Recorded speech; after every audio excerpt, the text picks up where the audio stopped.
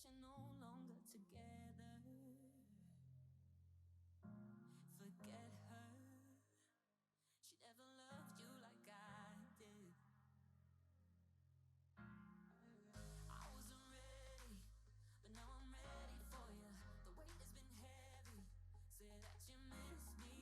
I know you're unsteady, and I don't mean to make this worse, but you need to hear these words. I think about the love you gave every day. I think about the hope you gave and took it away. And baby, if you give me a chance, I give all that I can. I know I would risk it all. I think about the love you gave. All. It's now 9 o'clock, so we should be starting. We should just wait for one or two people to sit down.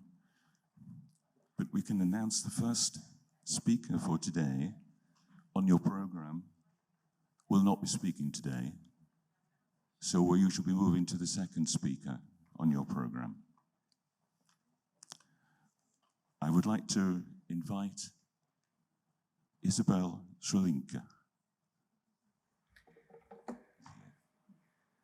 Welcome. Thank you.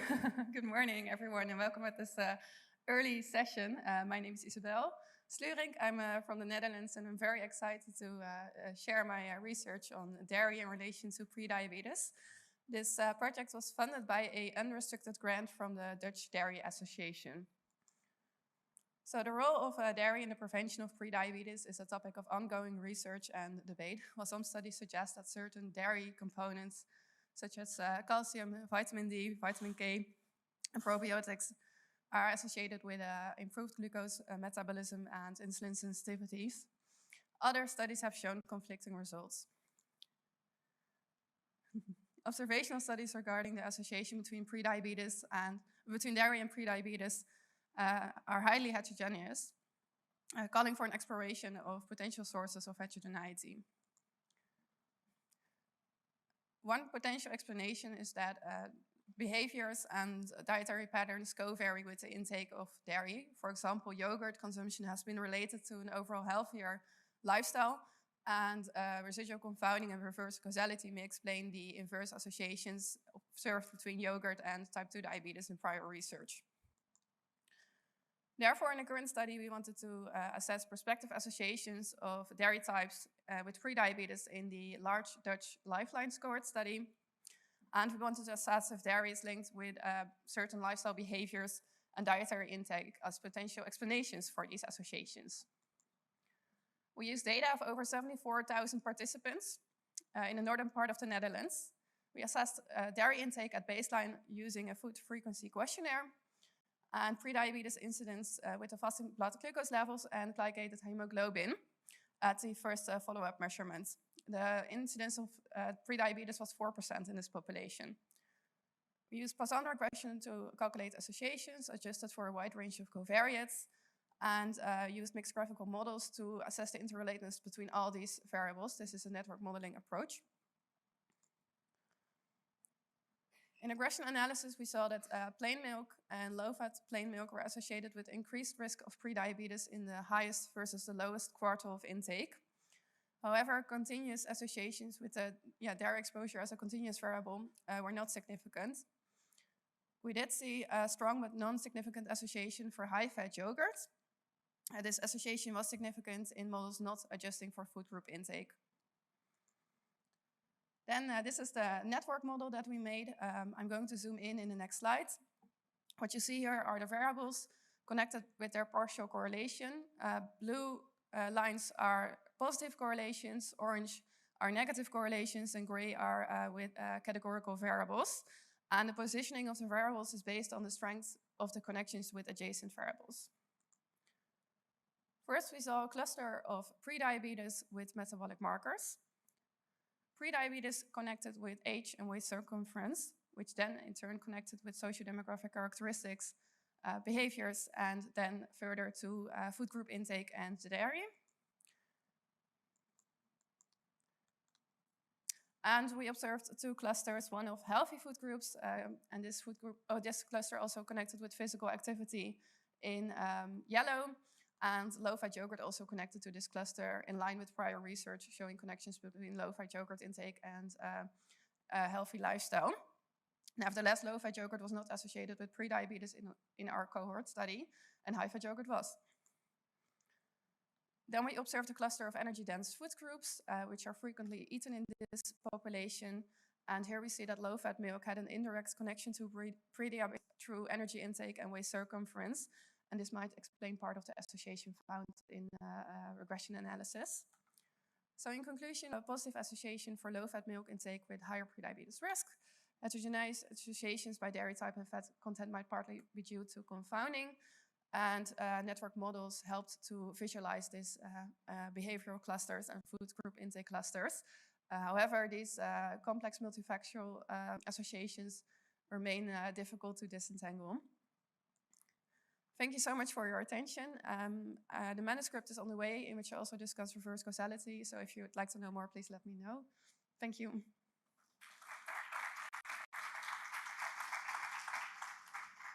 Thank you very much. Time for one very quick question. Tom. The measurements of fasting glucose and very narrow range in hemoglobin A1C, there's variation in the methodology. Have you figured out a way to decide which of these things were by chance, for example? No. Which of the associations? Yeah, you mean? because of the measurement of the glucose and the hemoglobin A1C, which are tight ranges, and the method is probably half of that range. Yeah, it's a good question. We have a single measurement of those glucose measurements only, and it would be better, of course, if we have repeated measurements, such as with the diagnosis of type 2 diabetes. So that's a stronger outcome point. So yes, this is a limitation of assessing pre-diabetes. Thank you, Isabel. Thank you. The next speaker, Jackie Nee. Welcome, Jackie. It's going to be updated with microbiota. Hello, hello. Okay, good morning, everyone. And let's see if the PDF or PowerPoint comes out. Good morning again.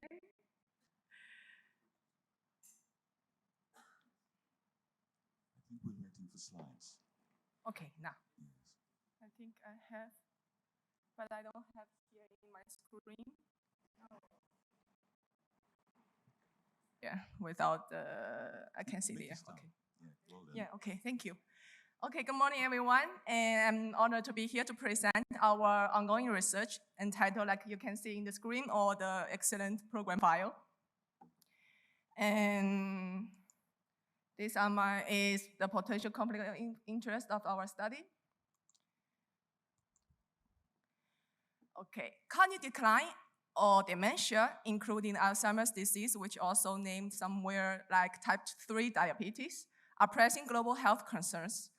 And recent research have shown that olive oil consumption may play a protective effect against the cognitive decline, with emerging evidence showing that our gut microbiota may play a potential mediating role in this association. Therefore, we aim to delve deeper into this relationship by investigating whether there is an association between olive oil consumption and the cognitive function in the population with high, and to see whether this association is mediated by microbiota. We conducted a prospective cohort study within the framework of the PREDIMED study involving 664 participants with stool sample collected at baseline and 1 year follow-up. Dietary and comprehensive cognitive assessment measurements were assessed by trained staffs as well.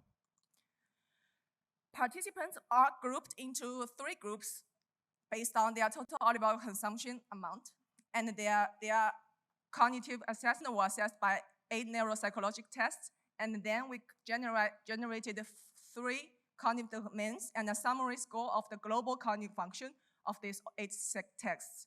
We are currently analyzing the gut microbiota composition and the taxon abundance through the fecal sample by the 16S RNA sequencing. And the statistical analysis plan is summarized here in the figure. Although we are still working on the mediation analysis, I would like to show you some preliminary results of this study. Our participants, the mean age of our participants are 65 years old and 47% of women. Group in the second group, they present a lower prevalence of the type 2 diabetes, hypercholesterolemia, and depression. Linear regression models were conducted to assess the association between total olive oil and separately the extra virgin olive oil, refined olive oil, and to see the association with the global cognitive function and the three composite 8 individual test scores. You can see in the slide that with the significant results are shown in the colored dots. We can see that here for the total olive oil, participants with higher consumption show significant increase or improvement in the global cognitive function score, clock CDT test, and interestingly, for the extra virgin olive oil, we saw a more significant result in the global cognitive function, which is a summarized score, and attention domain, and the DSTF test. However, for the refined olive oil, we didn't see any significant results. These preliminary findings provide us a foundation for our ongoing research on the mediating role of the gut microbiota. So in conclusion, our preliminary results find that the frequent or high olive oil consumption, especially extra virgin olive oil consumption, may have a positive association with the positive changes in cognitive decline, cognitive function in 2 years. Or to share our company results in the future, which may shed further light on the mediating role of the gut microbiota. Thank you very much for your attention and our research groups, as well as the support that we've been received. Also the technical support that they had to change my PDF for the presentation. Thank you. Thank you very much. Quick question? Anyone with a quick question?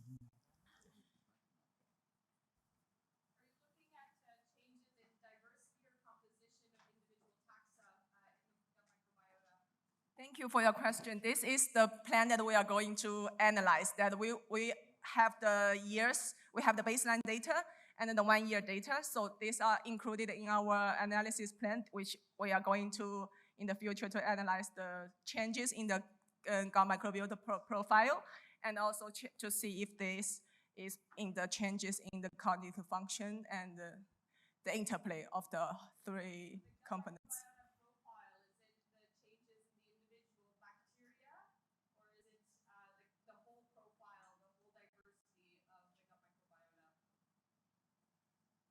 And the data we have for the gut microbiota is 16S RNA sequencing. So from that, we can get the taxonomic profile, which that is our limitation. We can reach to the genus, the more specific, the different types. So we are going to see what the future direction we have to see maybe the general composition, and if we can, to the specific bacteria species. Great, good luck. Thank you very much, Jackie.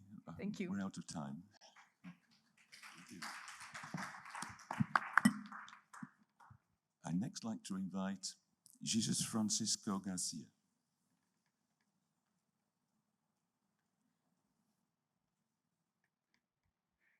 Good morning. Thank you for the opportunity to present the next presentation, the next results.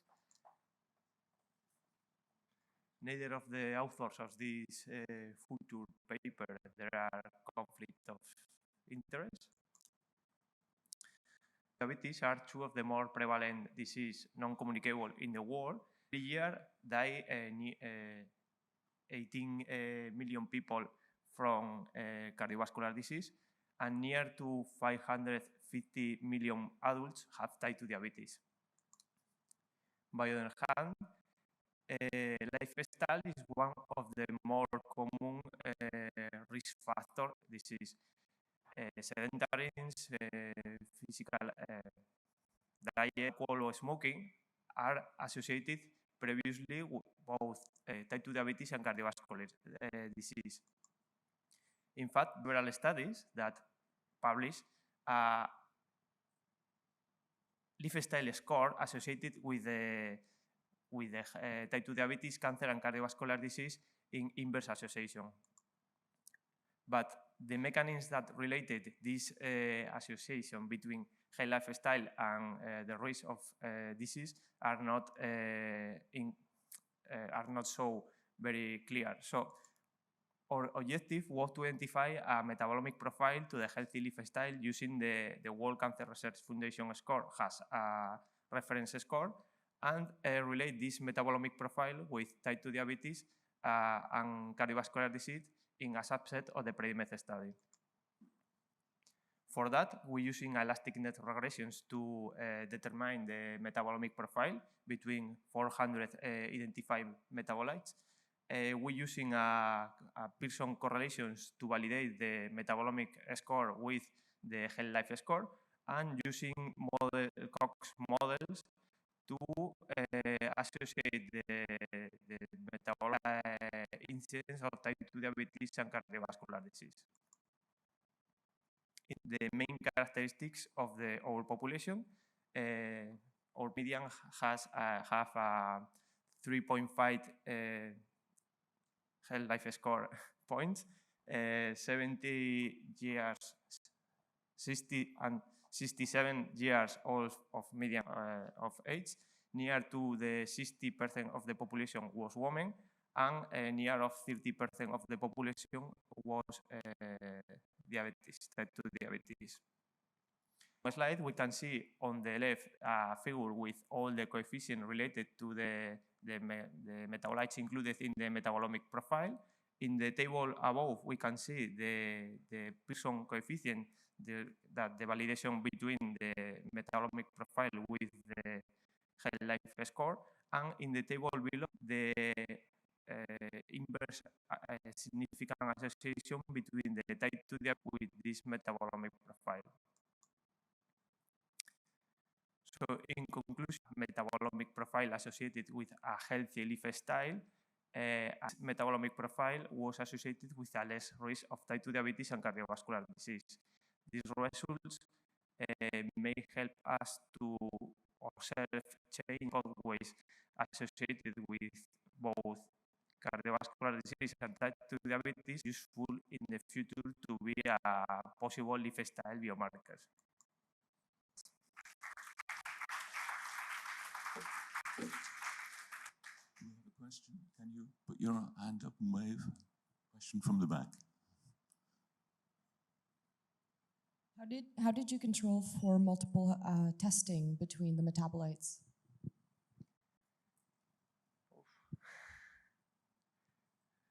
So in that case, the control, we divide the sample into parts, healthy lifestyle and healthy lifestyle.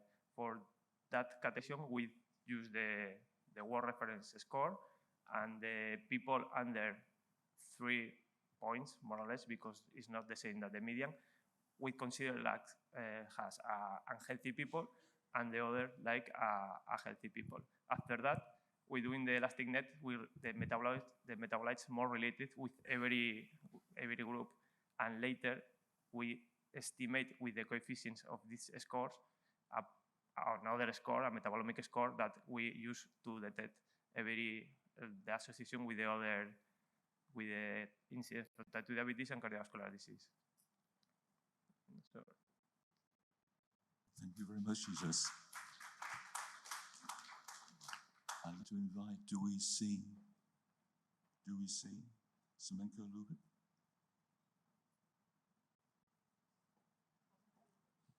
Yes. Welcome.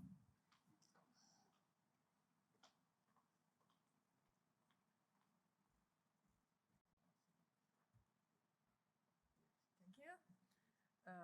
I am diabetologist, and I'm here from Croatia, from Zagreb. And in this time of Corona, vitamin D start to be very popular because of observed decreased vitamin D and post-cardiovascular cardiovascular risk. As you know, increase in homocysteine is connected with increase in cardiovascular risk and also with renal disease. This is partially because of an impact of inflammation and apolipoproteins. Absorption of vitamin B12 could be decreased because of deficiency of vitamin D, and vitamin B12 is regulator of homocysteine. We investigated correlation between vitamin D, obesity, homocysteine level, and further cardiovascular risk. Here you can see parameters which were tested, like vitamin DB, homocysteine, lipids, then markers correlated with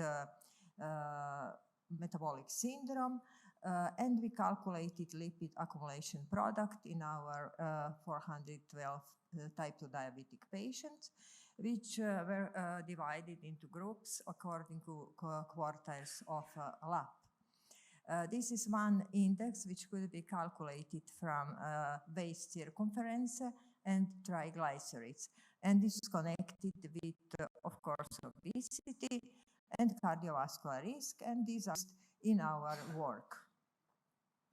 Here you can see these quartiles of lab, and this is formula for calculation of lipid accumulation product. And this is different in male and female population. And these are our results. We found a significant difference between vitamin D, vitamin B12, and HDL according to lab, in homocysteine and uric acid. But as you can see, this difference was very obvious but was not significant. Significant difference was observed between first and third and first and fourth quartile for HDL and for vitamin D, and for vitamin B between first and third group. And you can see in this table this data for these variables which I choose. And for example, you can see increase in homocysteine, then decrease in vitamin D, or increase in uric acid. And here I put a graphic how it look like for vitamin B, vitamin D, then homocysteine. You see increase in homocysteine, but this difference was not significant.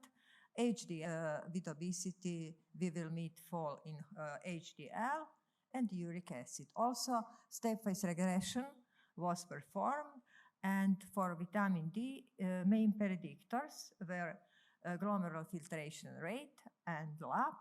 For vitamin B12, homocysteine and age, and for homocysteine, glomerular filtration and vitamin B12. So what we can conclude it in our work, vitamin D and vitamin B12 differed according to quartiles of lab, and it could imply influence of obesity, but also triglycerides on level of vitamin D and vitamin B12. lab was one of the main predictors of vitamin D, so we can conclude it about obesity and triglycerides, and vitamin B12 was among the predictive variables for homocysteine. In conclusion, we have results which show that vitamin D, vitamin B12, and homocysteine implies involvement of vitamin D in increased cardiovascular risk through increase in homocysteine. Thank you. Do we have a question, please? Wave your arms. Yes, there's one from Tom.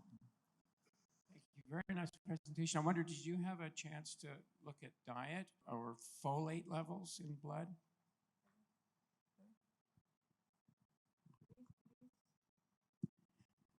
Did you look at folate levels, folic acid in blood, or dietary intakes of Folate. Yeah. Yes, I was also measured folic acid, but this difference was not significant in this study. I'll measure vitamin B12 with folic acid because together they have an impact of homocysteine level. But for this study was more important vitamin B12 because folic acid has an impact of homocysteine but not on vitamin D. But of course I usually measure also vitamin B12 and with folic acid. Also I correct vitamin B and folic acid if I have to improve level of homocysteine. Thank you, Sporenka.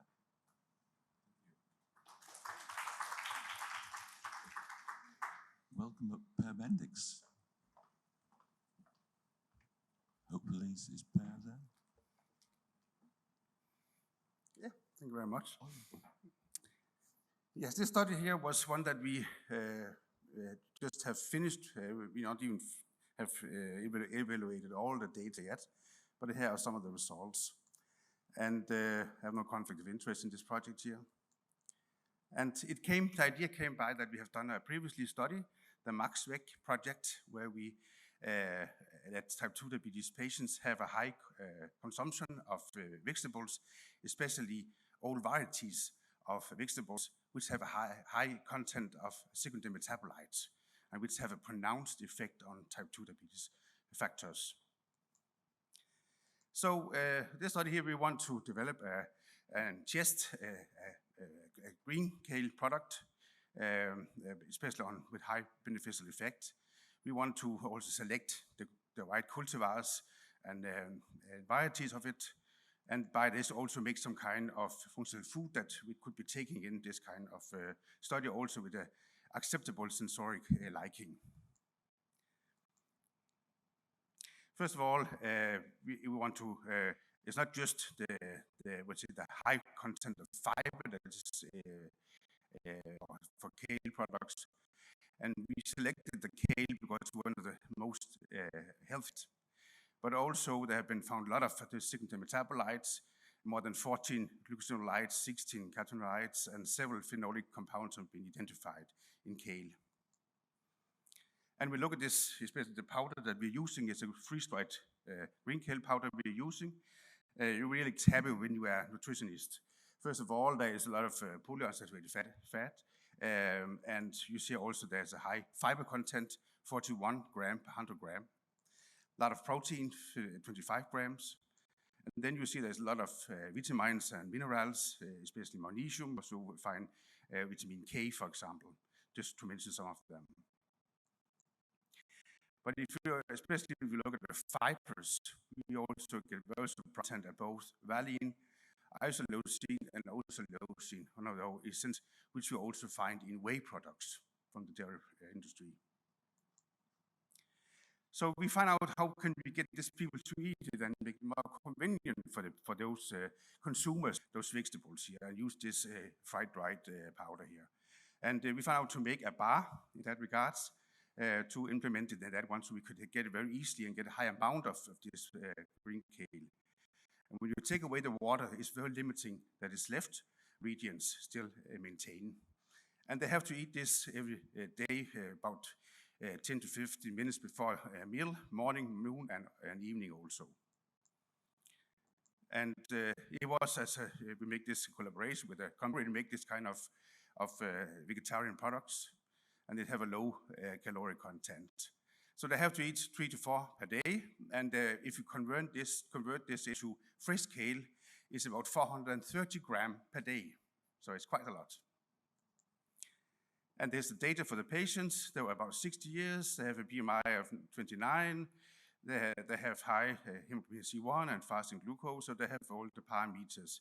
They were well regulated with lipids and also blood pressure. The design, we have some questionnaires before and tested before they went in as they have diabetes. And after that, we did some questionnaire, especially we were also making food controls. And in 3 days, we were measuring the amount of calorie intake. We did this in the start and also at the end of the study to measure. and also beside that, blood samples and blood pressure samples and so on. And some of the data, hemoglycine ALC1, you can see there was the green one is the one with the green powder bar, and the blue is the placebo bar without green kale. And you see there was, this is a different from start to end we're looking at.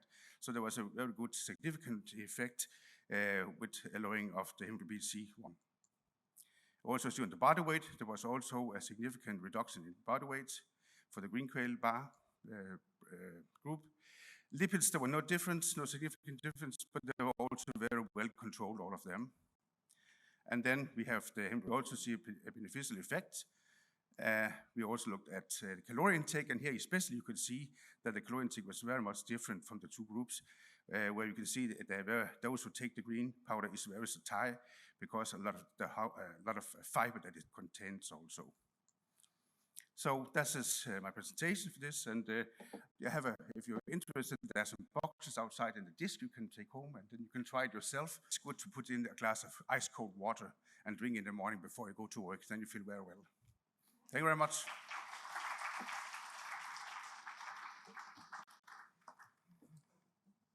Do we have a burning question out there? One.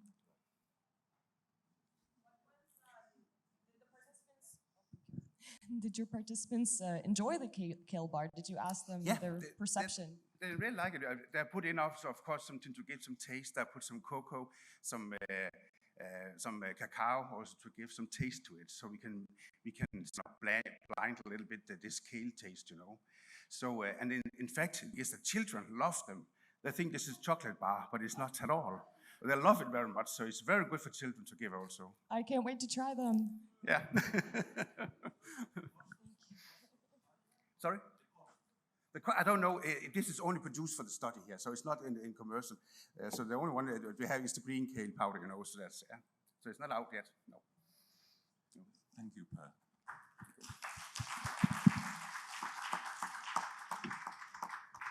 We now move on to the second tertile of this session. The next abstract was submitted by Jarvis Clyde Noronha from Australia and Canada, but it will be presented by Stephanie Nishi.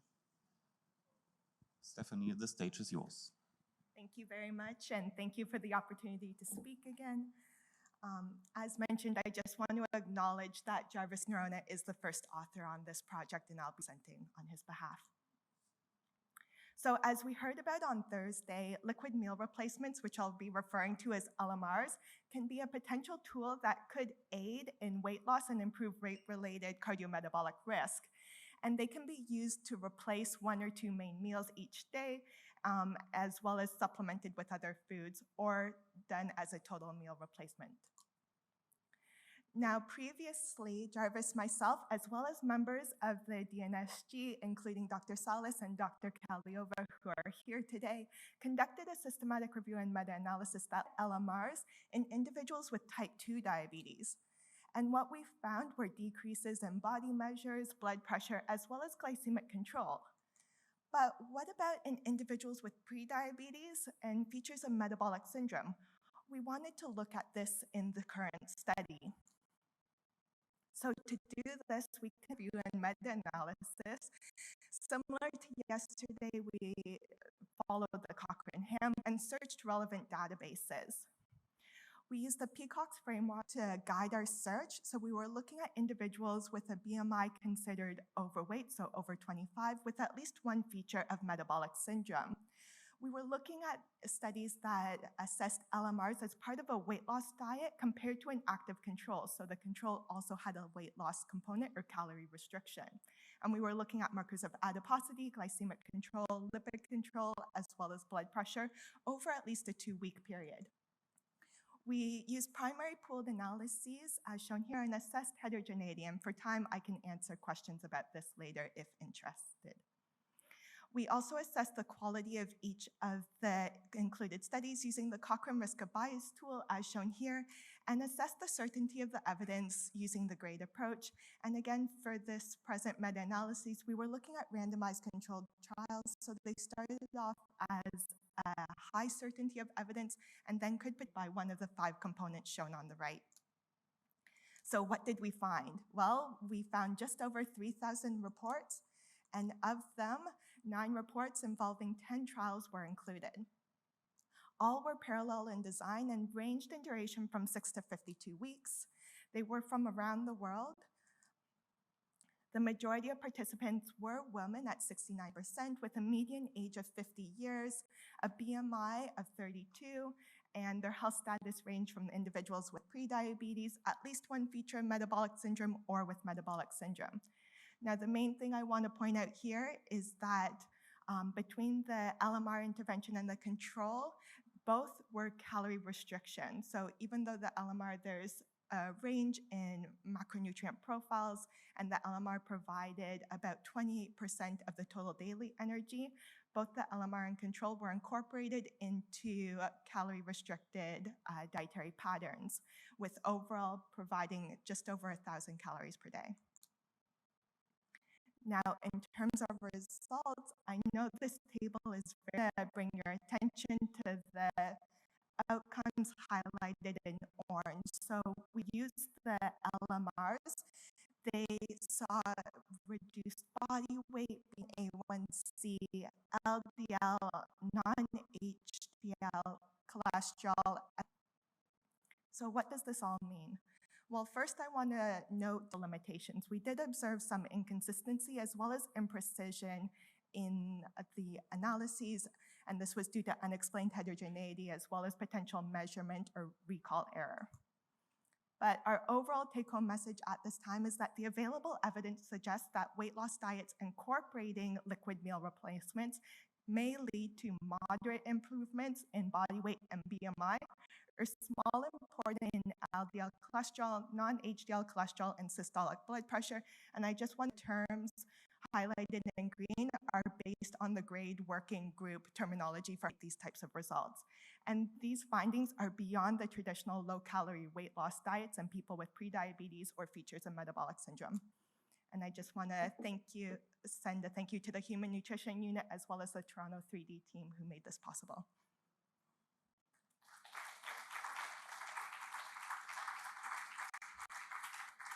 Thanks a lot, Stephanie, for that nice talk. Are there any questions? Yes. Hello. So could you tell me more about the content of your liquid meal replacement?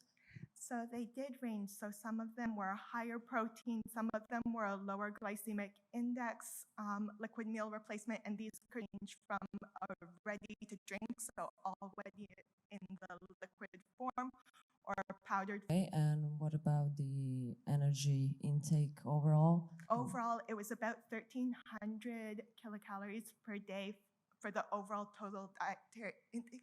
Okay, so including the replacements and food. So, pardon me? Sorry. That means energy intake through the liquid replacements and food. And food.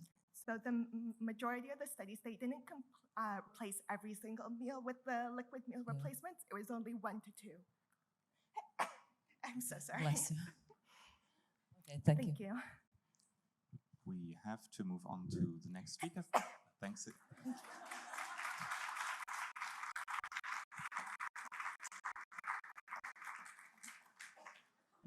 The next talk will be given by Medibol Larsen. Yes, thank you very much. I'm here to present our study, systemic effects of high amylose barley bread compared to wheat bread in type 2 diabetes, so no conflicts of interest. So just a short background. It had the potential to prevent and improve type 2 diabetes. Slowly digestible starches are shown to decrease postprandial glucose, and it's found that high amylose starches are more slowly degradable compared to normal amylose starches. So the starch in the barley kernel consists of amylose and amylopectin, and starch branching enzymes are involved in the diversion between the amylopectin and the amylose, and by suppressing the genes, the 3 branching enzymes involved in the formation of amylopectin, you can block out the formation of amylopectin, and virtually only amylose is produced. So by genetic modifications, these formations were obtained by our collaborative partners, and they succeeded in increasing the amount of amylose to more than 99% of the starches in the barley kernel. So we performed a human intervention study where we studied the acute effects of bread made from genetically modified high amylose barley flour, and this was compared to wheat flour, and we also investigated the Hollis barley flour on the postprandial glycemic response.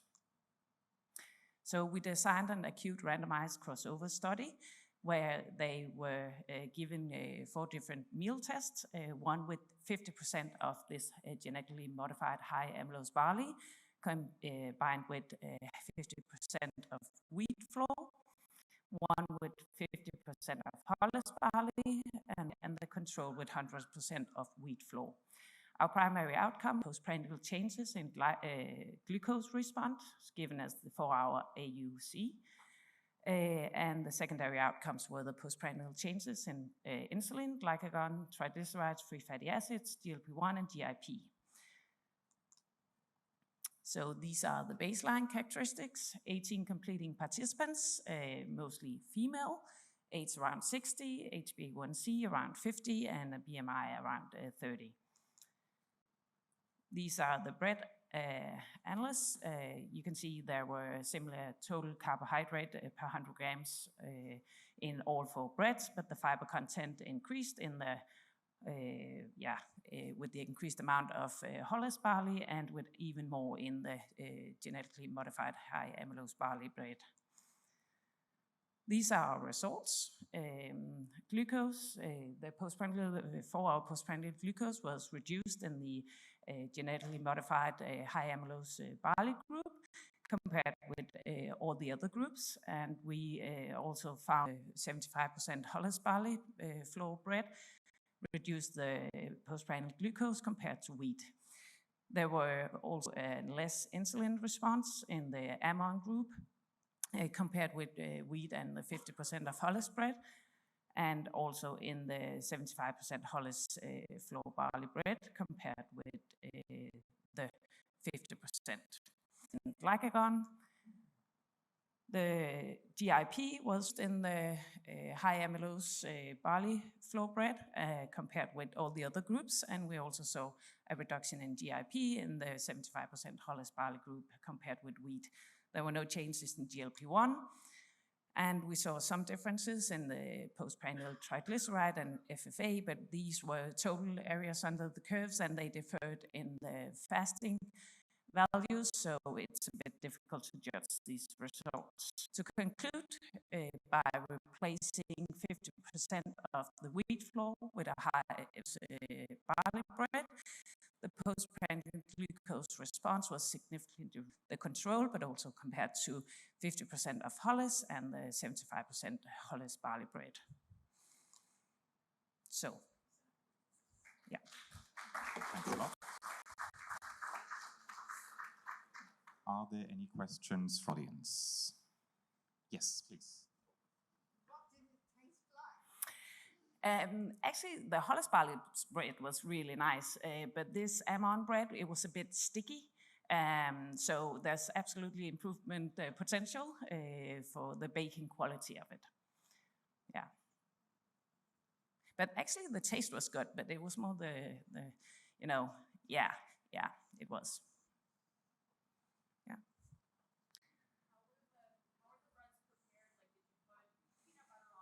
No, just regular bread. It was after production, it was frozen, and we just defrosted it without heating it and served. So cold, bit sticky bread without anything on it. Thanks a lot, Mette. Thank you.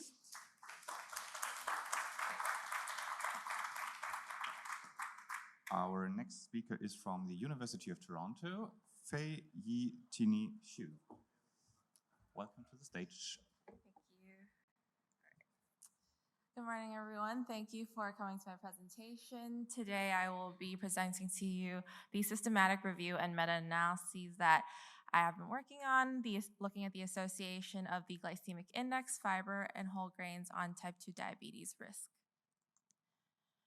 So several studies, as you all will know, that has looked at this association before, and more recently, the WHO published a draft guideline stating that more robust, consistent evidence was available for the health benefits of dietary fiber and whole carbohydrate-containing foods.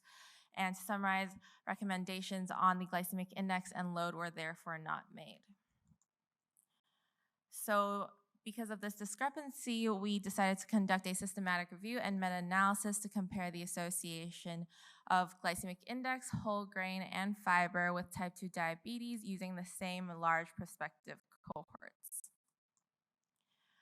So quickly to go over this thing, we did our systematic review and meta-analysis according to the Cochrane Handbook, reported it through Moose and Prisma guidelines, and then registered it in Prospero.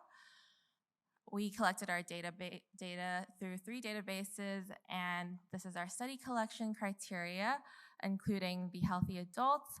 Our exposure is glycemic index, fiber, and whole grains. Our outcome includes type 2 diabetes, and we are only looking at prospective large cohort studies conducted of a year or more. So for data analyses, we used RevMan and Stata softwares, and then for quality assessment, we used auto scale for risk of bias and grade and NutriGrade for certainty of evidence. Now here are the results. For glycemic index, we had 4 cohort, 3, and then for whole grains, there were 2. There were 7 cohort comparisons for glycemic index, 4 for fiber, and 4 for whole grains. And then here you'll see the total number of participants for each category, and also the total number of type 2 diabetes cases. Now, here's the forest plot showing the association between glycemic risk, and we do see a significant association. And then now looking at glycemic index compared to fiber and whole grains. Firstly, we'll see for the first graph, glycemic index and fiber was significantly different when compared, and there was an inverse association for both. For glycemic index, there was a risk ratio of 0.75, and for fiber, it was 0.94. And then for whole grains and glycemic index, there was no significant test for difference, but there was an inverse association found with a risk ratio of 0.78 for glycemic index and 0.74, I believe, on the graph. And then for certainty of evidence, we graded glycemic index, fiber, and whole grains, and also did NutriGrade as well. For glycemic index, it was graded as low certainty of evidence, and then with NutriGrade, we found a moderate certainty of evidence. For fiber and whole grains, it was very low, and they were the same. So in conclusion, low glycemic index, high whole grain and fiber showed significant inverse associations with type 2 diabetes. In addition to whole grain and fiber should be included in dietary guidelines for the prevention of type 2 diabetes. Thank you to my supervisor, Dr. Jenkins, and my committee members and my lab members. Thank you for listening.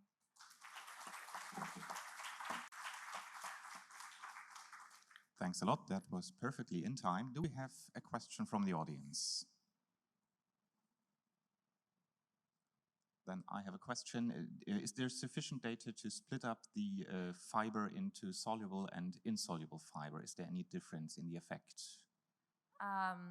In the prospective cohort studies that we found, they don't separate it by insoluble and soluble usually. So, but that would be an interesting thing to look into for future cohorts. Thank you.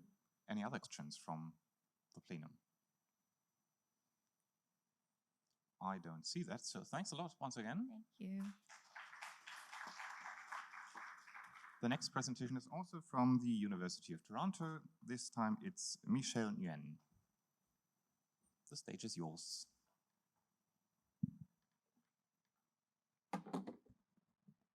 Good morning, everyone. My name is Michelle Nguyen, and I'll be presenting my research on 100% fruit juice consumption and body weight. So 100% fruit juice has raised concerns as a potential contributor to body weight due to the high amounts of free sugars, in particular fructose. There's been mixed findings from both the epidemiological and clinical studies, and the international guidelines are not consistent. So the dietary guidelines for Americans permits 100% fruit juice as a serving of whole fruit and recommends limiting added sugars, which does not encompass fruit juice. The World Health Organization and the Canadian Dietary free sugars, which does encompass fruit juice, thus implicating the need to reduce consumption. So I think this slide demonstrates well where we currently lie in the state of our knowledge on fruit juice and a bit of a peek into my thesis work. So whole fruit we could put on one end of the spectrum. This is undoubtedly a part of a healthy dietary pattern. Sugar-sweetened beverages we could put on the other end of the spectrum, and we just published a meta-analysis in the AACE a few months ago. And 100% fruit juice is somewhere in the middle, and we're not exactly sure where it lies in the spectrum. These fruit juices can contain the same amounts of sugars in SSB, but it does, of course, have the minerals, polyphenols, antioxidants found in the whole fruit. So where exactly it lies on the spectrum comes with great interest from clinicians, policymakers, and researchers. So we conducted a systematic review and meta-analysis of evaluating 100% fruit juice consumption and weight gain in children and adults, utilizing both prospective cohort studies and randomized control trials. The trials are compared against non-caloric controls. So what did we find? We found a positive association in cohort studies in children, so a 0.03 greater BMI. Interestingly, when we conducted our subgroup, we found significant subgroup differences between age groups. So you could see it presented quite nicely here, differences in age groups. So the younger age groups of children had a greater association with BMI gain than the older age groups. In adults, however, we found no association of 100% fruit juice and body weight gain in both our prospective cohort studies and our randomized control trials. However, when we dug in a little bit deeper and we conducted our subgroup analysis, we did find a significant subgroup difference by adjustment for energy intake. So you could see here that studies that are not adjusted for energy intake showed a positive association for body weight gain, and studies that did adjust for energy intake showed an inverse association, suggesting potential mediation by calories. In our randomized control trials in adults, while there are no significant subgroup differences, we did find some interesting trends when we stratified the data further. So in serving 1 glass per day, which is an 8-ounce serving size, we actually found an inverse association, so weight loss with less than 1 glass per day. However, greater than 2 glasses per day were associated with weight gain, and that was significant. A question that's being asked quite often now as well is, does the type of fruit juice matter? So we found that there were certain juice types that trended towards weight loss. These were not significant, but you can see here the trend. This happened to be the pomegranate, bilberry, barberry, goji berry, and dark cherry juices, and you might consider that to be a superfood type juice. And the juices that trended towards weight gain were the apple, citrus, and grape juice. There are also no differences between health status as well. So in conclusion, 100% fruit juice is associated with weight gain in children, and there's a need for trials. Cohort studies in adults show a positive association among studies unadjusted for energy, and trials in adults find no effect. And public health guidance to consume moderate levels of fruit juice to prevent overweight, obesity, and associated cardiometabolic complications, including type 2 diabetes. Thank you all for listening.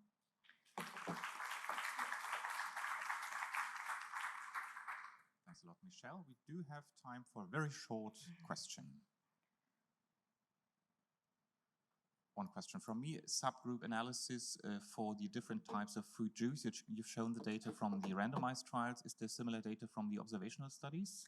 That's a great question, thank you. So the cohort studies were limited as you weren't able to actually assess the cohort studies will typically just ask FFQ would ask how often did you drink a fruit juice per day. So we weren't able to disentangle the types of fruit juices in cohort studies. So that was something we were only able to do in our trials. Okay, thanks a lot. Thank you. I have the pleasure to announce the next speaker. That's Knut May from the Charité Hospital in Berlin.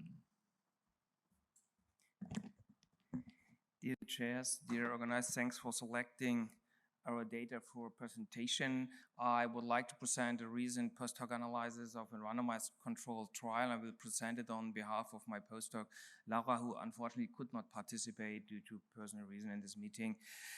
We are interested in the effect of different macronutrient composition on liver fat, and therefore we performed this analysis. Go ahead, I have no questions.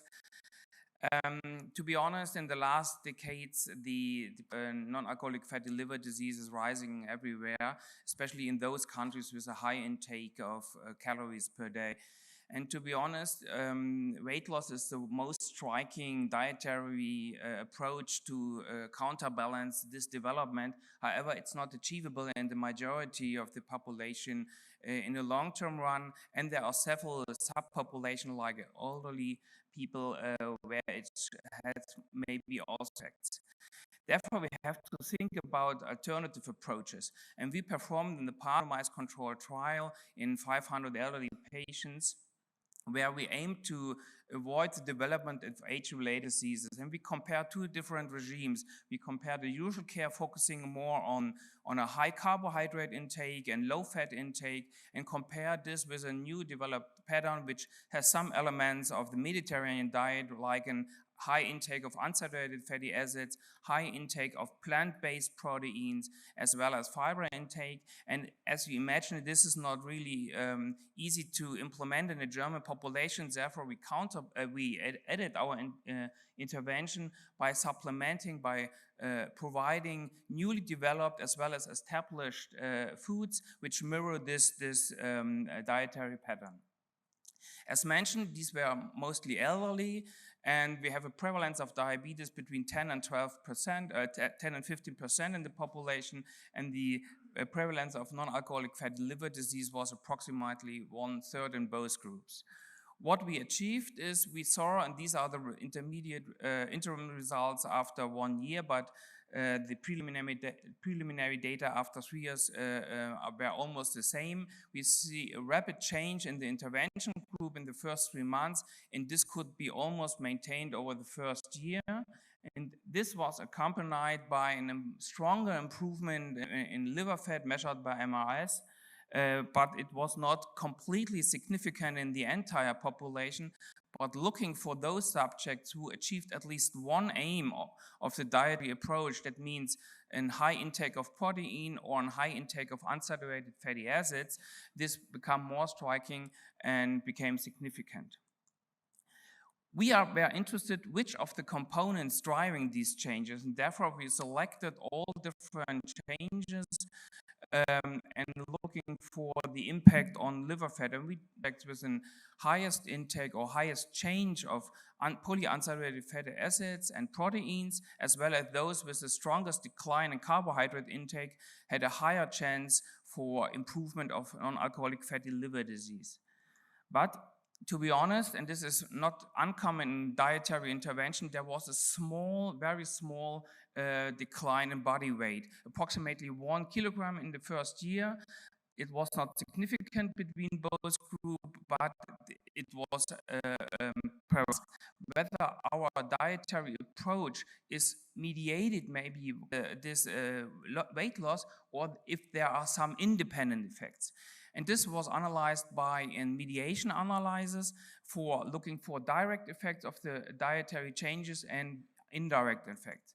And this analysis revealed that all these compartments, that means intake in polyunsaturated fatty acids, protein, as well as the decrease in carbohydrate have an indirect effect, via the change, the small change in body weight, but the increase in polyunsaturated fatty had in addition a direct effect. And this fits very well to the observation that polyunsaturated fatty acids could decrease the expression of lipogenic enzymes in the liver. Let's sum up. The increase in polyunsaturated fatty acids, as well as protein intake, as well as the decline in carbohydrate intake, mediates our improvement in fat. Only the effect on polyunsaturated fat was independent of small changes of body weight. Therefore, I would like to thank all the cooperators, the funding, as well as you for your attention.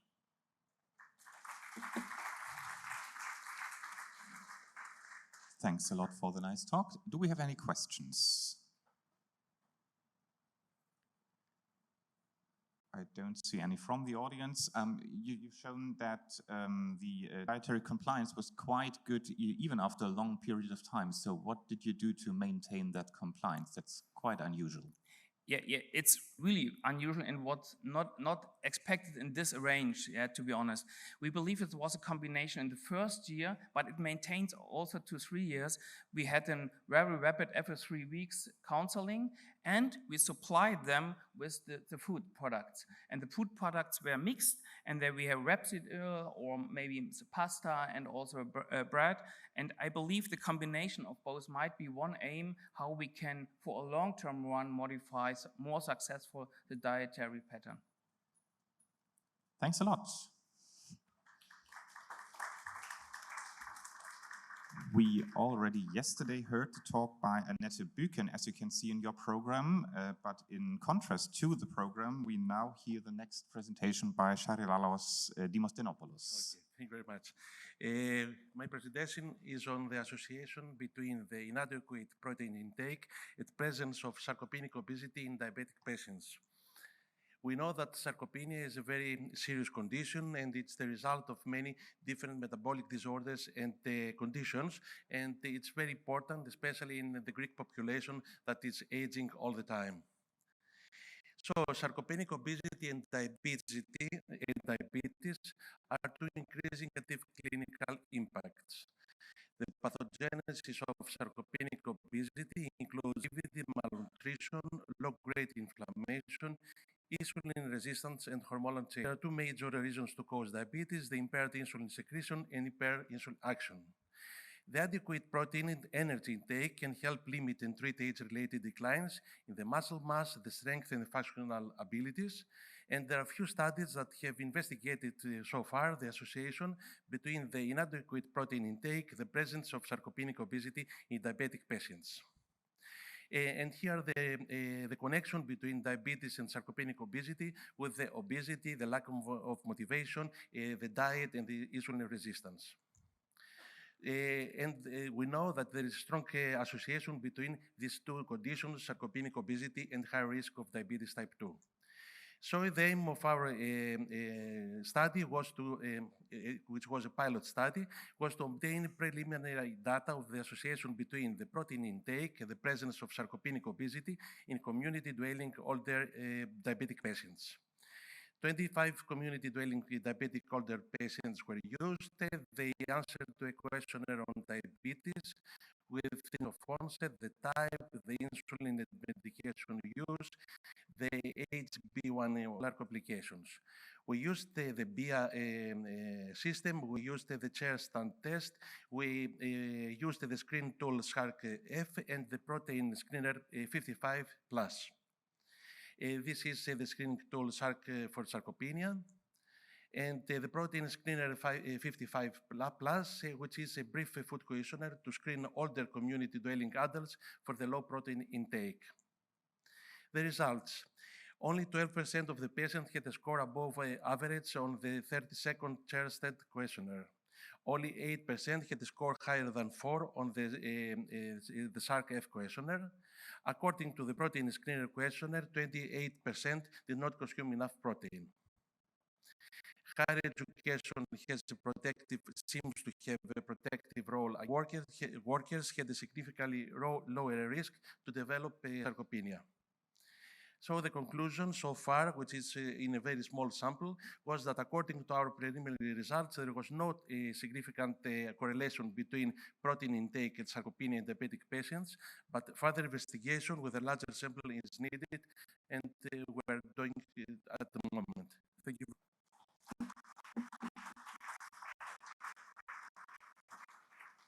You saved us some time for more questions.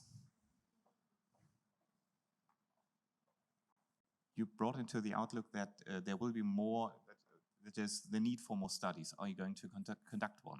Sorry? Are you going to conduct a new study to Yes, follow up on we're that? gathering, it's just small, simple sample of people, just 25, but we're gathering more because we're very interested in this group of people. As I've said, in Greece, unfortunately, the population is aging. We have a high percentage of people elderly, above 65 years old. So this group of people is very interesting, and we want to see their diet in order to do the right things for that. Thank you. Another question by Tom. Yeah. Very interesting study. I just wonder, what is the 30-second chair test? Does that mean they have to stand up within 30 seconds, or is there some other, how does that test work? We use this test in order to see if they're... how does it work? What do they have to do? They have to, with a chair, they have to many Stand times, up. up and down, and you count it, and if you count it, and you see if they're well motivated and the motivation of them are good. How many can you do in 10 seconds? It's a kind of measurement for that, for the strength. Thank you very much. Thanks a lot.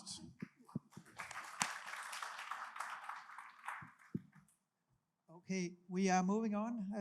I think we are keeping time quite nicely, and I'd like to call Tosif Khan, please. Hi, everyone. So I will be talking about honey today and then telling everybody why you should consume honey. So last we did a meta-analysis, systematic review and meta-analysis on honey, and showed that honey, when compared to sugar, reduces glycemic response, from glucose, and also cholesterol outcomes. When we dug into it, we found that actually it is the floral source of honey which is driving it. So over here for fasting glucose, we found that clover honey actually reduced fasting glucose. And also when we looked at the raw versus processed honey, we found that raw honey is where the effect actually lies. So this brings me to how is honey actually made? So honey is a thick, sweet, syrupy substance that bees make as food from nectar of flowers and store in honeycombs. That comes from the flowers is actually mostly water, and there is some sugar in it depending on the flower source. And it's mostly sucrose and some fructose and glucose.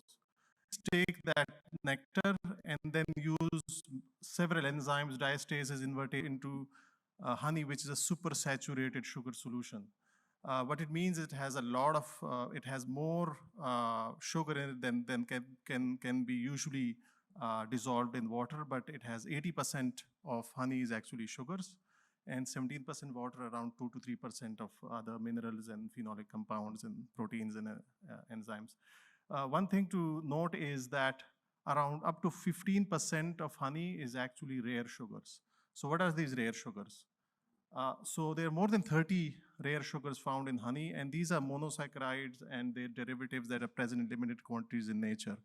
So I'm listing a few of them here, a dozen or so, and many of these rare sugars have low GI, they are non-karyogenic, some of them have anti-glucosidase activity like acarbose. Many of them are prebiotic, many of them have anti-inflammatory effects, some of them actually, for example, palatinose and trehalose increase GLP-1, reduce GIP. So they have a lot of metabolic effects, and they're found in different quantities in honey. So trying to explain how these sugars actually can affect glucose response. So we looked at these, some of the literature which Jenny actually published many years ago. eucalyptus honey, as a yellow box, stringy bark is very low, 35, 44, 46. The usual sugar content, so the actual GI is very low. So why is it low? Maybe it is the rare sugaring upon some of the glucose transporters and actually reducing the glycemic response. So for that reason, we did a systematic review and meta-analysis of trials of honey, looking at its honey and rare sugars, looking at postprandial glucose response. So we looked at all the studies which compared floral honeys to a glucose comparator, and we looked at our postprandial glucose area under the incremental area under the curve, and pooled the responses using ratio of means. In the end, we included 85 studies with 1,000 people and around 33 floral sources. So the left-hand side, you can see are the area under the curve responses for all the various floral sources and some mixed sources. Overall, honey reduced glucose IUC by 38%, and there was significant effect by interaction. There was significant interaction, which means that the floral sources actually determined the glucose response. Did a meta-regression against the known, and we found that many of these rare sugars actually were associated with for example, fructose as usual, but isomaltulose, which is palatinose, cogibiose, 1-castose, some increased it and some actually were associated with no change. So in conclusion, there is a wide variation in the glucose IUC response with different floral honeys. Rare sugars in honey are significant modifiers of glucose IUC, and metabolic effects of particular floral honeys and rare sugars warrant further research. And thank you for having me. Okay, thank you very much, Dr. Khan. Any questions from the floor, so to say?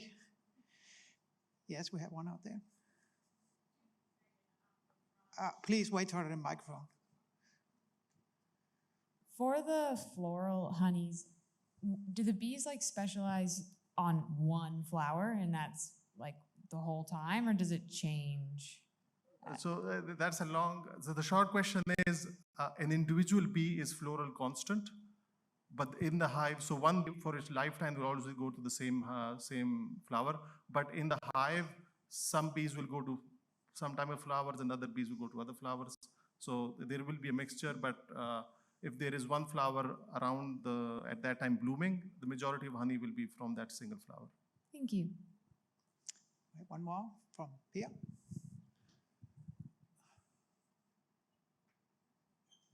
Thank you very much. Very nice presentation. How do you deal with the problem with the fructose, that is mainly metabolized in the liver and transformed into fatty acids and deposits also as fat in the liver and as well in the muscles? And when you can see there's quite a high amount of fructose in honey products. I think our group has actually shown that in amounts which are reasonable, like isocaloric comparisons, actually it's not a big issue, only if you have excess intake. So of course, honey is an expensive commodity or food, so you can't have it in very large quantities. So small quantities, even fructose in small quantities even has a catalytic effect. So that can be actually beneficial in the end. When we have to develop a very good diabetes model, we feed the rats with fructose just in about 8 to 10 weeks, then we have a fantastic diabetic rat model. So it's just to say that we really have to be careful about how much fructose intake we are taking to here. Yeah, thanks. Okay, thank you very much. We have to move on. And the next speaker will be Carlos Gomez Martinez from Spain.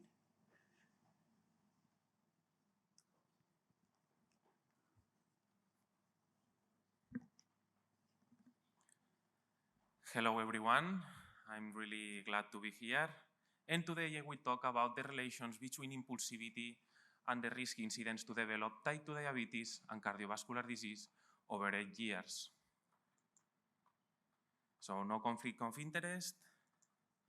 And regarding the introduction, we know that type 2 diabetes and cardiovascular disease are highly diseases around the world, causing more than 20 million deaths per year. Psychological features has been proposed as key factors for health outcomes, and impulsivity has been associated with health problems. However, no longitudinal data was found in the literature relating impulsivity and type 2 diabetes. Therefore, our study will be the first study assessing prospective associations between impulsivity, type 2 diabetes, and cardiovascular disease over 8 years of follow-up in the NutriNet study. Regarding the methods, the NutriNet study is an observational ongoing web-based prospective cohort study using general French population. Impulsivity was assessed in 2014, and the incidence of type 2 diabetes and cardiovascular disease between 2014 and 2023. Impulsivity was assessed using the Barrett Impulsiveness Scale, and around 50,000 participants conformed. Sociodemographic, lifestyle, and history of disease confounders were selected. Regarding the statistical analysis, Cox regression analyses were performed using hazard ratio and 90% of confidence interval. Impulsivity was assessed as linear exposure per one standard deviation increment. Models were adjusted by potential and recognized confounders. Interactions were tested, and multiple imputation was performed. Regarding the results, the baseline age of the population was a mean age of approximately 51 years old. Around 75% of the population were females, and the mean body mass index was around 24 points. Now, and first, we are going to talk about the results between impulsivity and type 2 diabetes. In this figure, we can observe the hazard ratios for Model 1 and the fully adjusted model. And this figure shows us that for the fully adjusted model, a higher 10% risk to develop type 2 diabetes over 8 years of follow-up based on impulsivity levels at baseline was found. Now, we are going to talk about the second section of the results, the results between impulsivity and cardiovascular disease. It's interesting to highlight that an interaction by type 2 diabetes prevalence was found. Therefore, in this figure, we can observe the hazard ratios for the fully adjusted model in the associations between impulsivity and cardiovascular disease by the interaction type 2 diabetes prevalence. In this figure, we can observe that participants without type 2 diabetes showed no association. Otherwise, those participants with prevalent type 2 diabetes at baseline show a higher 30% risk to cardiovascular disease based on impulsivity levels over 8 years of follow-up. To conclude, impulsivity was positively associated to develop type 2 diabetes, and only in participants with type 2 diabetes, higher impulsivity levels were associated with a higher risk to develop cardiovascular disease. It's also interesting to remark that reduced impulsivity levels seems a really interesting approach to reduce these problematic diseases. I would like to thank my supervisors and all the related institutions participating in this project. Thank you so much.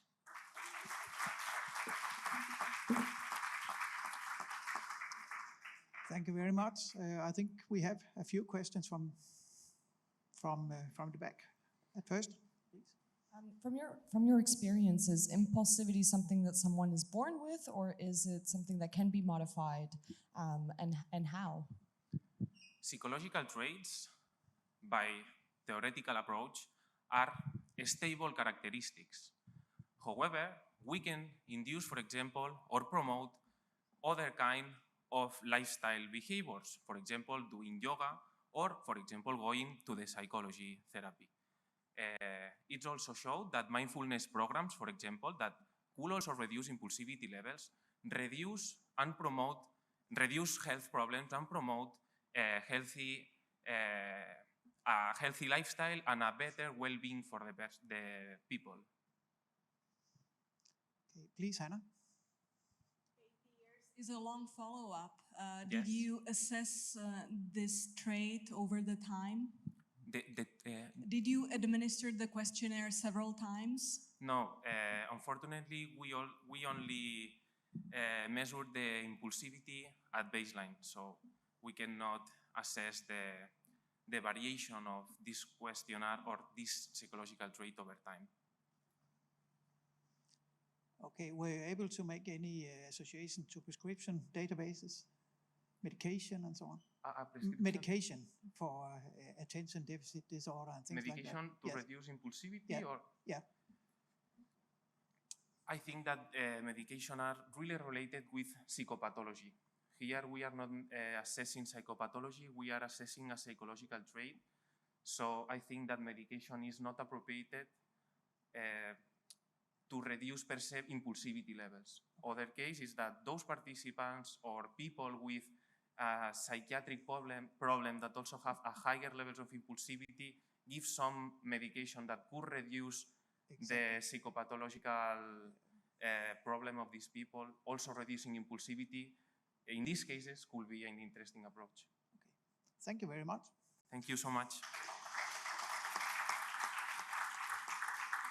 All right, so we move on to the next, Victoria Chen from Canada.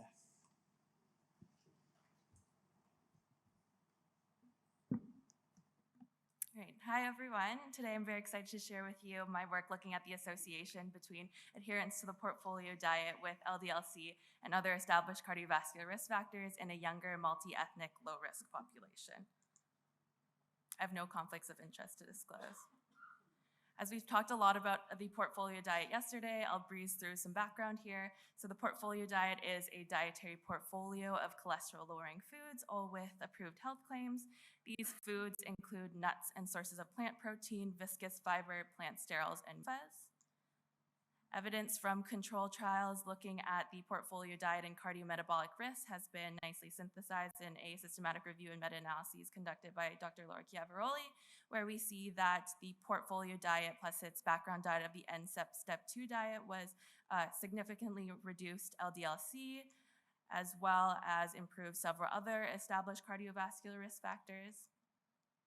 When we take a look at cohort studies and, again, cardiometabolic risk factors, we see work done in the PREDIMED study by Andrea Glenn, where significant favorable prospective associations were seen between adherence to the portfolio diet as assessed by the validated portfolio diet score and several established cardiovascular risk factors. Objective 1 of my work, for which I'll show results for today, will expand on this evidence by examining the association of the portfolio diet score with LDL-C, non-HDL-C, and other established cardiovascular risk factors in the Toronto Nutrigenomics and Health, or TNH study. This cohort will also allow us in the future to examine genetic modification of this association.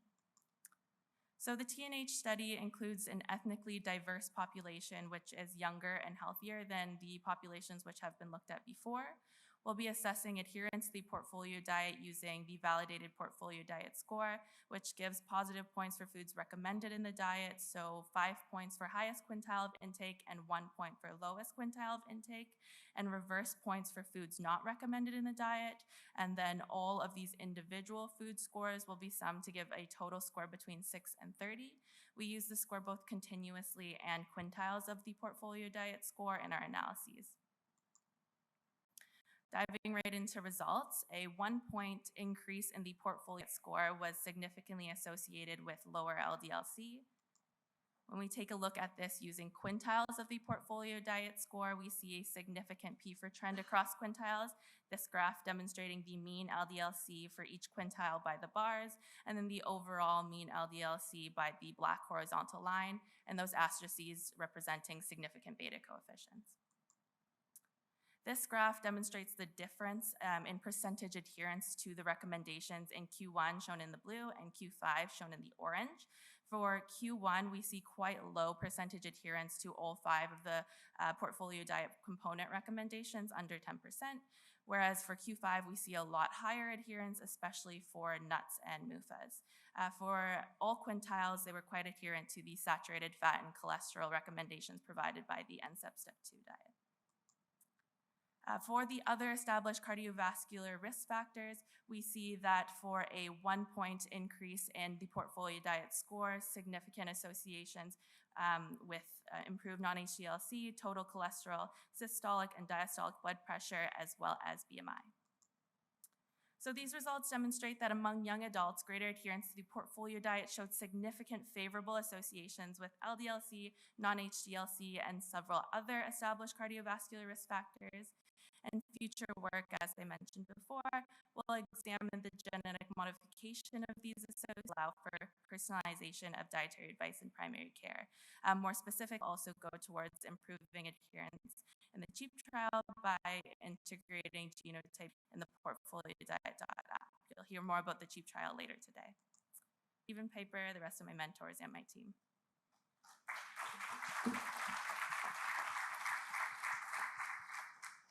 Thank you very much. Any questions from the floor? Yes, we have one at the back. Please wait for the microphone. For the 60% on the quintile 5 of the nuts, what was the nuts mostly made up of? I think a lot of it, especially for considering the population that we had, 20 to 29-year-olds, came from peanut butter. But there was also other nuts in there included as well. Thank you. Okay, thank you very much. We have to move on.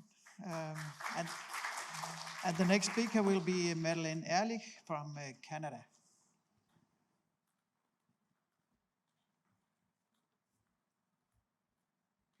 Hi, I'm happy to be here to share the findings of a systematic review and meta-analysis that we completed on the comparison of sweetened soy milk for unsweetened cow's milk and cardiometabolic health. Interest. So among the many plant-based milk alternatives on the market, fortified soy milk stands out as the only one that's promoted and recognized by the Dietary Guidelines for Americans and Canada's Food Guide as nutritionally equivalent to cow's milk. So as we can see here, the nutrient profiles are very similar between the two beverages. I just want to point out a few distinctions. So one is that cow's milk naturally contains 12 grams of lactose per cup. And to provide comparable palatability, soy milk is often formulated with 5 to 7 grams of added sucrose per cup. And this is about 10 to 15% of the daily value. Another distinction is the NOVA classification categorizes cow's milk as a minimally processed food, whereas fortified soy milk is considered to be an ultra-processed food. So because of this, consuming sweetened soy milk is at odds with the essentially universal recommendations to limit consumption of foods with added sugar and also ultra-processed foods. And another recent consideration is the FDA's 2022 proposed update to the definition of a healthy food, which would limit a healthy food to contain no more than 5% daily value of added sugar, and typically sweetened soy milk surpasses this. So in light of the disconnect between these recommendations and consumption of sweetened soy milk and soy milk in general, which we know has health benefits, we conducted a systematic review and meta-analysis to assess this substitution of sweetened soy milk for unsweetened cow's milk and the impact on intermediate cardiometabolic outcomes. So the methods followed the Cochrane Handbook. And study selection included RCTs with an adult human study population, a single sweetened soy milk intervention, and unsweetened cow's milk control, and a minimum follow-up period of 3 weeks. So my outcomes of interest were established blood lipids, markers of glycemic control, adiposity, blood pressure, inflammation, NAFLD markers, uric acid, and markers of renal function and structure. And I followed the analysis that our lab typically does, which you've heard many times the last couple days. So I identified 495 reports through this past May 2023, and 10 were included in this SRMA. And many of the outcomes were not included in the analysis as data was not available for them. Just a few study characteristics I'll point out. So the median participants, the number was 26. And though there were no studies conducted in participants with type 2 diabetes, many of them were done in participants with risk factors for diabetes, such as overweight, obesity, hypercholesterolemia, and hypertension. And the median amount of added sugar in the sweetened soy milk was 7 grams per 250 mils. So we saw statistically and clinically significant reductions in LDL, systolic and diastolic blood pressure. The LDL, it was reduced by 0.22 millimoles per liter, and that was with moderate certainty of the evidence, downgrade for imprecision. For the systolic, there was a reduction of 7.51 millimeters of mercury, which also had a moderate certainty of evidence based on a downgrade for inconsistency. And the diastolic was reduced by 4.08 millimeters of mercury with low certainty of evidence due to downgrades for inconsistency and imprecision. All of the other outcomes, there was no significant change seen, and the certainty of evidence ranged from moderate to low. So this evidence provides some indication that replacing unsweetened cow's milk with sweetened soy milk does not impair intermediate cardiometabolic outcomes, and also provides good indication that the substitution might actually benefit LDL and blood pressure reduction. Thank you.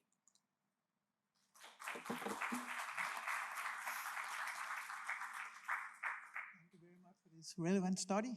Any questions from the floor, please?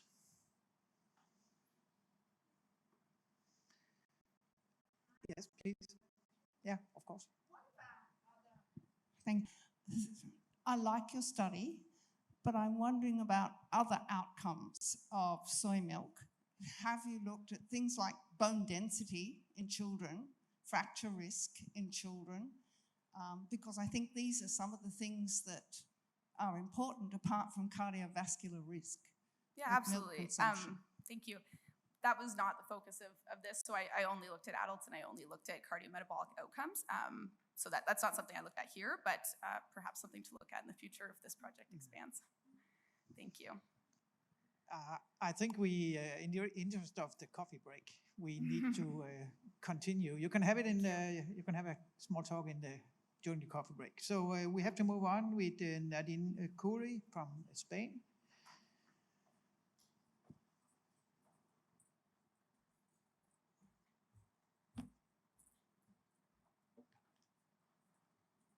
Everyone, I hope you are doing good today. Today, I'll be presenting our findings concerning dietary intake of dioxins and furans, adiposity, and obesity status.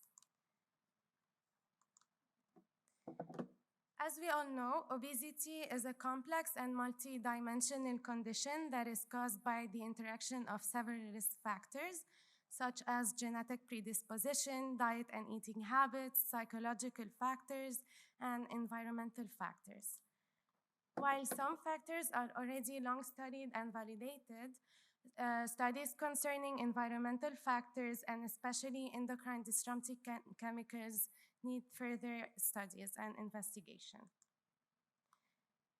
Dioxins and furans historically were unintentional byproducts from incineration of plastic and waste, volcano eruptions, and forest fires.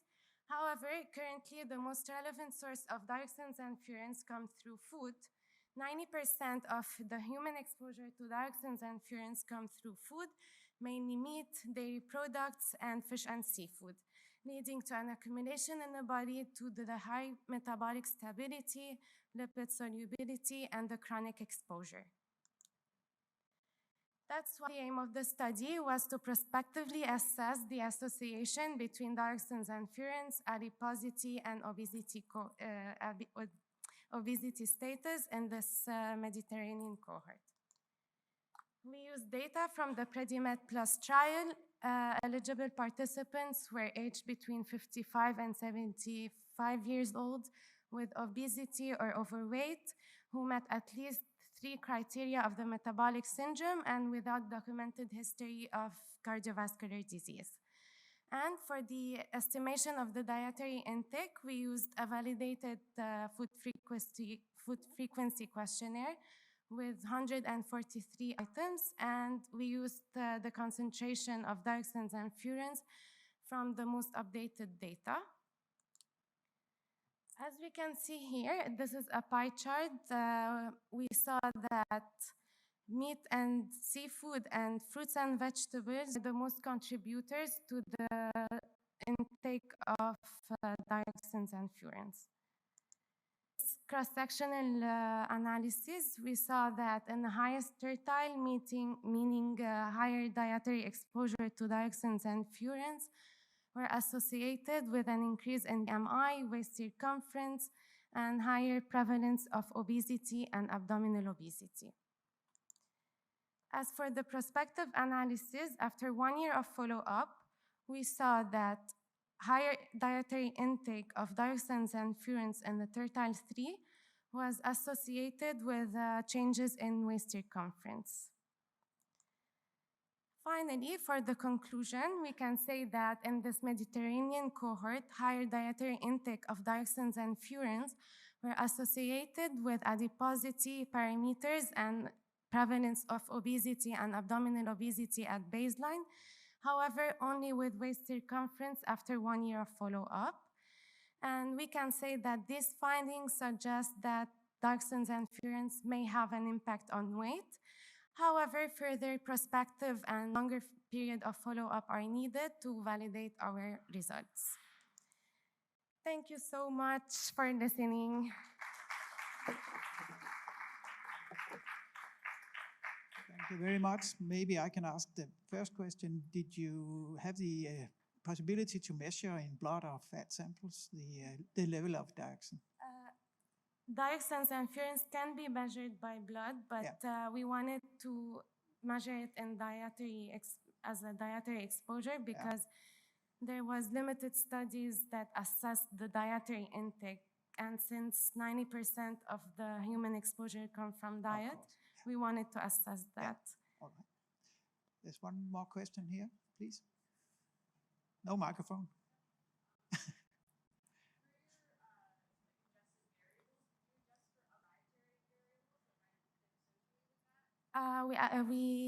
We adjusted for the Mediterranean adherence points. So because it was a Mediterranean cohort, so there was a score, and we adjusted for the score, accounting for everything, for fish, for red meat, and all the food groups, technically. Okay, thank you very much. We have to move on. Yeah. And the next speaker will be Frederik Melby from Aarhus, Denmark. Hello. So 5 minutes away from coffee break. Very fittingly, this is about coffee. My name is Frederik. I'm from Aarhus, and today I will be presenting the results of substances causal and caviol and their potential role in preventing type 2. The only conflict of interest is that I'm the co-inventor of a patent to treat causal to treat diabetes from Aarhus University. So epidemiological literature has shown an inverse association between coffee consumption and type 2 diabetes. So those who consume 4 cups of coffee a day have a 30% lower risk of developing type 2 diabetes. And despite attempts to control for various confounders, they have not been able to, identify the mechanism or why this is happening. And prospective trials trying to find causal evidence of coffee consumption and decreased risk of type 2 diabetes have been unsuccessful. So it is, of course, possible that coffee does not, in fact, protect against type 2 diabetes, or that the studies have been sufficient enough for a long time enough. It is also the possibility that these studies have been conducted using freeze-dried instant coffee, which lacks, really important bioactive substances such as cafestol and caviol.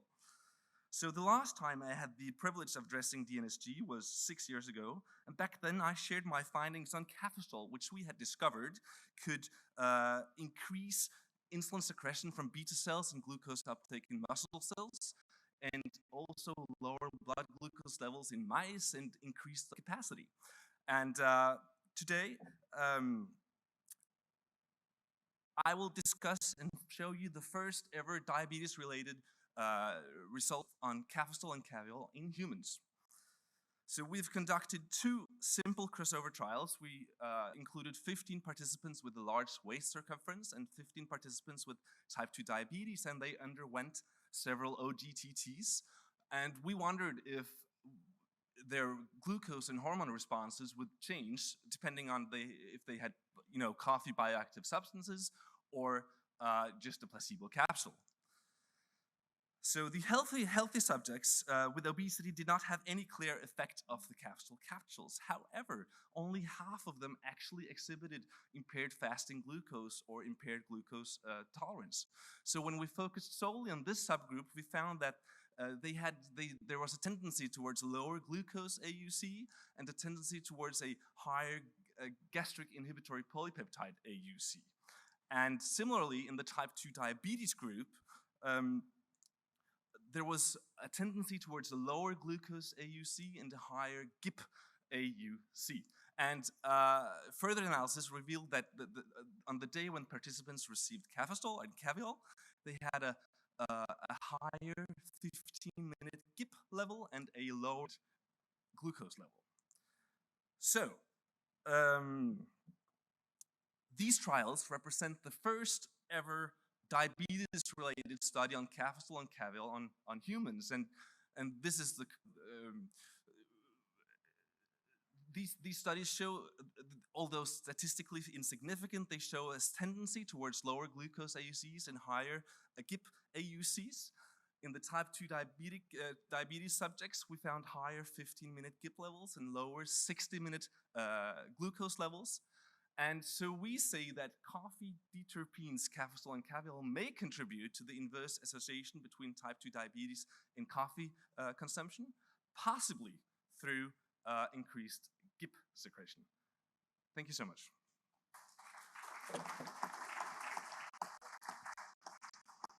Thank you, Fredrik. Questions? Hello. What type of coffee did you use? Arabica, Robusta? Yes, so the cafestol and caviol used was purified from spent coffee grounds. So those are the, Okay. So it was the pure substances. Okay. Hmm? Yes, we have 2 more questions. Very interesting study, but we know that this deterpenes, like cafestol, increase LDL cholesterol. So I don't know whether that will have adverse effects on cardiovascular disease. Yeah, yep. So much for your question, and thank you for your work in the field.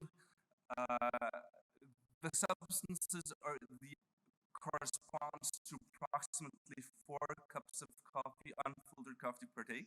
Participants for longer term, this would represent super small increasements in LDL cholesterol, and this was a major concern for us. And if it was not for this, I think we would go even higher in dosages, of course. Hmm? Yes, one last question. Thanks. Have you the chance to measure estimates of lipolysis due to the caffeine, which is included, of course? Not in this study, but we actually just finished a longer-term intervention study with cafestol in which we have some data on lipolysis. So you can look forward to this perhaps next year, yeah? Okay, that was the last question. And on behalf of the chairman, we would like to close the session, and please enjoy the coffee.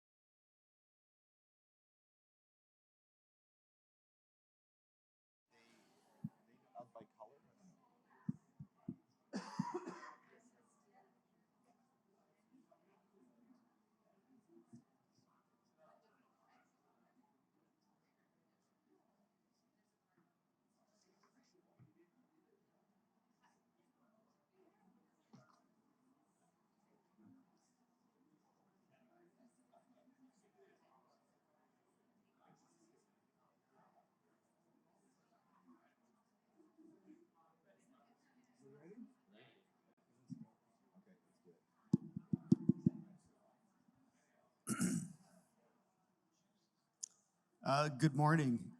We are about to start session 11. I think we have a fantastic lineup of speakers, and I'm really looking forward to this, and I know many people are. It is scientific rigor in nutrition research and evidence assessment. Are there lessons for future nutrition guidelines development? I'm Cyril Kendall from Canada. I'll pass you over to John Siebenpiper, also from Canada. I too am really looking forward to this session, and it gives me distinct pleasure to be able to introduce a friend and colleague I've known over the last 10 years and from whom I've learned a tremendous amount, Dean David Allison. He's Dean, Distinguished Professor, Provost Professor at Indiana University Bloomington School of Public Health. He has over 600 publications. He's won numerous awards for his work as it relates to rigor in research methods, including the Presidential Award for Excellence in Science, Mathematics, Engineering, and Mentoring, and numerous other awards. Just to mention, he's also a member of the National Academy of Sciences, Strategic Council on Research Excellence. He was elected to the National Academy of Medicine in 2012, and I think he is well known and certainly to those in the field as a staunch advocate, as he has in his bio, for rigor in research methods and uncompromising truth and communication of research findings. So, David, a true pleasure to have you. Thank you. Thank you, John and Cyril, and thank everybody for your attention. It's a privilege to be invited and a privilege to be here and share the podium with such esteemed colleagues. I am going to talk today about reducing error and strengthening causal inference nutrition research. And this is a topic that, as you've heard, is dear to my heart. I am a scientist by nature. It is who I am. I sometimes get asked, you know, why did you choose to be a scientist? And I said, there's no choice in the matter. It's just what's in me. And I have this sense of passion of both the joy of science, but also the commitment to truth in science. I'm not going to read this to you, but you can see my email address at the bottom of the slide. And if anybody wants the slides, just drop me an email. I'll be glad to share them with you. And then you can read this yourself. So here's the outline we're going to talk about. Why is it important to get nutrition science and research right? That may seem obvious, but I think it's worth going through.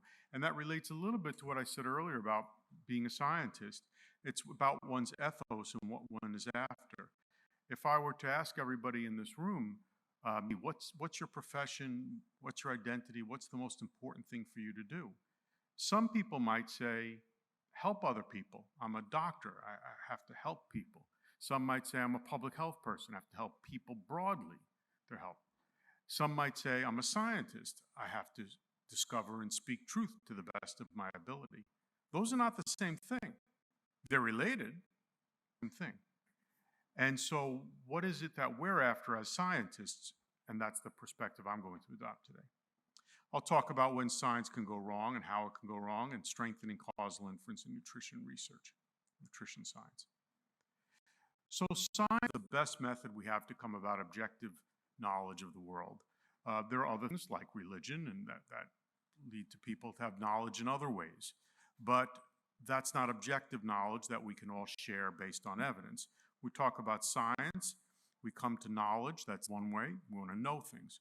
We want to appreciate the beauty of science, its independent value. We don't always know where it's going and whether it's going anywhere or not. It's just gorgeous. When I see complex numbers and trigonometry and the unit circle, and one works around, and as one goes around, Euler's equation pops out at the end. To me, that's a transcendental moment. That's a thing of beauty, whether I can do anything with it or not. And we want to predict and control aspects of our environment. We want to have an impact on the world. We want to prevent diabetes. We want to treat obesity. And so we need to rely on good knowledge for that, dependable knowledge. And yet, there's a lot of concern about trust in science today. There's a loss of trust in science, particularly in the US. There's an anti-science movement we hear. There's a lack of trust in science. This is actually really not true. If one looks at the data, it is not true that there is an anti-science movement in the United States. It is not true that trust in science is way down. Trust in science is down a little bit, but it's down less than trust in everything else just about. So trust in Congress is way down, trust in media is terrible, trust in industry is down, trust in everything is down, trust in science is down less than in other things. It's only down a very little bit. There's no evidence that people are not trusting the scientific method. What they're not trusting is certain people who are communicators of scientific information or certain bits of scientific information, as opposed to not trusting science as a process. Right? So when people say, but Gwyneth Paltrow says, versus Tony Fauci says, it's not that they're not trusting science. Gwyneth Paltrow talks about molecules and substances and causes and effects. What they're not able to do is to distinguish between the evidential basis of a Tony Fauci versus a Gwyneth Paltrow. In nutrition science, we have tremendous mistrust. I don't know that nutrition science is worse than other forms of science, but it is perceived to be worse. I do know that. Here are some statements. These are anecdotes, but one is from Vinay Prasad, and I've given you a link here to a YouTube video. And to say his comments are extreme about how worthless nutrition science is would itself be perhaps an understatement. I don't endorse all of his views, but they're worth listening to just to see how extreme an argument somebody can credibly make about how bad our field is and the perception of it. There's another paper that just appeared in The Atlantic on nutrition science's most preposterous result, and talks about the idea that AACE related to prevention of diabetes or lower risk of diabetes in observational epidemiologic study, and how people tried to make sense out of that, and how other things like yogurt, which seem to have similar salubrious relationships with outcomes, were accepted, but this one was sort of not accepted. And what does that say about how we communicate about our results with our preconceived notions? I said I would present you some data, not just anecdotes. So on the left, you still have quotations, still anecdotes. Stuart Ritchie in Science Fiction says, fads like microbiome mania wax and wane, but there's one field of research that consistently generates more hype, inspires more media interest, and suffers from more deficiencies outlined in this book than any other. It is, of course, nutrition. So that's what one scholar of rigor, reproducibility, and transparency in science states. That's just a statement. Let's go to the data. This is from the Pew Research Center on the right, positive views of science in general. But nutrition, they trust nutrition scientists less than they trust other scientists. So again, it doesn't mean that our science is worse, but it means people think it's worse. And they trust dietitians more than they trust nutrition scientists. So I think we really do have a public image problem. And whether that's a justified public image problem or not, we need to think about.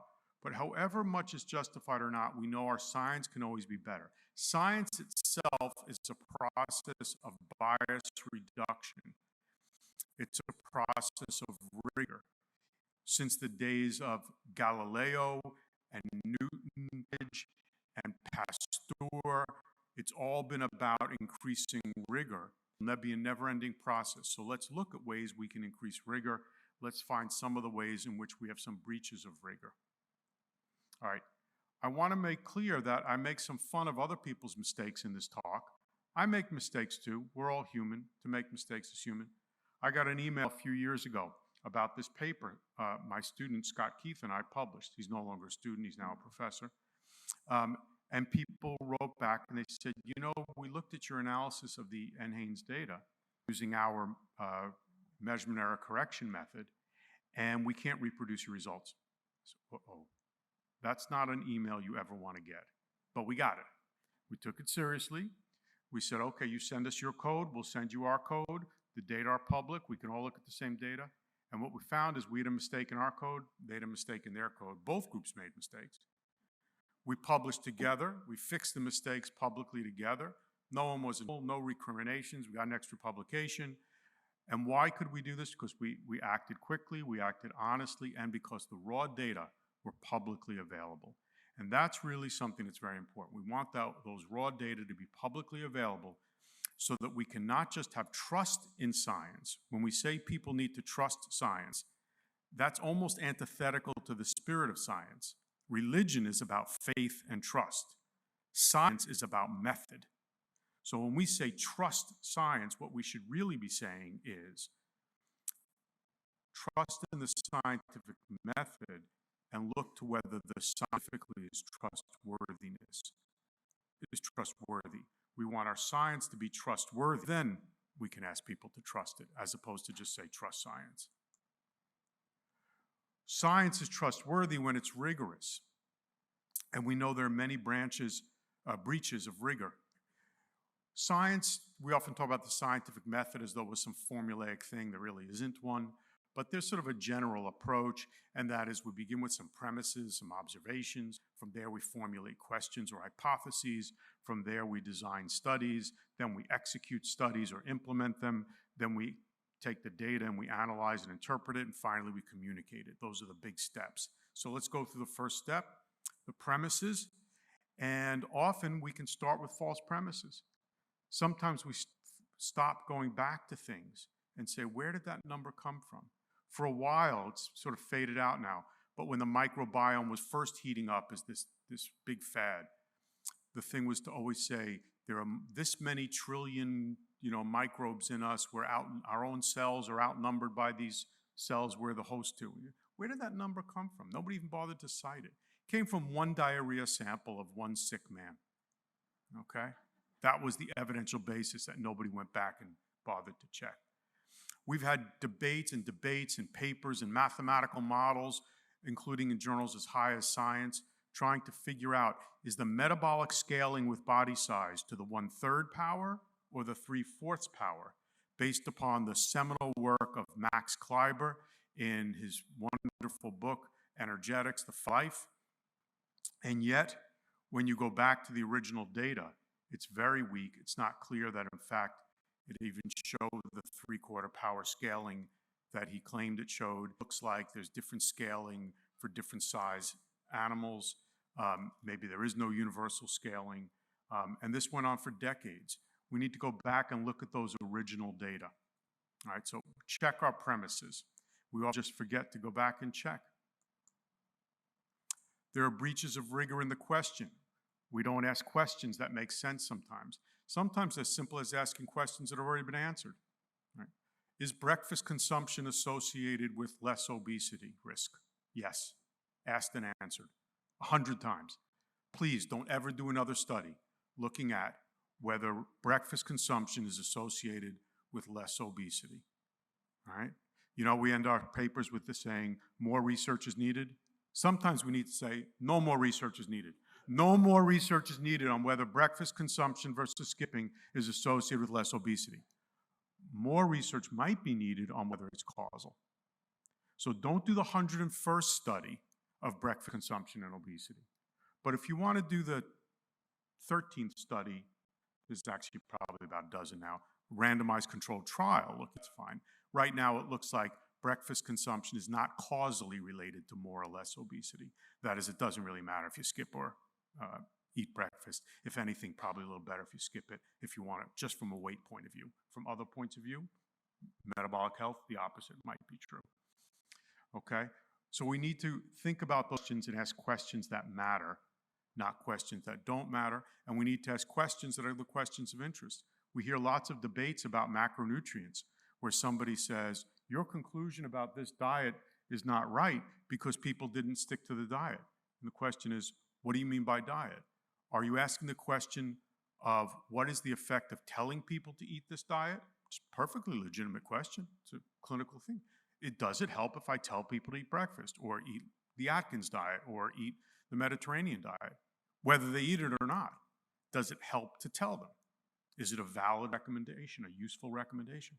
Or are you asking what happens if I can actually make people eat the Atkins diet or the Mediterranean diet or breakfast? Different question, equally interesting.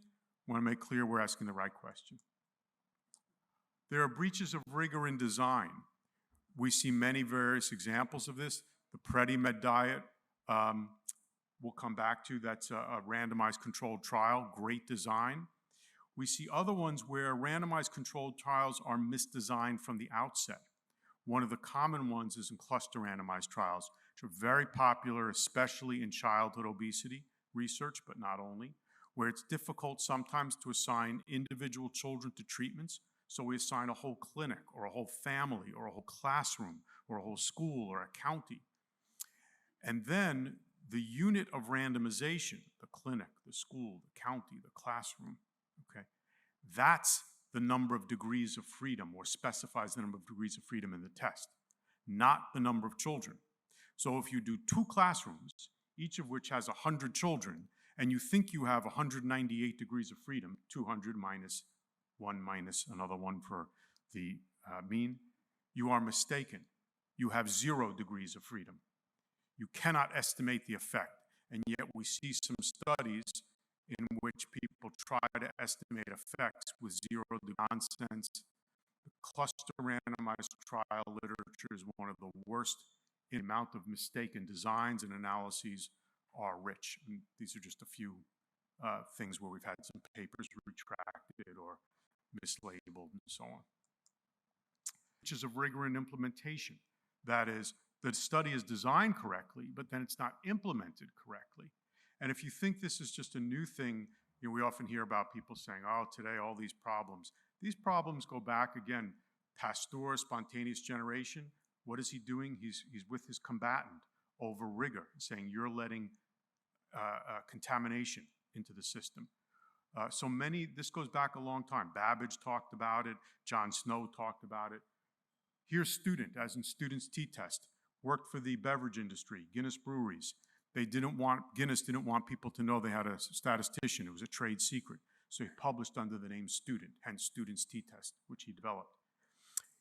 He took the Lanarkshire milk experiment, big data, 20,000 children randomized to either receive milk or not. No effect observed. No effect on weight observed from giving kids more milk? Seems odd.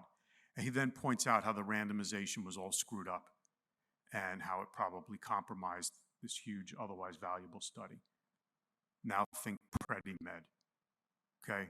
Almost 100 years later, randomization has to be retracted from New England Journal of Medicine. No longer can they say, now they have to say associated, because it's not a pure randomized trial. What about in the communication? Let's look at some headlines. Skipping breakfast to lose weight makes you fatter and more likely to raid the vending machine. Well, there must have been a randomized controlled trial having people skip breakfast and showing that they raided vending machines, right? No, this is MRI results of observations on how much subjects ate at lunch after skipping breakfast. No body weight measurements, no vending machines included. Drinking soda leaves your gut unsatisfied, contributes to obesity. Must have been a randomized controlled trial of soda in humans, right? No, this is assessment of metabolic responses to different carbohydrate loads in bacteria. In vitro, neither humans, soda, nor obesity were studied. US policies contribute to obesity. There's actually no study, it's a commentary. Drinking 5 cups of coffee every day may lead to obesity, says a study. Wrong amount of coffee could kill you. That's a study in mice involving a substance found in coffee, but not actually coffee, showing no significant effect on weight and no deaths. We often talk about things and we use causal language when we've done observational studies. And this shows how common this was 10 plus years ago when my colleagues and I did this study. I hope some doctoral student will pick it up and do an update of it and see if it's gotten better. So how can we do better? Well, I think there are a few things we can do. We want to think about what cause and effect is and what we mean by that. People often gloss over, are they talking about the cause of obesity? Why is it we have this obesity epidemic? And we can get philosophical and ask if that's even an answerable question. Versus we can talk about the causal effects of things, like what is the effect of this drug or this diet or this surgery or this policy? Those are probably answerable questions. And yet we hear people gloss back and forth among why are some of us fatter than others? What's the cause of this diet or treatment or food? What caused us to become obese as a population? All different questions. We'll be clear about those questions. We can do better nutrition epidemiology. If I ever have to hear that silly parachute analogy again, I will be unhappy.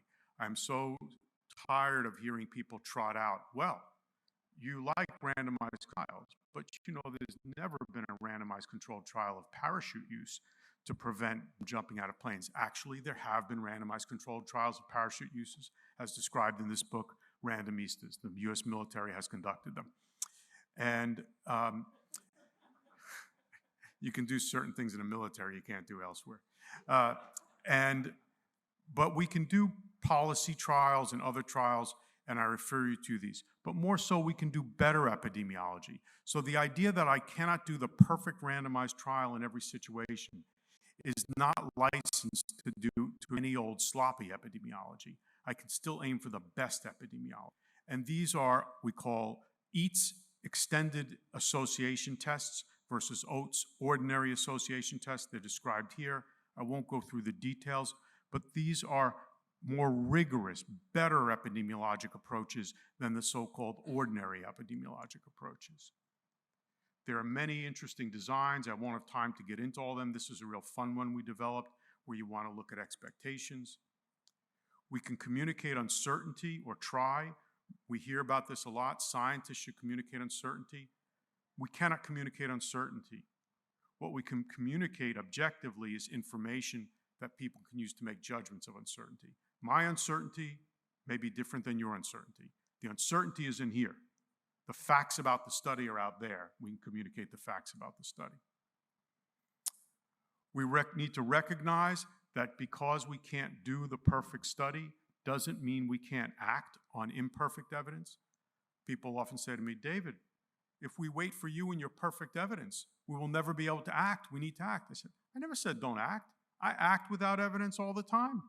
I buy my wife a Valentine's Day gift on Valentine's Day. I have no randomized controlled trial showing it's a good idea, but I don't pretend it's science. It's my judgment. So judgments are fine. Don't pretend they're science. And at this point, I will simply say, thank you for your attention. I hope you'd like about this some more. Come visit us in beautiful Bloomington, Indiana. We'll take you out for a trail any season, winter, spring, summer, fall. Come on, take this path through the woods with us. Thank you.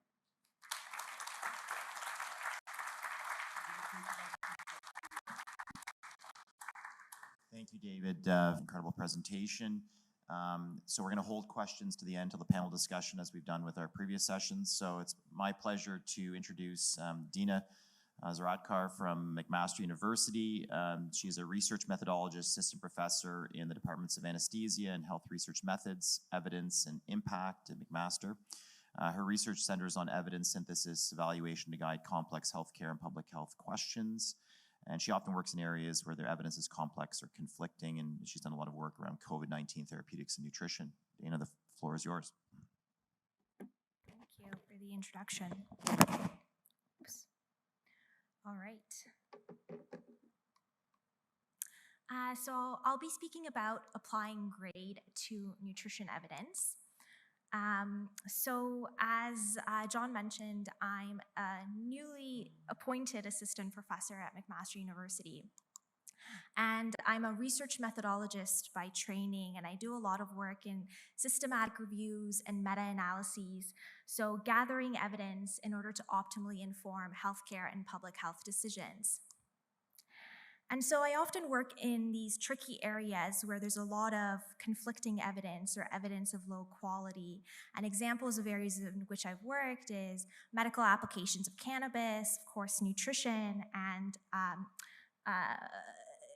COVID therapeutics. So I don't have any financial conflicts of interest related to this topic, but I do have intellectual ones. I am a member of the GRADE Working Group. The GRADE Working Group is a group of academics who are dedicated to the development and advancement of the grade system. They're not compensated by the GRADE Working Group. Their time is typically compensated by the academic institutions at which they're employed. All right, so for those of you that may not be familiar, GRADE is a system to assess the certainty or the quality of the evidence. It's applied to a body of evidence and not to individual studies. According to the GRADE approach, the certainty of evidence may be rated as high, moderate, low, or very low. Higher moderate certainty evidence indicates situations in which we're fairly confident that the estimated effect, what we get from our systematic review and our meta-analysis, is likely to reflect the true fact.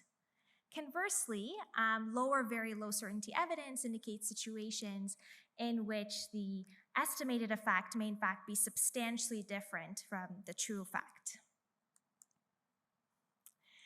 Now, original grade guidance proposed that a body of evidence comprised of randomized trials starts at high certainty, and a body of evidence comprised of observational studies starts at low certainty.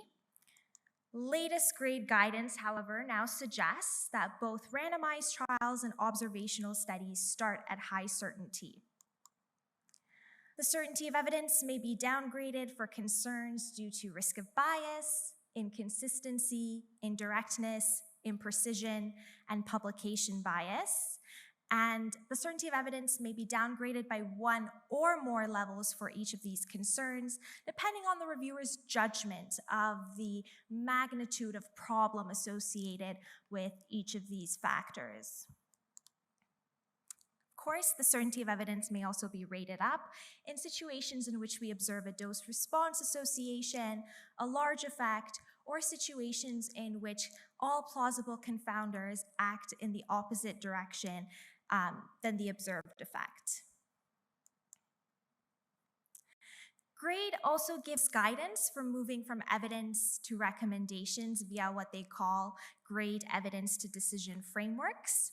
These frameworks facilitate transparently and systematically moving from evidence to recommendations, considering all factors that may bear on the recommendations that we're making, like resource use, equity, acceptability, feasibility, and so on.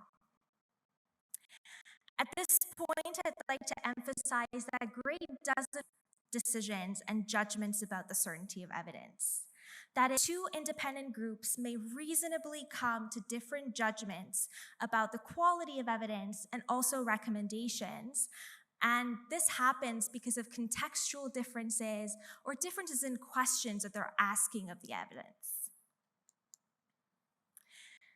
Now, grade is used by over 100 organizations, including the World Health Organization and the American College of Physicians, and it's sort of evolved into a benchmark of methodological rigor for systematic reviews and guidelines. Nutrition, however, has been sort of slow to adopt grade. And I think this partly comes from the perception that nutrition operates in a paradigm away from clinical medicine. Nutrition decisions aren't confined to the sterile environments of clinics and hospitals. They're not restricted to healthcare practitioners. Nutrition decisions happen both within and outside of clinical settings by healthcare providers, but also by regular folks. Now, I argue that nutrition is actually not that different.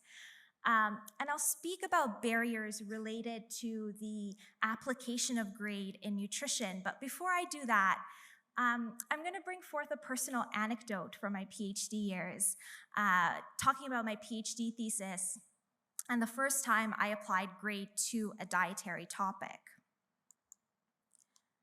So for guidelines to be considered credible, internationally accepted standards mandate that they have to adhere to certain criteria.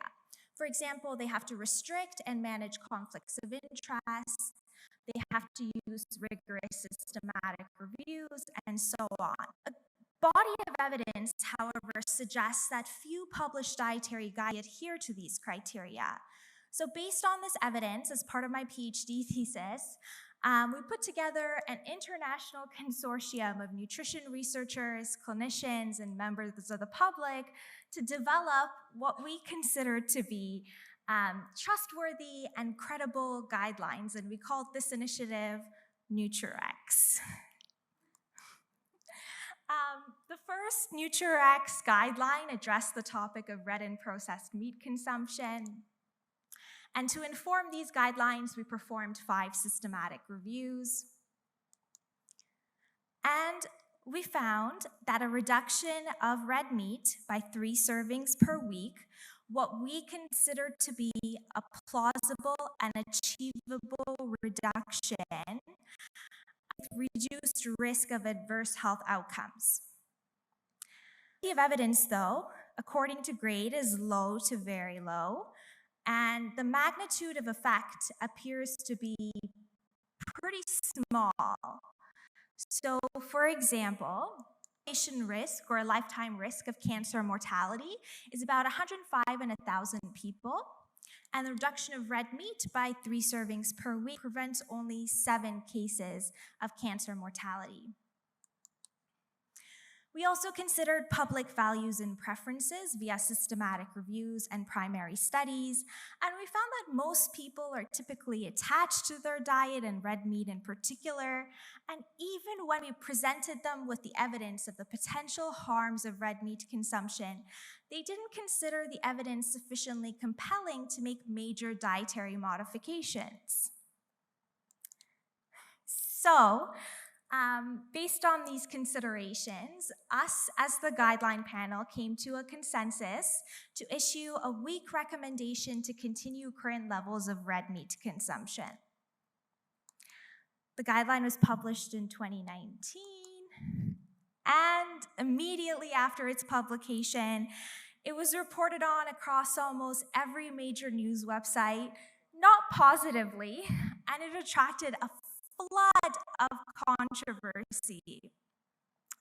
As a PhD trainee, the experience of having my doctoral thesis critiqued not only by giants in my field of study, but also by the mainstream media was incredibly intimidating and a little bit heartbreaking. Retrospectively, however, I can say that this made me more confident in my abilities to challenge prevailing practices in research and to engage in productive academic debate. Now, as you may have indicated, one of the most contentious points related to this guideline was the use of GRADE. GRADE considers evidence from randomized trials as superior to observational studies. Nutrition investigators often talk about the difficulties of performing randomized trials in nutrition, and because dietary trials are often not feasible, they argue that observational studies should be given more weight. Indeed, it is true that GRADE considers evidence from randomized trials as being superior to observational studies. But for reasons that are supported by empirical evidence and theoretical considerations. So randomization ensures more or less balance in prognostic factors such that any differences that we observe in outcomes can be confidently linked to the intervention under study. Observational studies, however, we don't have that ability. So any differences in outcome between different exposure groups may be attributed to the exposure under study, but it could also be due to differences in other prognostic factors between exposure groups, what we call confounding bias. Now you may say, well, Dena, we have very sophisticated design and analytic methods to be able to adjust for confounders. Even if investigators adjust for a comprehensive list of confounders, there is always the possibility that there are unknown confounders at play that are not measured. Biomedical systems and social systems are terribly complex. We seldom ever know all potential confounders that may be at play. For example, imagine that you're trying to use observational data to investigate the effect of consuming green leafy vegetables on all-cause mortality. Now, a century of statistical wisdom tells us to generate an unbiased estimate of green leafy vegetables on all-cause mortality, we have to adjust for all predictors of our outcome of interest, all-cause mortality. especially those that may be correlated with the exposure, green leafy vegetables. But virtually everything. This slide, I've listed just a fraction of the WHO determinants of health, and more than half of these could realistically be correlated in lifestyle, making it critical that we include them in our model. But can we realistically adjust for all of these variables with minimal error and include them in our model? Are we certain of the type of relationship these variables actually have with the outcome?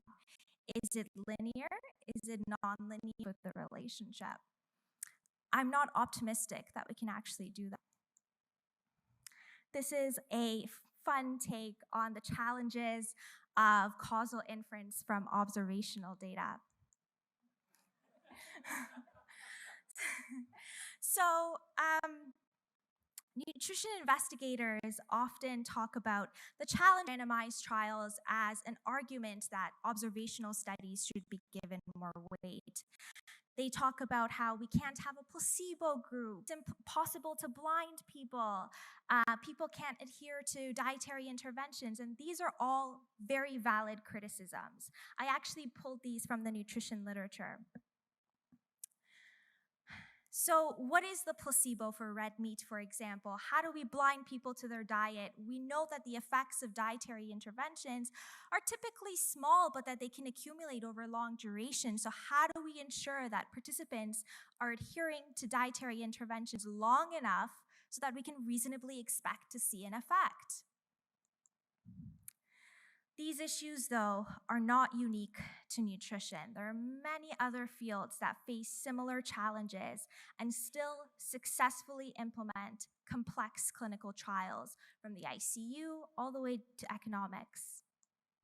But what can we do? How can we mitigate these challenges? Well, when a placebo comparator is not possible, we have to aim for a comparator arm that actually represents the diversity and complexity of what happens in real life. For example, a reasonable comparator for a dietary trial may be a typical American diet or a typical European diet. When blinding isn't possible, we acknowledge the risk of bias that's associated with the fact that we cannot blind participants to their diet, but we can always implement additional safeguards against bias, like blinding data collectors, blinding outcome adjudicators. This is always possible. Poor adherence is indeed a significant problem in dietary trials. But poor adherence can also be informative. It may be due to the lack of tolerability of the intervention that we're testing. Trialists circumvent this issue by implementing properly analyzed cluster randomized trials like dietary supplementation in schools, nursing homes, or even rearranging grocery stores in different communities so that certain foods are more or less accessible to certain consumers. There's a body of literature that compares the results of observational studies with randomized trials. And this literature generally suggests that the results of observational studies and randomized trials is pretty similar. In 2/3 of the time, they produce similar results, including in nutrition. So you may say, well, Dena, if we have evidence that randomized trials and observational studies most often produce consistent results, why should we be more skeptical of the observational evidence? Evidence users cannot know with confidence situations in which observational studies produce trustworthy evidence and situations in which observational studies do not provide trustworthy evidence until we actually have the evidence from the randomized trials. Now, another barrier to the application of grade in nutrition is that it's often misinterpreted in nutrition. People often call it a risk of bias tool. They talk about how it doesn't address biologic plausibility, doesn't capture adherence or high dropout. Again, I've pulled these from publications, seminal nutrition publications that criticize the grade approach. And I think these misinterpretations are really the fault of the GRADE working group. Grades, and there are no accessible learning resources. Currently, it's in over 10 papers in the BMJ and over 30 articles in the Journal of Clinical Epidemiology, volume of literature. To make it worse, it's always changing. We're always issuing additional guidance for reviewers and guideline developers, and so you have to keep up to date. But despite this complexity, I think GRADE also offers us some valuable benefits, and I want to draw your attention to these.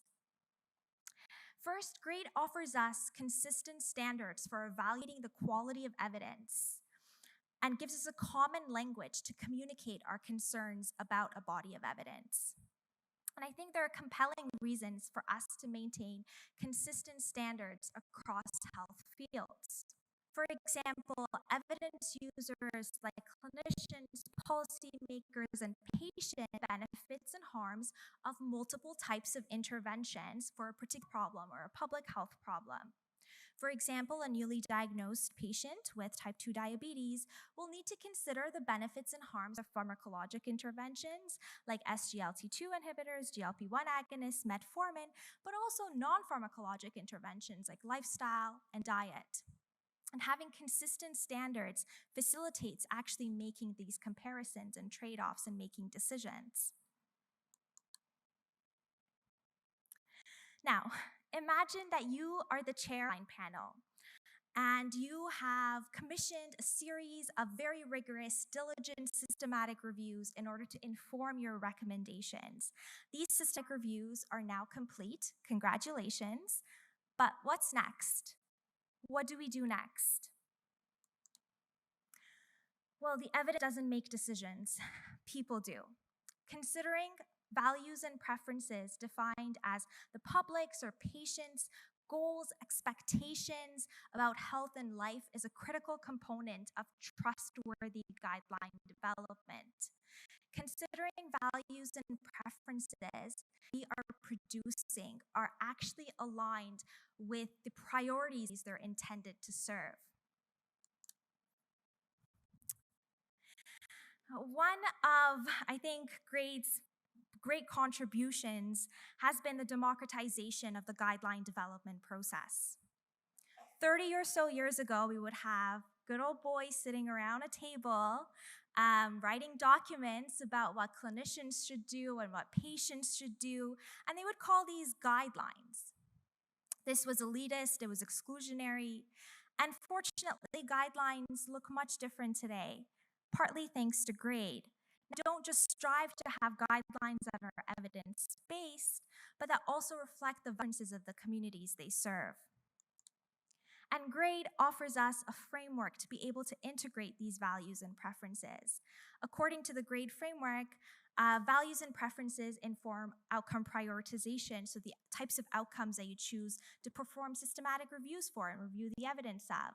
They inform insights about acceptability and feasibility of interventions, and also help us make judgments about the benefits and harms of alternative courses of action. So what can we take away? GRADE isn't perfect, it's not without its limitations, it's very complex, but GRADE can facilitate transparently and systematically accounting factors that may bear on our confidence in a body of evidence, and it can also help us move from evidence to recommendations, considering the important things like values and preferences. Thank you for listening.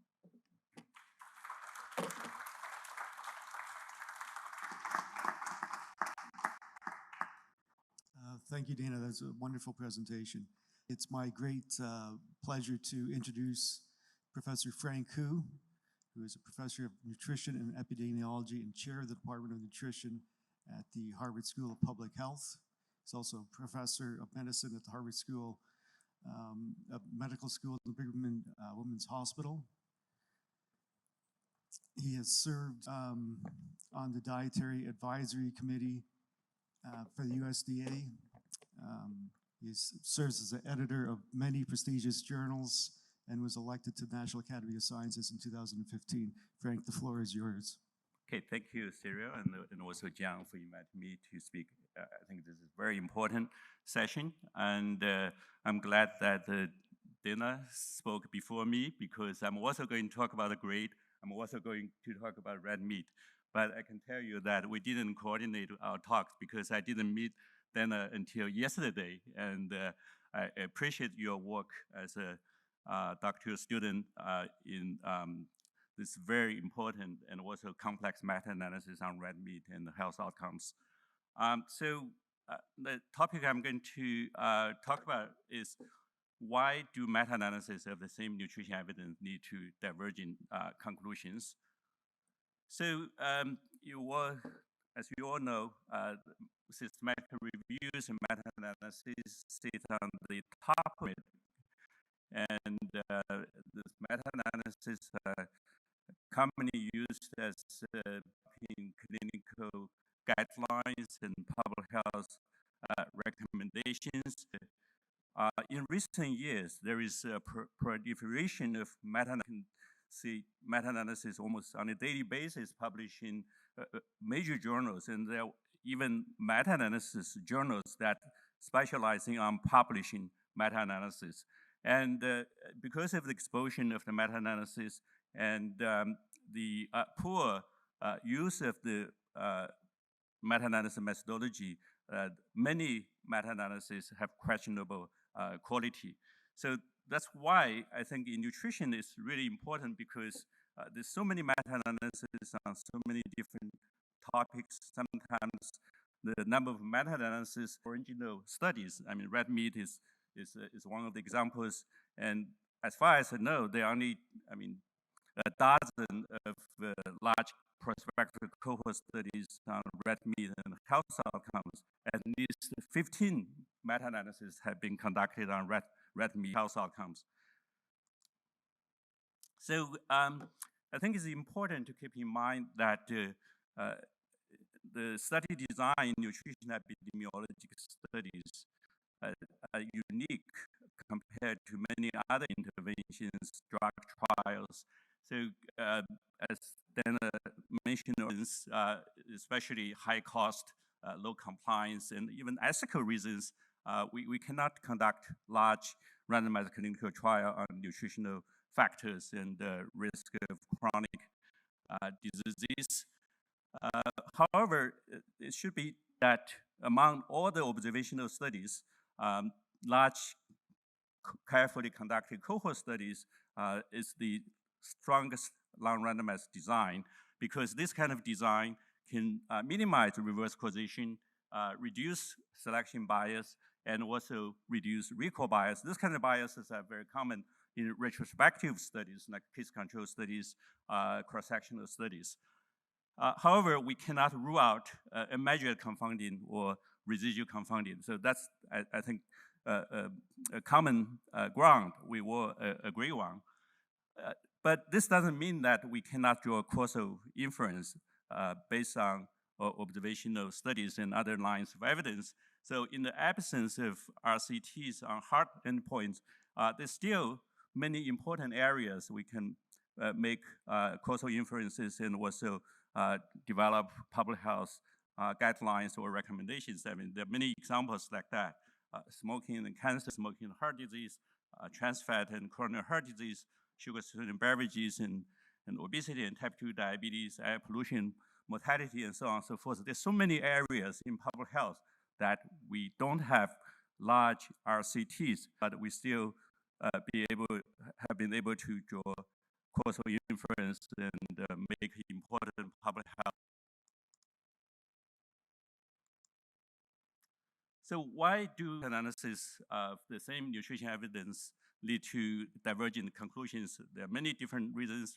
For example, different research questions, different comparators, substitution versus addition, and different study inclusion, exclusion criteria, different statistical methods to summarize the data, random effects versus fixed effects models, different methods to assess certainty of the meta-evidence. That's what Dena talked about earlier, using grade to assess the certainty of the evidence. and then different methods to handle heterogeneity, which is common in meta-analysis. Those are the two issues I'm going to focus on today.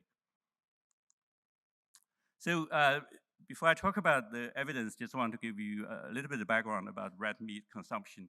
As you know, a major global dietary trend in the world in the last several decades is the dramatic increase in consumption, especially in Asia, South America, but has occurred in other regions as well. So the production and the consumption of red meat has increased by 7-fold in the last several decades, and this will have important public health and environmental consequences. So in our large cohorts, we have measured red meat consumption using validated FFQs every 4 years. We have 4 items on unprocessed red meat, 3 items on processed red meat, and the 1-year reproducibility is very high for both unprocessed and processed red meat, and the validity coefficient between the FFQs and 2-week dietary records are also reasonably good, about 6 meat and 0.5 for processed red meat. So you can see that the red meat consumption has been relatively stable in our cohorts, even though there is slight declining trend in both reflecting the general population trend in the US. So on average, women consume about 0.8 servings red meat per day. For men, it's about 1 serving per day. That's still pretty high. And more than 10 years ago, Mike Pan, a postdoc in my group, did analysis on red meat consumption of type 2 diabetes. You can see that the results are pretty consistent across 3 different cohorts, and that's also true for processed red meat. And then in the same paper, we did a meta-analysis of our cohorts and the 6 other cohorts published at that time. So you can see that for both unprocessed red meat and processed red meat, there is a significant positive association between increasing consumption and the risk of type 2 diabetes. And then just a few weeks ago, a doctoral student in our department updated the analysis on red meat and the risk of type 2 diabetes with 10 additional years follow-up. The number of cases has actually doubled in the last 10 years. And here you can see that for both uncalibrated and calibrated red meat intake, there is a strong association with type 2 diabetes as expected. When you correct for measurement errors using the calibrated red meat intake, the association is much stronger, but the confidence interval get wider. So as Dena mentioned earlier, in 2019, AACE Internal Medicine published a series of meta-analysis on red meat consumption and various health outcomes by the Nutrient RACS consortia. And I know John is also part of the consortia. And based on the meta-analysis results, the panel suggests that adults should continue current unprocessed red meat consumption. Similarly, the panel suggests that adults continue current processed meat consumption. Those are weak recommendations based on low-level, low certainty evidence. And a news release from AACE Internal Medicine says, new guidelines, no need to reduce red and processed meat consumption. So as you can imagine, this kind of headlines have generated enormous controversy, not just in the media, but also among health professionals. It's caused also a lot of confusion in the general public. So those are the main results from the meta-analysis. As you can see that the unit exposure is 3 servings or more per day of red meat consumption. Relatively small, but the unit exposure is also very small. We're talking about half serving per day of red meat. And for type 2 diabetes, that's quite substantial. We're talking about, 10% increased risk for unprocessed red meat, and for processed red meat, it's 22%. So that's actually quite substantial in terms of both relative risk and absolute risk. So those are the rationales for the red meat guidelines. The observed effects are very small. The quality of evidence is very low based on the grade criteria. Meat eaters enjoy meat and won't change their behaviors. I don't think that's a good rationale for making public health recommendations. And the environmental impact was considered as out of the scope of their guidelines. Again, that shouldn't be a rationale for not making recommendations on diet. So I'm not going to talk about grade, but based on grade, the evidence was considered low certainty or very low certainty. And after those papers, meta-analyses were published, at that time, Matt Reda from Oregon University Health Sciences Center, he was editor-in-chief of Diabetes Care. So he said, what's going on with this red meat recommendation? Can we really trust the meta-analysis results published in Annals of Internal Medicine? He said, I'm confused, or my colleagues are confused. Can you do something, write something about the red meat and health risk for our audience? So that's why I wrote a review paper on red meat and processed meat and how strong is the evidence, which was published in Diabetes Care. So in this paper, we discussed 4 issues. First is the limitations of the grade system in evaluating nutrition evidence. And the second one is modifying grade for nutritional studies, the nutrient grade system. And the third one is the short-term RCTs, which have demonstrated the benefits of replacing red meat with plant protein sources in reducing cardiovascular risk factors like LDL cholesterol, which should be part of the evaluation of the totality of the evidence. So the nutrient grade was adapted from grade specifically for nutritional studies by a research group in Germany. So it's a 10-point system for RCT and 10-point system for cohort studies. So unlike grade, which automatically assign no certainty of evidence to cohort studies, here the nutrient grade doesn't do that. It's a scoring system based on 8 different criteria. So use the same conducted meta-analysis on red meat and mortality, red meat and type 2 diabetes, and also BMJ. And then they use the nutrient grade to evaluate the quality of meta-evidence on red meat and the health consequences. So they rate the evidence on mortality as moderate quality, and then the evidence on type 2 diabetes as high quality. So this is dramatically different from the evidence grade assigned by the NutriRax researchers. So in light of those controversies and inconsistencies, we wrote an editorial in the end and asking the question, grading nutrition evidence, where to go from here? Because there is no agreement what's the criteria should be used. And one of the suggestions we made is to combine Robbins 1, which is an assessment of bias in observational studies, with grade, and which can improve the applicability of the nutrition research. And I'm glad to hear yesterday when I talked to Dena, that's the direction the grade is moving toward. So again, the grade is not going to automatically assign no certainty of evidence to observational studies. Instead, it will combine the risk bias assessment together with the grade to grade the nutrition evidence.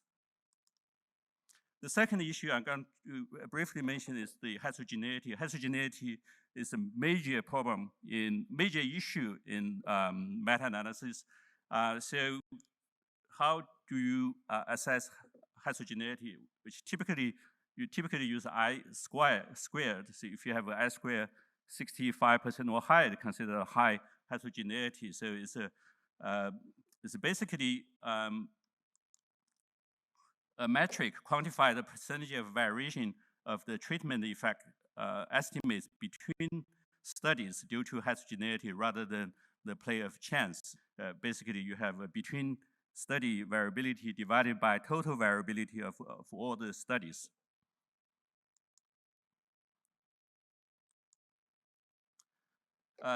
last year, the Global Burden of Disease group published a series of meta-analysis on red meat and various health outcomes, and they used the STAR system to rank the strength of evidence. 2-star means weak association, 3-star moderate strong association, and 5-star very strong association. Meta-analyzed, again, the same cohort studies on red meat and colorectal cancer, red meat and type 2 diabetes. They assigned 2 stars to those associations, meaning that those associations are very weak. We cannot make any public health recommendations on red meat and diabetes prevention or colon cancer prevention. So the major issue is how to deal with heterogeneity. So in the global burden of disease study or burden approved studies, they use this metric called 95% uncertainty intervals. So that's very different from the 95% confidence intervals that you get from random effects model, fixed effects model. So the 95% uncertainty intervals are so wide that it almost cross the no value, the 1 value. So that's why, even though, I mean, the association is positive and is consistent, it's robust, because of the wide 95% uncertainty intervals, the authors concluded that the evidence is very uncertain, so we can only give 2 stars to the associations between red meat and diabetes or red meat and colorectal cancer. So we actually replicated their meta-analysis using the exact same data. So that on the right side, that's the data we meta-analysis data that we got using the exact same cohorts. As you can see that using random effects model, we see a clear dose response relationship, and then 95% confidence intervals are very tight. And we also wrote a letter to the editor expressing concerns about the burden approved studies. Andrea Glynn, she actually, is the first author of the letter. She's a statistician in our group and has very strong expertise in reviews. So we expressed several concerns about those studies. The first one is the inflation of confidence intervals using the uncertainty intervals. The second one is misinterpretation of the heterogeneity in meta-analysis. The third one is comparators or substitution analysis. And the last one is the star simplistic and misleading. So to demonstrate that, ratings they did for smoking and various diseases. So the non-cancer, no question about it. They also give a 4-star to smoking, but we know that this relationship is iron tight. I mean, it's causal. So I don't know why they give only 4-star, and then they give 3-star to smoking and heart disease, and smoking and heart disease is causal, is strong, and it's important. Based on their rating system, it's only moderate evidence. So this means something wrong with the rating system. It doesn't make any sense, given enormous data that we have accumulated on smoking and coronary disease, smoking, and many other health outcomes. So the uncertainty intervals were calculated using similar methods to estimate prediction intervals for random effects summary estimates. Because the uncertainty intervals incorporate uncertainties in both the mean effects and also the uncertainty in the heterogeneity parameter. So that's why because the 2 components of variance, one is for the random effects, the other one is for the heterogeneity effects. They are incorporated into the uncertainty interval estimate. And uncertainty intervals can be used to predict range of the effects from a new study, but should not be used to make inference about the population average effect based on existing evidence.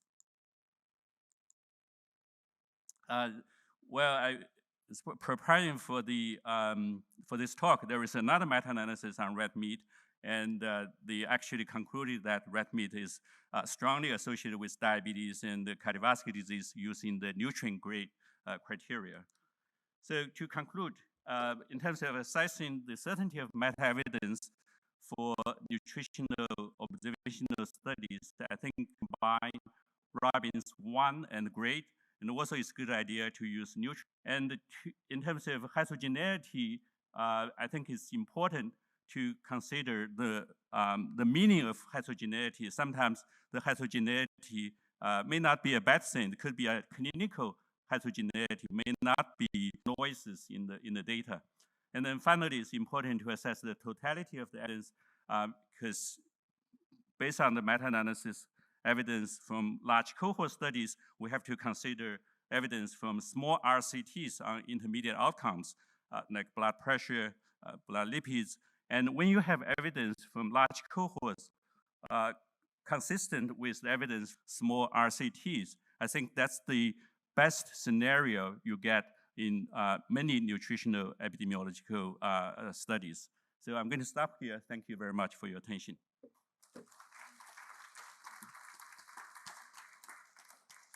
Thank you, Frank, for a terrific talk. It's my great pleasure to introduce Dr. Jeffrey Mechanick. He's a professor of medicine and medical director of the Center for Cardiovascular Health at Mount Sinai Hospital. He's the past president of the American Association for Clinical Endocrinologists.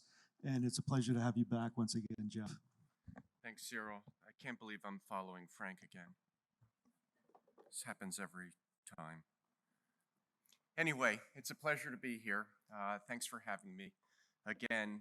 This is going to be more of a pragmatic talk. It's going to be how to put together a lot of the information that you've heard about epistemology and the scientific method from David Allison and from Dena about grade and from Frank on how grade has evolved and being able to reconcile how different approaches can get different answers. Sometimes same approaches can get different answers, but putting it together to have some pragmatism. Remember, what's the purpose of guidelines? The purpose of guidelines is not just to go through an exercise, particularly because you have some funding to do it, or someone said we need a guideline on hypertension or on some broad category. It's to assist clinicians in their decision-making to improve patient care, to improve clinical outcomes. And this could even be translated or generalized to population health. And we've fallen short. I've been in this business of guidelines actually since 1999. And just anecdotally, to give some context on how I got involved, I was in my office seeing patients, and I got a call from Richard Dickey, the then president of AACE, American Association of Clinical Endocrinology. Hey, Jeff, the board was talking. We think we need a guideline on dietary supplements and nutraceuticals. Really?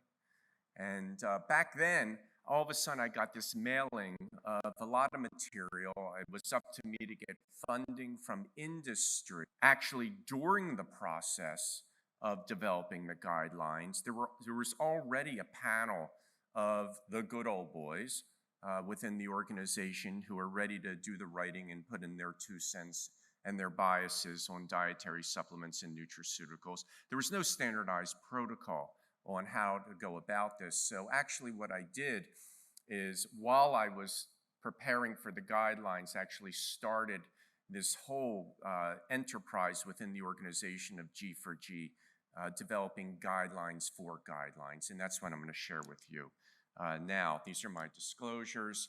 We're going to begin with this concept that I actually came up with during COVID when I was asked to rapidly create this scoping review of nutrition and COVID during the first wave. I'll share that with you in a second. But let me define some terms. The most important term is a white paper.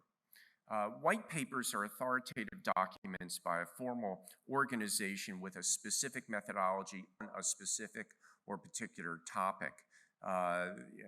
Gray literature are papers that are not in the commonplace places where you would search. They wouldn't be found on PubMed, for instance. White papers are these authoritative documents. Guidelines are just but one example of a white paper. You can have position papers, conference proceedings, consensus reports, any kind of authoritative document. And really the goal is to address these three gaps, to expose research gaps, questions without answers, like a scope, knowledge gaps, answers without awareness, and then address those and sort of expose also what the practice gaps, and then the practice gaps, awareness without action, they would be closed with the clinical practice guidelines. So for instance, you have the information, but then how do you actually do it? How do you actually change your decision making? So this was the process that we had come up with at the time, developing the scoping review for American Society of Parenteral and Enteral Nutrition. And you really start with an environmental scan. You go through the literature. It's a rather informal way, but you have credentialed experts that take a survey of the literature, and you identify areas that you're interested in. Now, here's the rub. If you have credentialed experts who don't see patients, how are they going to know what's relevant or not? How are they going to know what are the actual questions that clinicians are asking where there are gaps in the ICU when they're rounding, or in an inflammatory bowel disease clinic when they're rounding, or in a diabetes clinic when they need to understand how to manage pumps or sensors, or again, the dietary advice, lifestyle medicine. So you need to have the clinicians at the same time. Those clinicians are not expert methodologists or biostatisticians. So the empanelment is very important to have this mixed variety of talent. There's actually something called the Medici effect.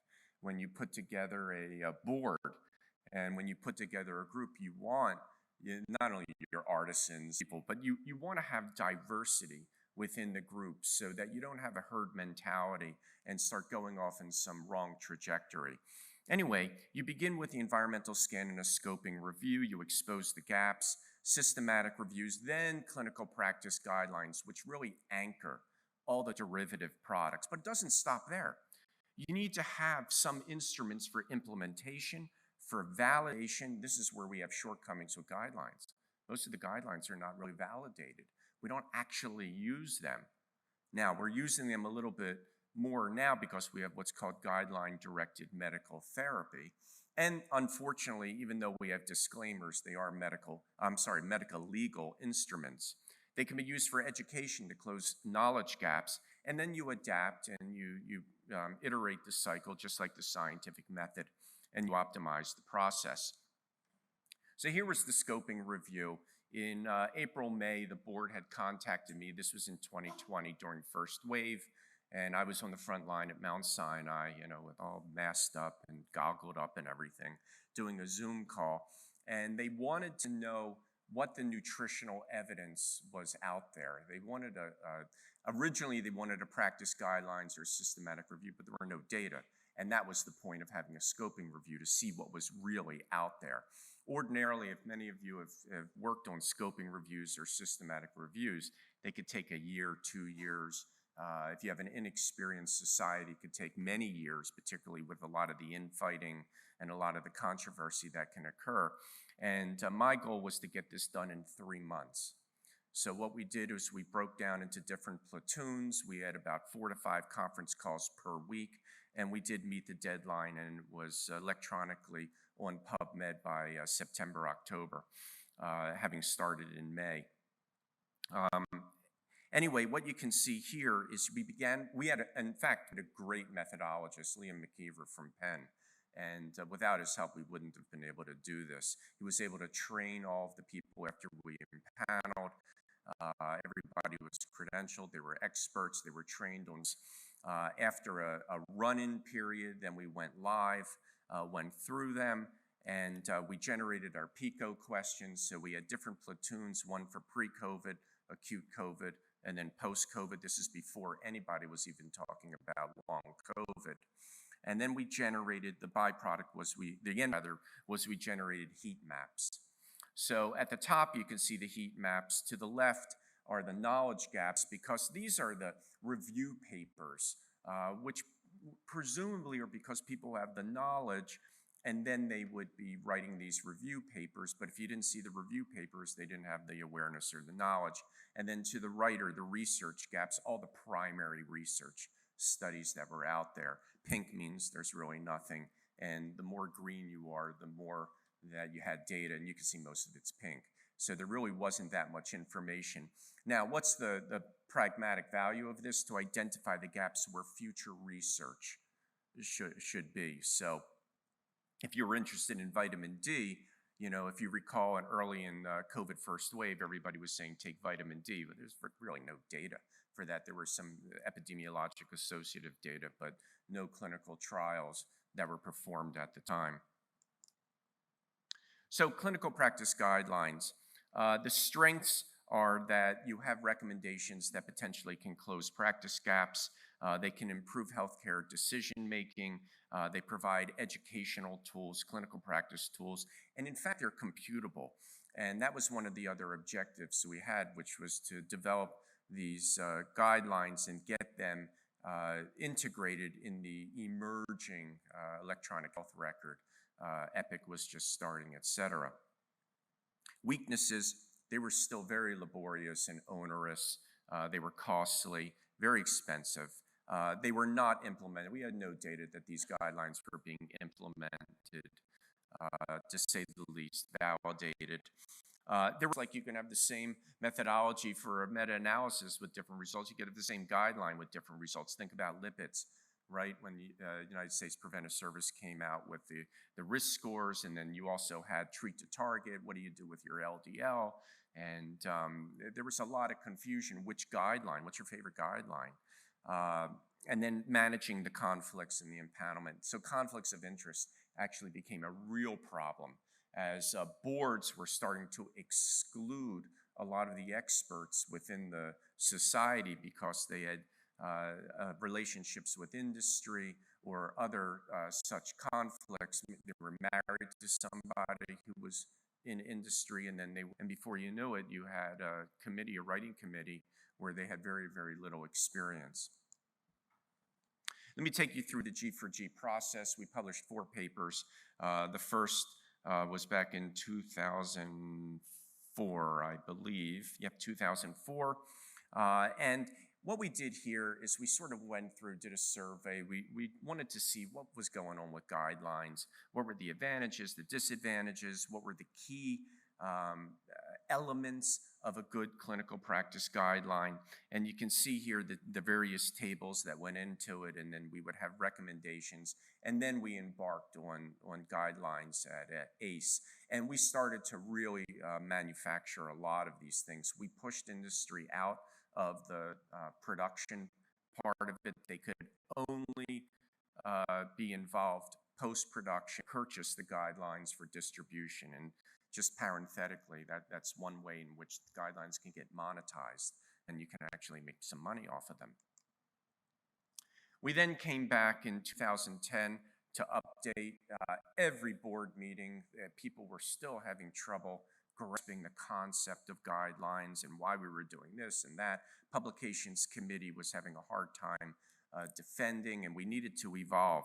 So we evolved again. You can see to the left, we're listing a lot of the instruments that were in various stages of validation. GRADE was there. We evaluated GRADE, but at the time, and as you just heard how GRADE has evolved, we elected not to use GRADE.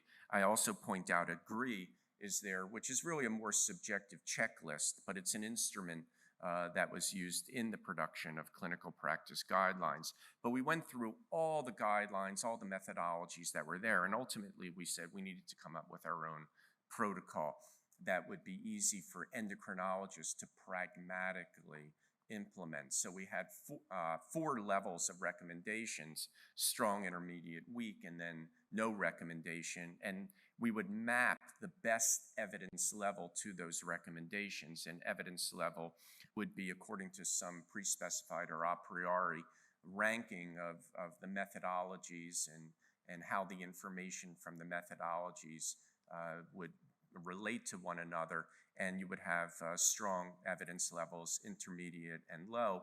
But we built in two things. First, subjective factors, where you could have an evidence level, but you could modify it, again, not just by effect size and some of the other methodology you heard about, but also the relevance to the clinical problem.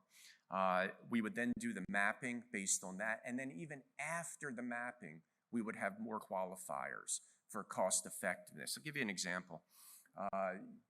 If you look at guidelines for diabetes care and pharmacology, you'll see how therapy figures very high in the guidelines.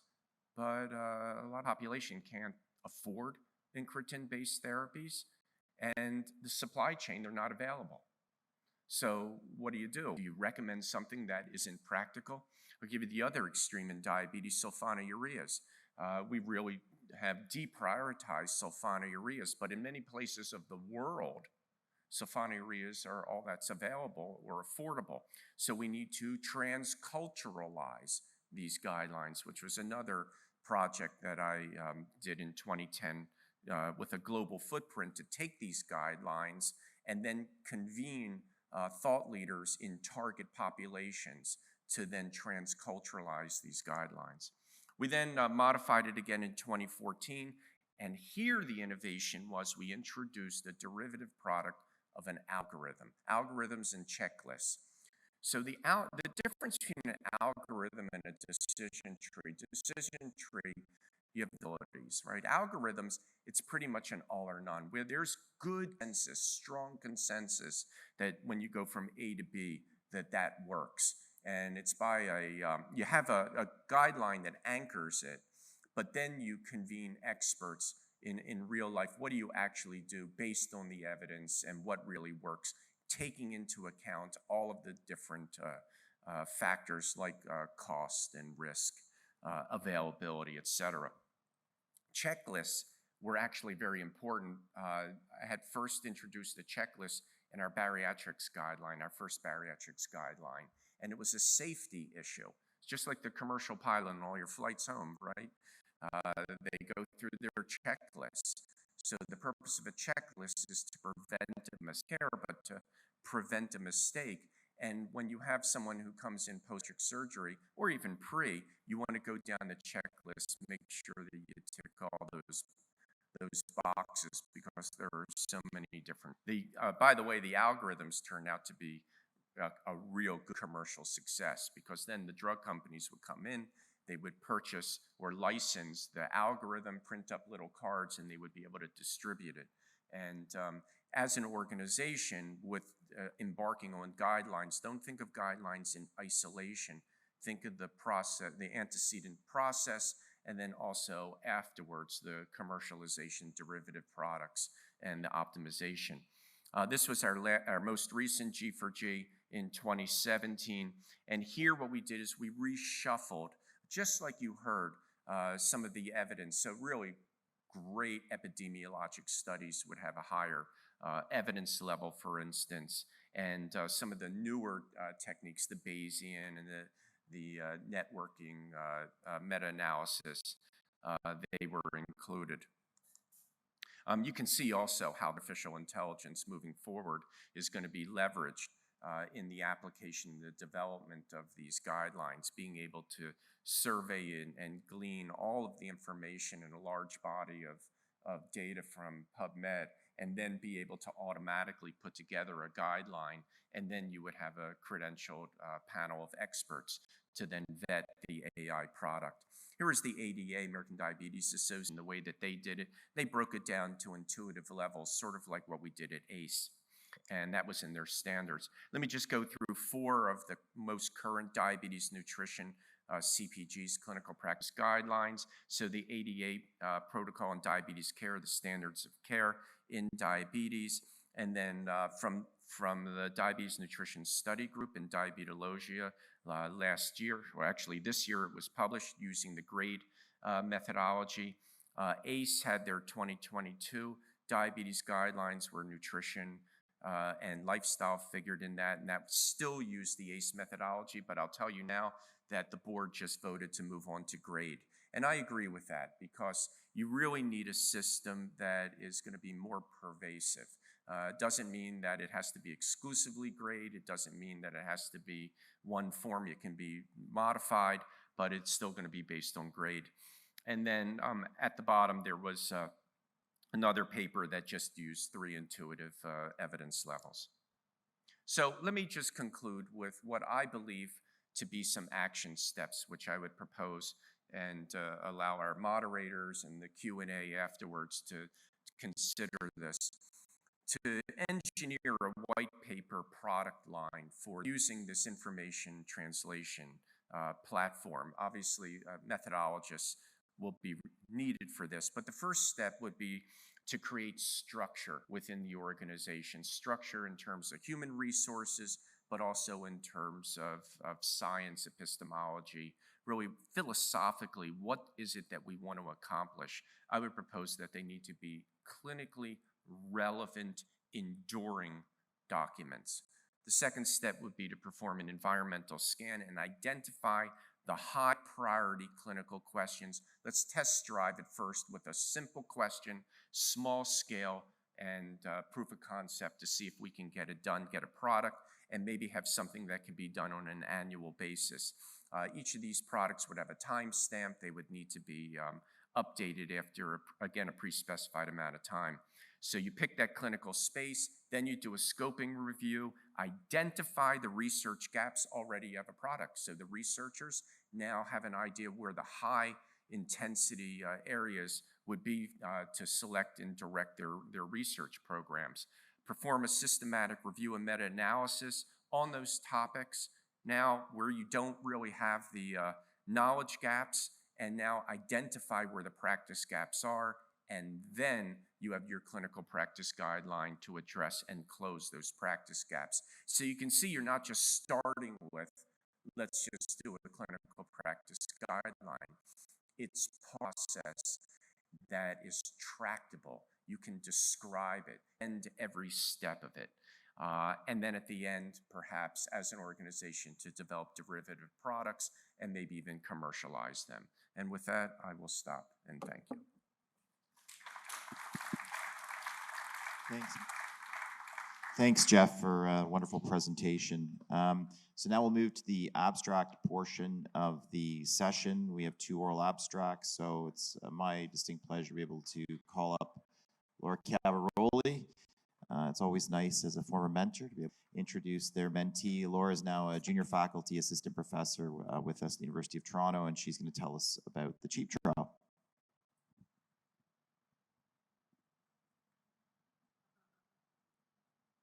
I'd be happy to talk about the CHEAP That's trial. the wrong slide set.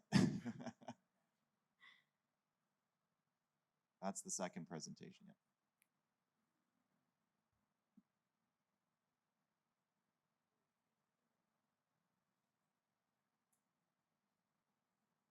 Well, thank you, John and Cyril, for the opportunity to speak today.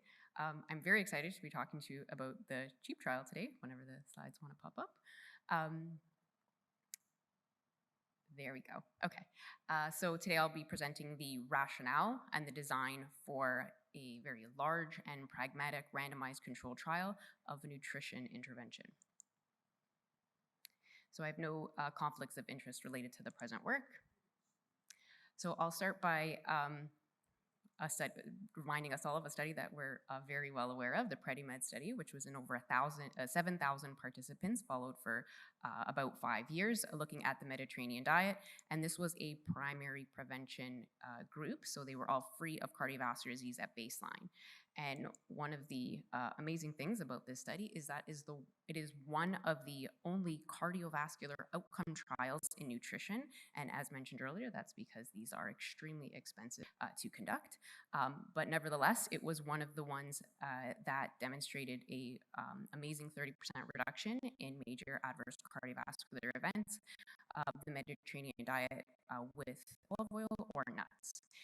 And what this did was really help put dietary As a follow-up to that, there was the CardioPrev trial with 1,000 participants in 7 years, looking at secondary prevention. So they had already had an event, demonstrated similar cardiovascular benefit of the Mediterranean diet. So with the emergence of dietary patterns, are there other similar transculturalizable dietary approaches to cardiovascular disease? So if you may mention, Andrea Glenn yesterday showed us some unpublished but exciting work looking at other dietary patterns that are correlated with the Mediterranean diet, and the one most correlated was the portfolio diet. I don't need to go over the portfolio diet with you, as many of our wonderful trainees have already given you a description of it. Just quickly remind you about is some of the wonderful early work on the portfolio diet, Drs. Jenkins and Kendall, which demonstrated that with metabolic control, so with about a 100% adherence, you get a 30% reduction in LDL cholesterol, which is similar to a first-generation statin drug. And then in subsequent trials, multi-center, using dietary advice, where you have about 46% adherence, you get a clinically significant about 14% reduction in LDL cholesterol. The study also demonstrated that there's a linear relationship between adherence and LDL cholesterol. So we've already seen, but we also conducted a systematic review and meta-analysis, and that further supported the expected LDL cholesterol reduction, demonstrated the benefit across cardiovascular outcomes as well. Risk factors. And then we have cohort studies led by Andrea Glenn, more than with the newer ones she's done, but also demonstrating association between the diet score and cardiovascular events. So with that, there's international recognition for the portfolio diet for cardiovascular risk reduction by health organizations. So now the challenge is we have them in guidelines. How do we get them out of guidelines and into clinical practice? So get them used and used by patients. So we developed with the Canadian Cardiovascular Society, so it's endorsed and supported by them, available. And then we took it a step further and have now more recently developed the portfolio app. And this is also being reviewed and will be supported by the Canadian Cardiovascular Society. So I won't go into the app in detail, but just to highlight that we developed a 25-point score where each of the 5 components are equally weighted. And then on the dashboard of the app, you've got the 5 components, and a user can click on any of the components, get a drop down to get all the foods that they can eat that fit within that category. And it's an easy way for people to just track and follow along with their consumption of portfolio foods, and then it tracks their score. The one other important piece I'll highlight about the app is the communication that we use. So our goal, the target that we tell the users to aim for, is 12 out of 25. So it's only about 50% adherence, again, because of the prior evidence that you can get clinically meaningful benefit. And this is to help them set realistic goals and encourage adherence. So with these tools, we now want to look at the implementation of these tools to help with the uptake and see what the effect would be in the real world. So we were fortunate to get a CIHR grant to run what we have titled the Coronary Heart Effectiveness Assessment of the Portfolio Diet in Primary Care, or CHEAP trial. As you can see here, it is a very large team, and it's grown even since we got the grant as we continue to develop our very transdisciplinary group of experts on committees that range from health services, research, behavior psychology, sex and gender-based analysis and EDI, as well as having a physician advisory committee, a registered dietitian, and a patient advisory committee to make sure that we have the user and stakeholder feedback involved from the beginning and design of the trial and throughout. So this is just a brief overview of the design of the trial. It's a parallel randomized controlled trial where we're looking at the effect of standard of care plus the portfolio diet program compared to standard of care alone in 1,100 adults who are recruited through primary care setting and followed for 7 years. So the primary outcomes The first who achieve a greater than or equal to 8% reduction in LDL or non-HDL cholesterol at 1 year, and with a stepwise gatekeeping procedure, if we achieve that, we then continue to follow the patients or participants for 7 years to then look at major adverse cardiovascular events defined as myocardial infarction, stroke, revascularization, cardiovascular hospitalization, and CV mortality. Of the 1,100 participants we will be recruiting, 70% will have secondary prevention and 30% will have primary prevention, which we're defining as type 2 diabetes, additional risk factor, and all of them will be on a background statin therapy. For recruitment, we're using practice-based research networks. So the benefit of this is that we recruit primary care sites. So we get a site representative from a primary care site. They help us with recruiting the physicians. We then get access through the electronic medical records to the patients of those physicians. We can apply our eligibility criteria, identify those that are eligible, and then the physicians will vet it. And with their approval, we send letters out to invite participants to potentially join the study. We will use block randomized stratified by cardiovascular risk stratum, and then that will be done with the Applied Health Research Center at St. Michael's Hospital. For our data and sample collections, for the primary outcome to ensure that we get it, we are giving all participants a Life Labs requisition. So that's a blood requisition they can fill out at any of their local labs, and that will be for us to guarantee to get the LDL, cholesterol, and other lipid panel. And then for the cardiovascular events, we will use hospitalized administrative data through the AACE. And then for the other outcomes, which I'll show you in the next slide, some of them will come from the Life Labs requisition ICES, and then we'll be sending electronic questionnaires through emails sent through RedCap, which is a secure server through the ARC at St. Michael's Hospital. And then we'll also get some data from the electronic medical records. So these are our outcomes. The primary ones I've already described briefly, and then of the secondary ones, we have adherence, other cardiovascular targets, changes in medication, cost effectiveness, and then other outcomes include incidence and remission of diabetes, metabolic syndrome, incidence of participant satisfaction and quality of life, provider satisfaction, etc. The frequency of our data will be collected at 1, 3, 5, and 7 years. And then we'll also have at 1 and 3 months participants as well as focus groups of our high and low adherence or app users, so we can really understand the successes and the challenges to then be constantly updating and informing the app, so we always have the best tool possible to be supporting the participants.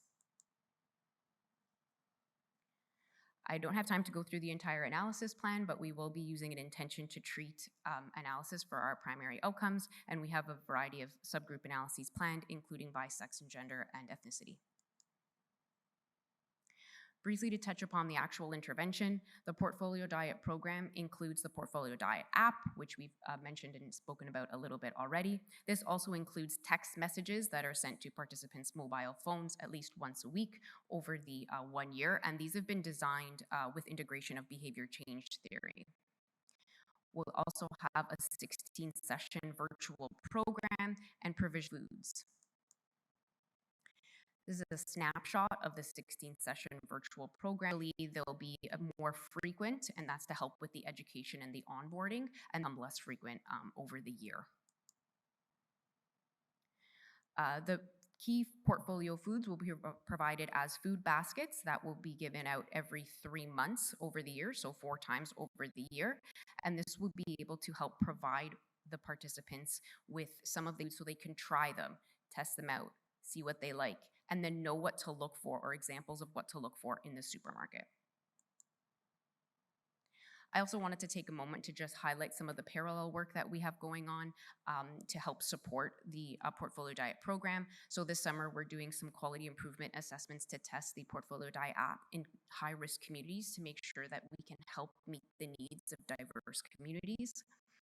And then, as Tori presented, she is doing some genetic analyses as well so that we can look at potentially including personalized DNA-based messaging.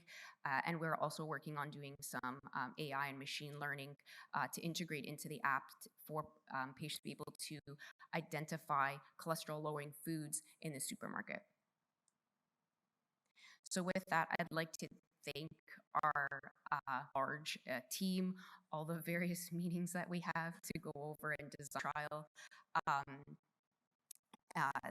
what we've done so far and what we will, and then also to thank all of our trainees for all the wonderful work that they do to get this it is thus far.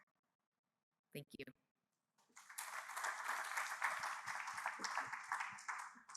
Thank you, Laura. Our next presenter is María Fernández de la Puente Cervera from Spain, who works with Jordi. Maria, please.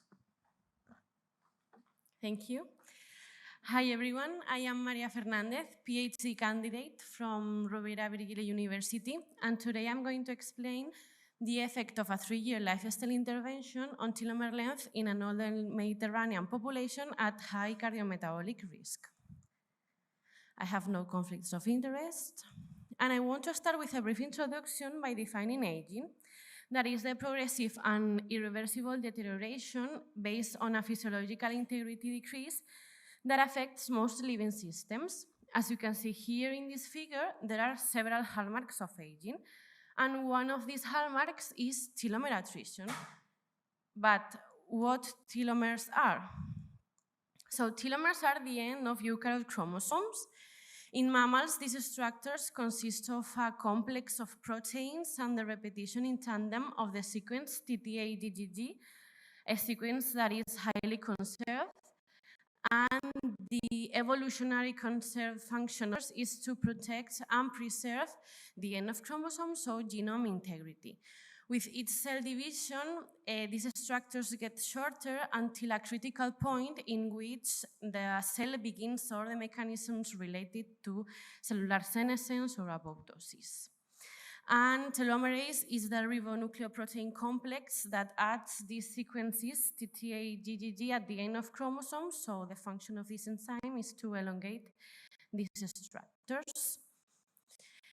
Different approaches in the last years regarding the telomere, the maintenance of the telomere homeostasis. Healthy lifestyle factors have been related to maintenance of telomere length, whereas unhealthy lifestyle factors have been associated with accelerated telomere shortening.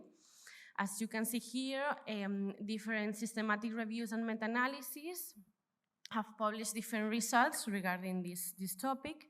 For example, unhealthy habits such as smoking have been associated with accelerated telomere shortening, whereas healthy lifestyle factors such as a healthy dietary pattern has been associated with longer telomeres. In fact, our group published in 2020 a systematic review and meta-analysis with which they demonstrated that high adherence to healthy dietary patterns such as the Mediterranean diet was associated with longer telomeres. So we wonder if a lifestyle intervention consisting of an energy-reduced Mediterranean diet together with physical activity promotion with the aim of weight loss could be a long-term approach in order to prevent telomere shortening as a biomarker of aging. And we took advantage of the PREDIMED Plus study. As all of you know, it's an 8-year parallel group, multi-center randomized controlled trial, which involves 6,874 participants, but for this sub-study, we randomly selected 317 participants. There are 23 Spanish recruiting centers, and here you can see the inclusion criteria. So participants were randomly allocated in 2 intervention groups. On the one hand, the intervention group with this energy-reduced Mediterranean diet and physical activity promotion with behavioral support. And on the other hand, we have the control group with a traditional ad libitum Mediterranean diet. So the main objective of this sub-study from the PREDIMED Plus study was to evaluate the effect of this intervention on telomere length compared to unusual care. And you can see here a part of the flowchart of the selection processing of the participants. So we had 317 women and men from 2 centers, from the 23 centers, from Navarra and Reus nodes, non-smokers with overweight and obesity, and with at least 3 components of the metabolic syndrome. We measured telomere length by a technique, by a qPCR from Buffy-code samples at baseline and after 3 years of follow-up. And we performed ANCOVA models in order to test the differences between intervention groups for telomere length changes and logistic regression models to test the risk for telomere shortening in our population. So moving on to the results section, here you can see the table regarding the baseline characteristics between groups. We didn't observe differences for these characteristics. And after 3 years, and as expected, participants in the intervention group reduced their body weight, body mass index, or waist circumference. Also, participants in the intervention group increased their physical activity, and both groups increased the adherence to a Mediterranean diet. And as you can see in the last column, differences between groups in changes of these parameters were also significant. So moving to the telomere length results. First of all, we didn't observe differences between intervention groups when we analyzed the whole cohort. But since we identify interaction between sex and group of intervention for telomere length changes, here you can see the results. The results for telomere changes stratified by sex and by intervention group. And as you can see, women in the intervention group compared to women in the control group, a result that we didn't observe for men, nor for men, neither for the whole cohort, as I said before.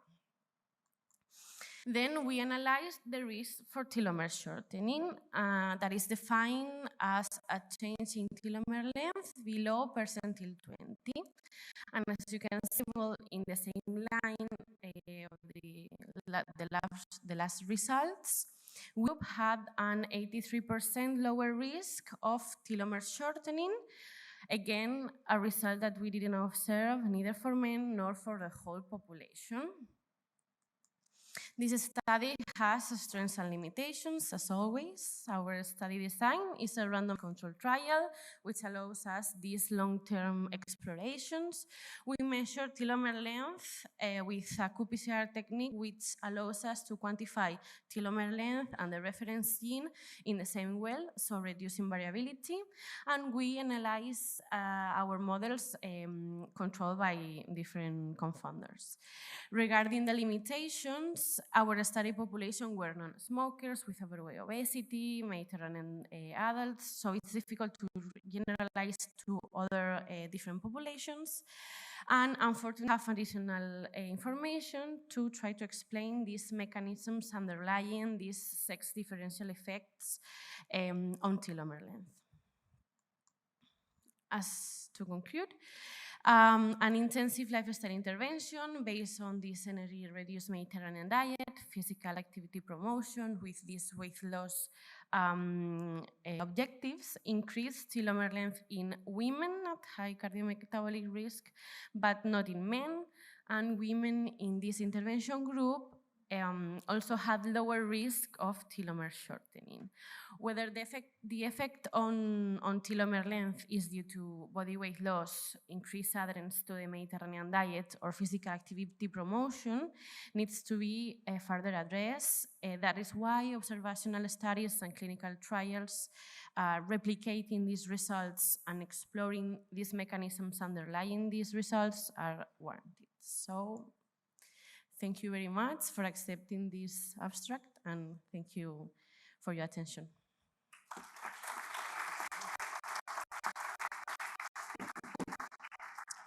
Thank you, Maria, for a very presentation. We have time for some short questions. If we have all the presenters come up to the front, that would be helpful. and the microphones will come down. And for those that have questions, please raise your hands. I see Mike Lean, Tosif Khan, maybe Mike Lean right there. I also see Sabitha, I think. Yeah.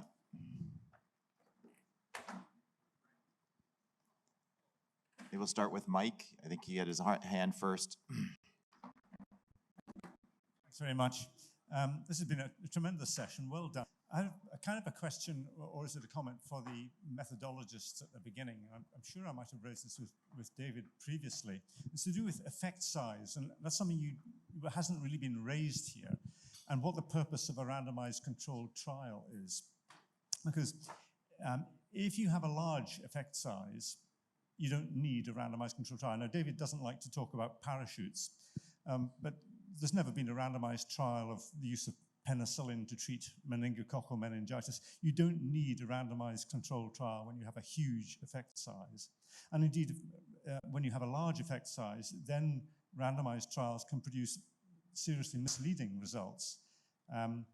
And if the participants are allocated to a randomized to a control group when they can see the result and they want the result, then you're going to get sort of screwed up messages. And this came to light really in analyzing our direct trial, where increasingly it became difficult to retain patients in a control group on conventional control treatment. They can see other patients getting a treatment they want with obvious visible results. And that makes it more difficult to run randomized trials of that kind. And I just wondered whether you could sort of evaluate this effect size issue and tell us about, how do we go about this? There are other trials where we have effect sizes which in the randomized trials are very impressive, but in real life, of course, they don't work. Orlistat randomized trials, massive effect size, put it into real life, and most of us would agree it really doesn't work very much.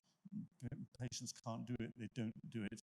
And we can be misled in both. In general, observational trials tend to give more optimistic results, and then the randomized trials are modifying that and bringing us back to earth. But you can get exactly the opposite results. And I'm just going back into the issue that sometimes well-conducted observational trials can give us more useful answers for real life.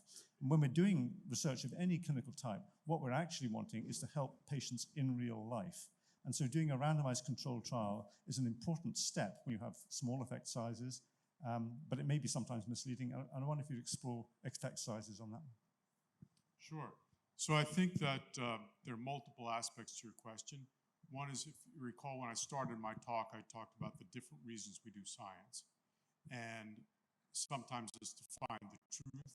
Sometimes it's to be able to implement actions.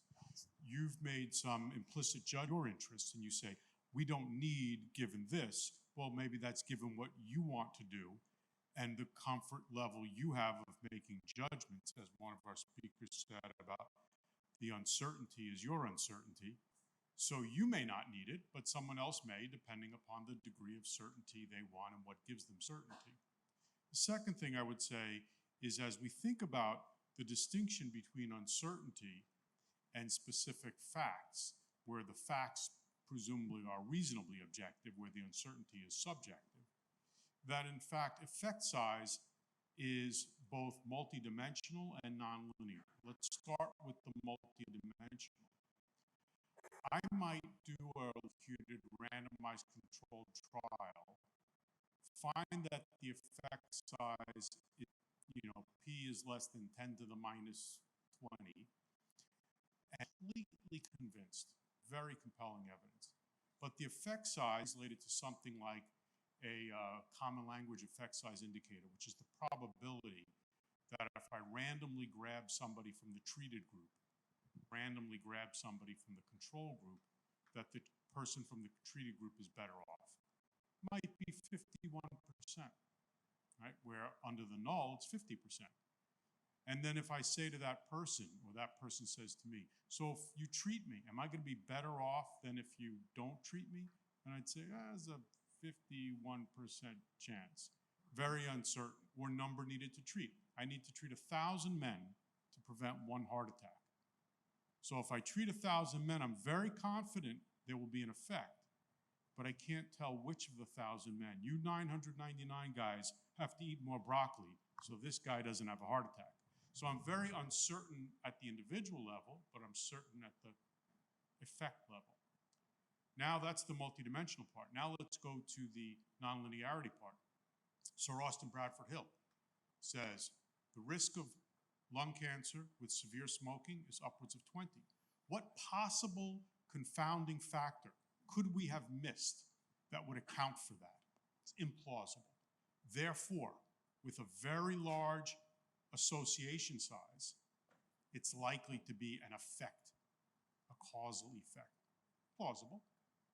Now, let's go to 21st century, late 21st century, Columbia University professors find that those people who are gay and report being stigmatized by it live 12 years less long as people who are gay and not stigmatized by it. That's bigger than the effect of smoking. Really? It's implausible. It's too big.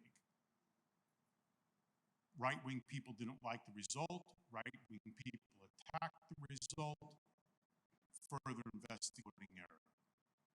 Okay, paper retracted. Too big. Is a big effect size more plausible or less plausible? Add one point, I think we should distinguish between effect size at the individual level, effect size at population level. So most of the public health measures have pretty moderate effect size at the individual level, but at the population level, it can have a huge effect. That's what, I mean, the population distribution shift. So if you shift blood cholesterol by only 3 or 4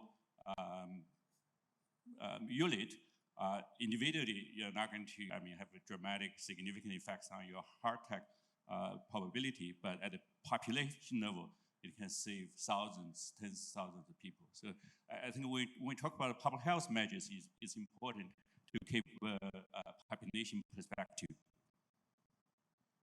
Annie, then Sabitha, and then I had also Jordy, then Tosif. I'm not sure, and we'll maybe try to get to Annette and David. We got a lot of hands, but let's go, Jenny. Maybe short questions, short answers if we can, just so we can involve more people. Thank you. Okay, so Jenny Brown Miller, University of Sydney. With all due respect for the pair and all the research we do, I am really concerned about what we're measuring in nutrition at the moment. I'm worried that we've got the wrong outcomes. I'm worried that we study outcomes in older people. I'm concerned that we ignore the people in our population, which is young women who can get pregnant at any given time, and % of pregnancies are unplanned. And yet, dietary recommendations, we treat them as something special that they can go and take a supplement. Yet our food supply should cover all the needs, because they are incubating the next generation. And the next generation, they need to be healthy, happy people. So if you don't give them enough red meat in pregnant women, then their brain and all their organs are affected. And at the moment, we have a rate of infertility and IVF and anxiety and depression. So why aren't we looking at these factors? Why does cardiovascular disease and type 2 diabetes, I know this is a conference on diabetes, but really, studies in pregnancy can be done in 9 months. You've got an outcome in 9 months. You can do these studies, and they should be done and must be done. We're the most important component of the population. I'm sorry. Short question, short answer, please. Sorry, go ahead, Jeff. Yeah, of course. Yeah. Let me just address that. This is the purpose of process. This is the reason why you do an environmental scan at the beginning to identify the relevant pragmatic questions, and this is why you have PICO. The PICO actually codifies it for the specificity. One of the problems for these guidelines are, first, that they just start with, I want to do a guideline, without any consideration for the pragmatic impact and the clinical relevance. And the second is the generalized trajectory or target. We're going to do all of cardiovascular disease or all of diabetes rather than a focused problem. So if PICO questions are incorporated in the methodology correctly, and if the environmental scan part of the process is incorporated correctly, then your issue would be, and that's one population, one problem that you're concerned. Somebody else may have a different population or a different intervention or a different time period or outcome, and that's the purpose of having credentialed experts to decide where the priorities are for a particular group. I think the issue is we're overly ambitious with these guidelines. Just to add to that, I don't think this is an issue that's unique to this field necessarily. We have a lot of evidence from many other health fields where marginalized communities or women or people of color are systematically excluded from research, and the topics that are selected are not of importance to them. Again, I'd like to emphasize the importance of considering public values and preferences in research. And again, one of the ways that we can do that is prioritizing the questions that we actually choose to address and invest money in addressing. Can we go to Sabitha now, if that's okay? Okay, yes, yeah, thank you. My question is quite short, actually, and more practical to Dena and Frank with the grading systems, because I find myself that authors are not always reporting, the items which you want to grade, and then how to deal with that. Is there a way to deal with that, or do you say we should stratify? Because I usually find myself not having a very wide variation also in the grading. So how do you tackle that? Sure. I don't know if I'm understanding your question correctly, but is that you're not observing variation in the levels assigned to the evidence? Yeah, so I think that's also one of the potential limitations of the grade approach, and I was going to incorporate this in. I think there is a potential good argument that grade may not differentiate between differing levels of certainty evidence potentially. So we can't differentiate between something that may be, done better than something else, but they may all just be grouped into low certainty evidence. Now, grade guidance does suggest that we treat the ratings as spectrum. Unfortunately, that's not done in the tables that we create, but that's a way to think about it that could potentially circumvent this. Rating something as low to moderate, moderate to high, or marking it even on a visual analog scale, I find pretty helpful. Yeah, I think your group can do more training for people who are doing meta-analysis, who want to use grade to evaluate nutrition evidence or lifestyle evidence or environmental evidence, because for RCTs, especially drug trials, pretty straightforward. I know, I want to talk to her. Okay, all right. And then I think you should create a manual that would combine the Robbins 1 with grade specifically for nutrition, lifestyle, environmental exposures. Because when people use the grade, it's all over the place. I mean, for the same study, some people read high, some people read moderate, some people read low. Actually, nutrient grade is more consistent than grade in terms of assigning the certainty. So it would be great to create a manual for that. Absolutely. Even me as a trainee, when I was initially approaching it, it was much too complex for me. So I think having the information in one place and maybe having field-specific guidance would also be useful. Okay, Jordi, yes, go ahead. Short question, short answer, if we can, please. My name is Jordi Salas Salvador. I'm principal investigator of PREDIMED and member of the steering committee, and also the coordinator of the PREDIMED Plus study. So I think it's important to, it's not completely fairly to assert that after the republication of our trial, only we can talk about association. So I suppose that I will have time in order to convince you after, but we have had only small errors in the randomization that you know. I suppose that you have read all the papers that we have republished, and we have taken into account this using several statistical analyze this using propensities of the clusters that we have had, etc.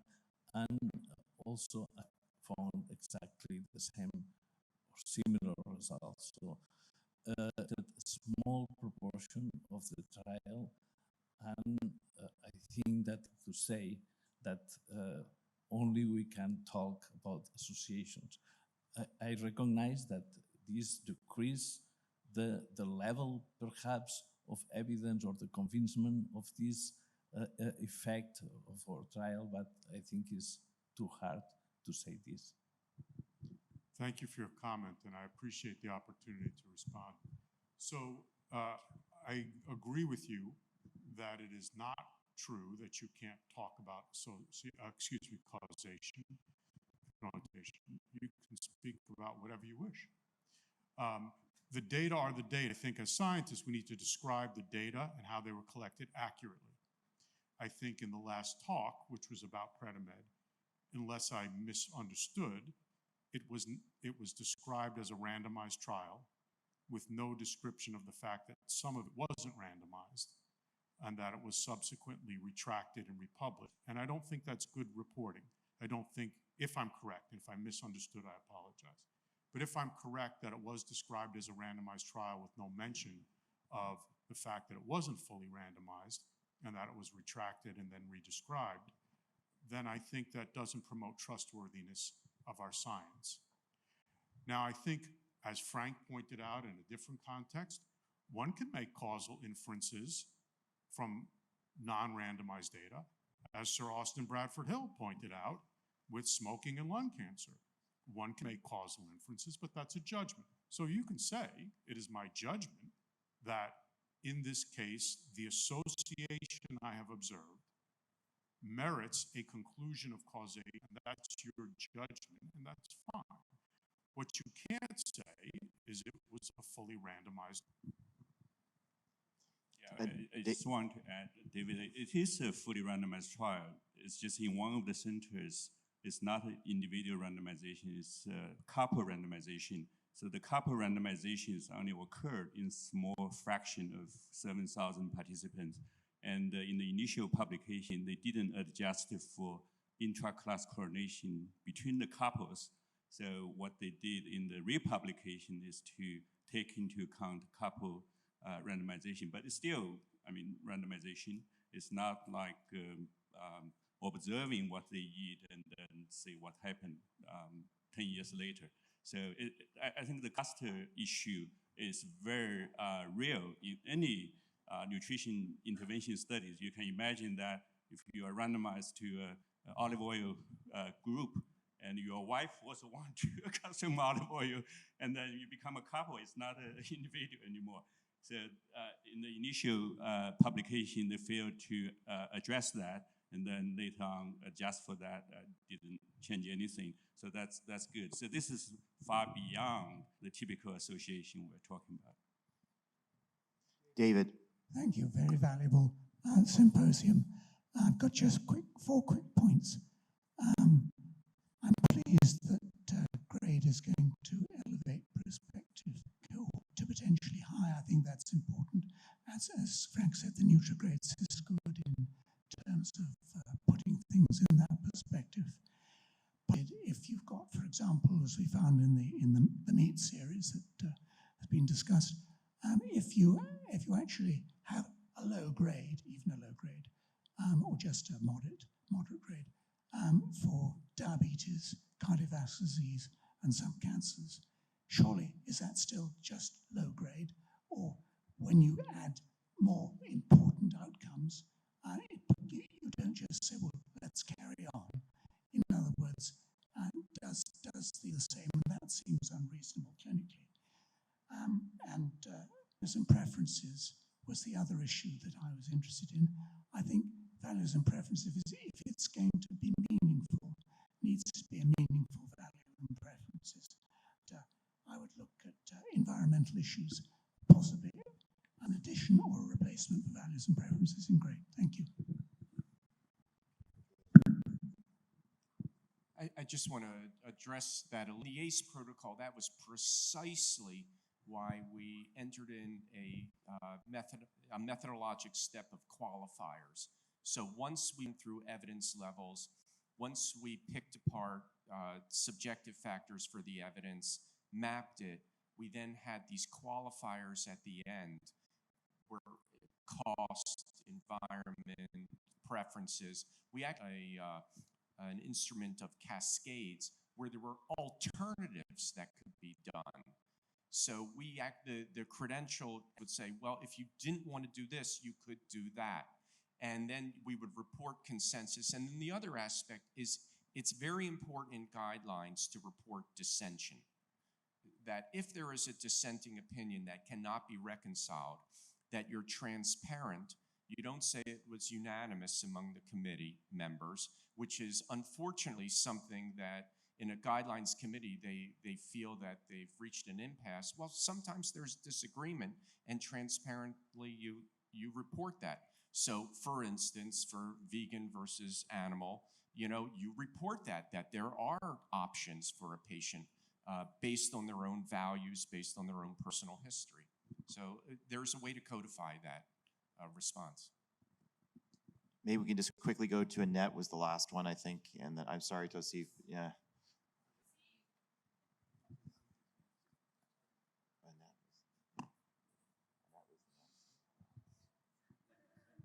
I thought I wasn't allowed to ask that question.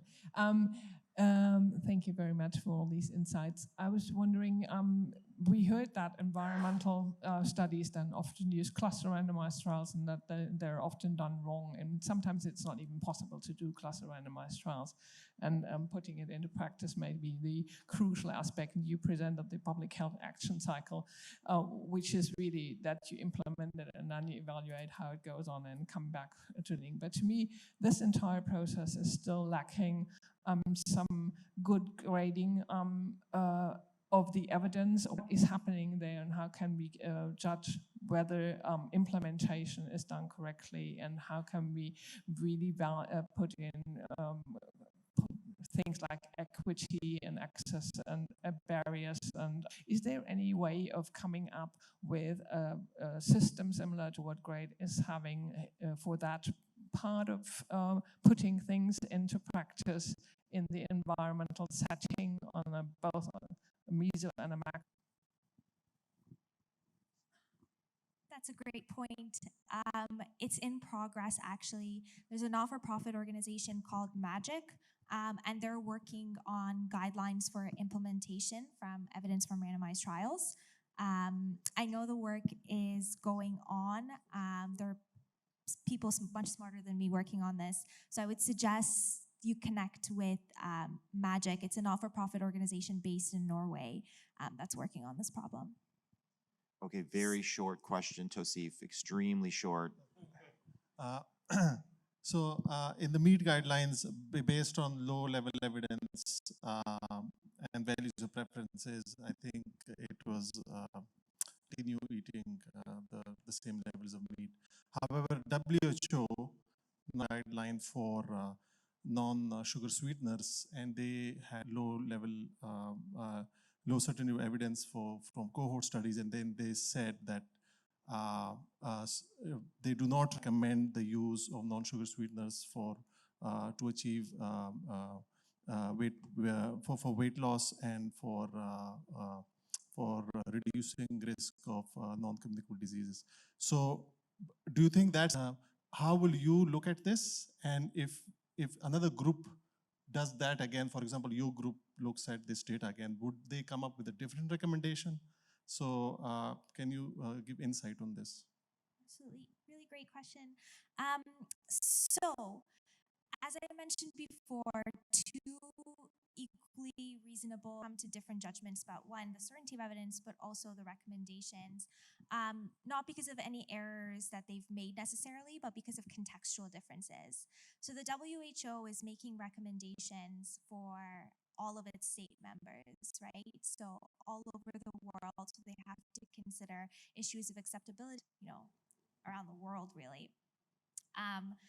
Whereas when we were, making the Meat guidelines, we were considering American, Western European perspective. So I think that could potentially explain the different recommendations despite, similar certainty of evidence. As well, the WHO recommendations are meant to be adopted by the member states subsequently. So it's not just WHO makes a recommendation and it applies across the board.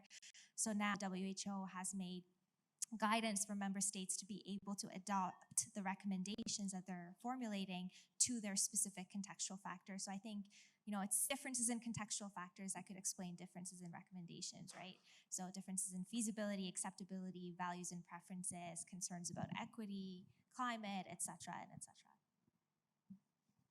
I hope that helps. I think we'll have to end it there. This has been a fantastic session. Great presentations. Let's thank our speakers one more time, please. We have time for a quick lunch. We'll extend it slightly, and we'll reconvene at 10 minutes after 2.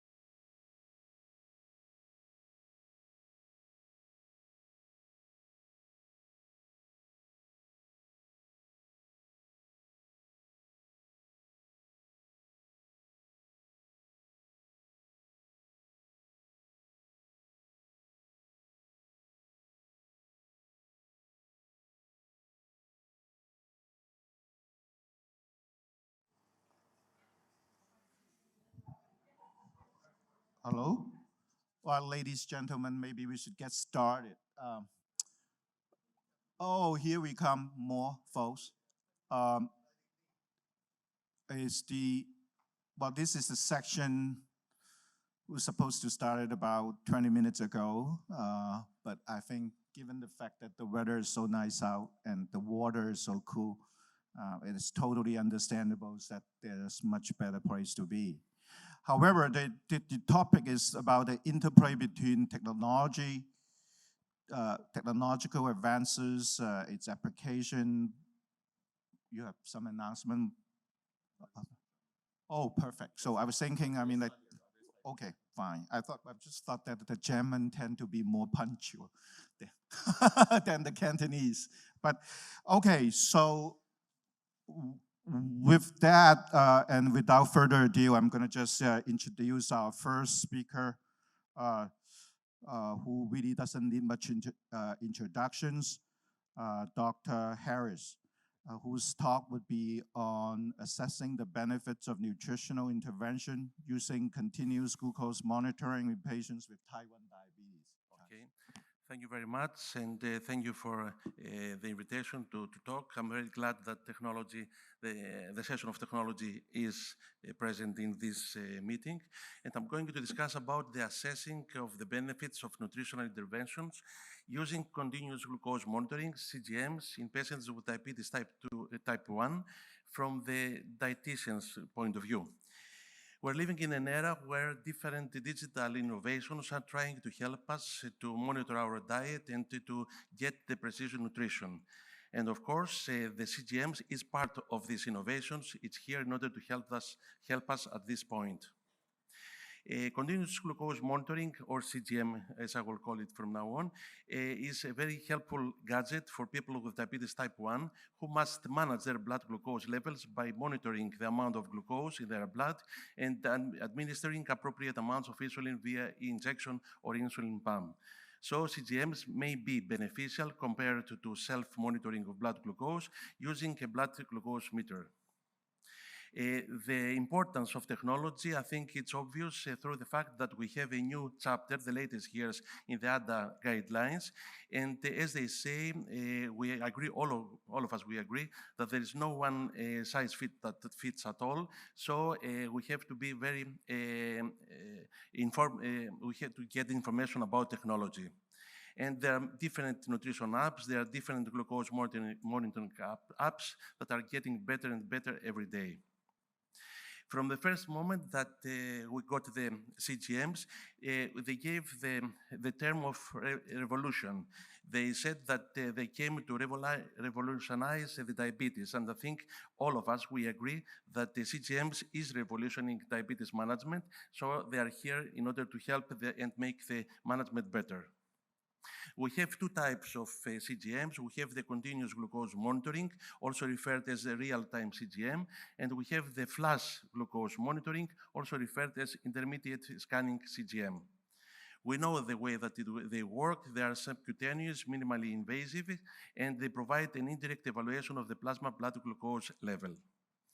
They have a small sensor, a small needle-shaped electrode that is inserted through the skin in order to come into contact with the interstitial fluid. And here is a scheme that shows the whole process, which is easy and every patient can do it to himself.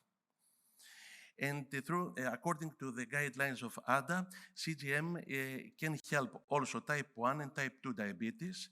And as we see here in the common publication from ADA and the ESD, all the people with type 1 diabetes should have their CGM, even if they have not a good glycemic control, even in the case that they have a good blood glucose. This is the reason that the use of glucose monitoring in children, especially, and young adults with diabetes type 1 nearly doubled from 2017 to 2020. And as we said, they have an important role in the assessing the efficacy and safety in the treatment of diabetes type 1 and type 2. And although, first of all, we know that they improve glycemic management, they contribute to the management of hypoglycemia, they play a crucial role in the better dietary therapy. That's why it's considered nowadays as the standard for glucose monitoring in adults with diabetes type 1. And of course, the choice of device, there are many devices from different brands, but the choice of device should be based on individual preferences and needs, as well as which devices are available in each country. ISPAD, which is the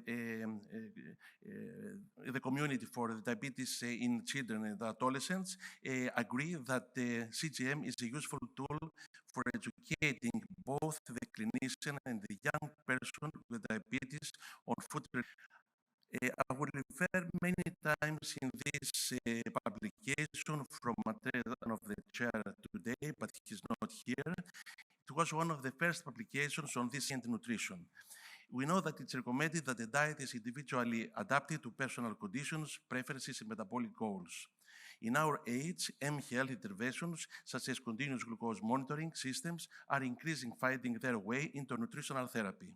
And the glucose profile that we take, and we'll see a picture afterwards, is a structural and graphical compilation of the CGM data obtained, and this can be also used to support dietary adjustment. This is one of the reports that we take from CGM. It's full of new information that it's very helpful for the dietary, but also for the glycemic administration and the management of diabetes person. And mainly the time in range, the time below range, and the glucose variability are nowadays very important figures that we take into account. And these are some of the use of CGM with diet, and this shows that there is a strong relationship between these two. So, again, with from the same publication of Andrei Fiber and his team, we know that select blood glucose measurements have already shown the influence of food on post-blood level. And currently, glucose monitoring systems are becoming more and more providing insights into glucose curves after eating meals.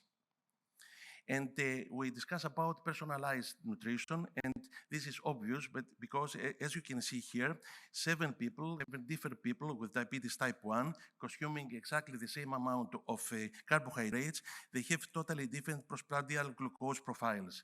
So the CGM is very important in order to have this personalized nutrition approach. What we can do with the CGM? First of all, we can choose what type of food we have in our diet. Here is a comparison of white rice, brown rice, and parboiled rice, and seeing the effect of the postprandial glucose. People change their diet using the parboiled, as they've seen that the postprandial glucose was better. Another case where there was a comparison of brown rice, white rice, and legumes, and also in this case, people decided to choose the lower glycemic index food. So it's CGM is an instrument in order to help us to measure the GI of the foods, and also can also potentially be used in order to educate the diabetic person in order to make the better food choices. It can help us also to make a better distribution of the carbohydrates in our diet. This is a case where CGMs was used in women with gestational diabetes, and with the use of CGM, we got different results, and the conclusion was that a diet with a high carbohydrate intake in the morning seemed to result in a higher glycemic variability, but with a lower morning glucose and fast glucose, and also that CGM can help us to quantify glycemic variability, glucose control, and their interaction. Apart from carbohydrates, we know that nowadays we take care of also protein and fat in our diet, and all the publications from ADA and from other societies agree to that. And there are different publications that they are trying to give us the way in order to treat, in order to cover fat and protein in our diet. This is one of the most common algorithm that is agreed at the moment, but still this algorithm is not in the official guidelines. But CGMs can help us in order to see the effect of fat and protein in our diet, and in order to help the people to distribute these macronutrients in their diet. So it's not a reactionary device, a CGM, but mainly it can help us, it can be a prevention tool because it can adjust to the lifestyle changes, it can help to the weight and potentially to decrease overall use of insulin and other medications. So in which field this CGM, it can help us in order to know when to eat. Here you can see a graph where the time is very crucial in order to change the postprandial glucose. Of course, so having the CGM, we can choose what time to eat what. Secondly, it can help us to have a better meal sequence. Here you can see with a different sequence between carbohydrate food and protein food, we take a totally different postprandial glucose. And something like this, you can see it here. In this case, with the green line, you can see that when we have the salad in front and then we have the carbohydrates, the blood glucose have a better postprandial glucose level than the other order, having the carbohydrates in front and then the salad. Of course, it can show us that the same foods in different people give totally the result. And of course, it can help us in order to see how the glycemic index in the whole day plan can help us in order to have a better control. What we want to gain from all this process is, of course, to have a better glucose variability, and CGM is the only way to have these results.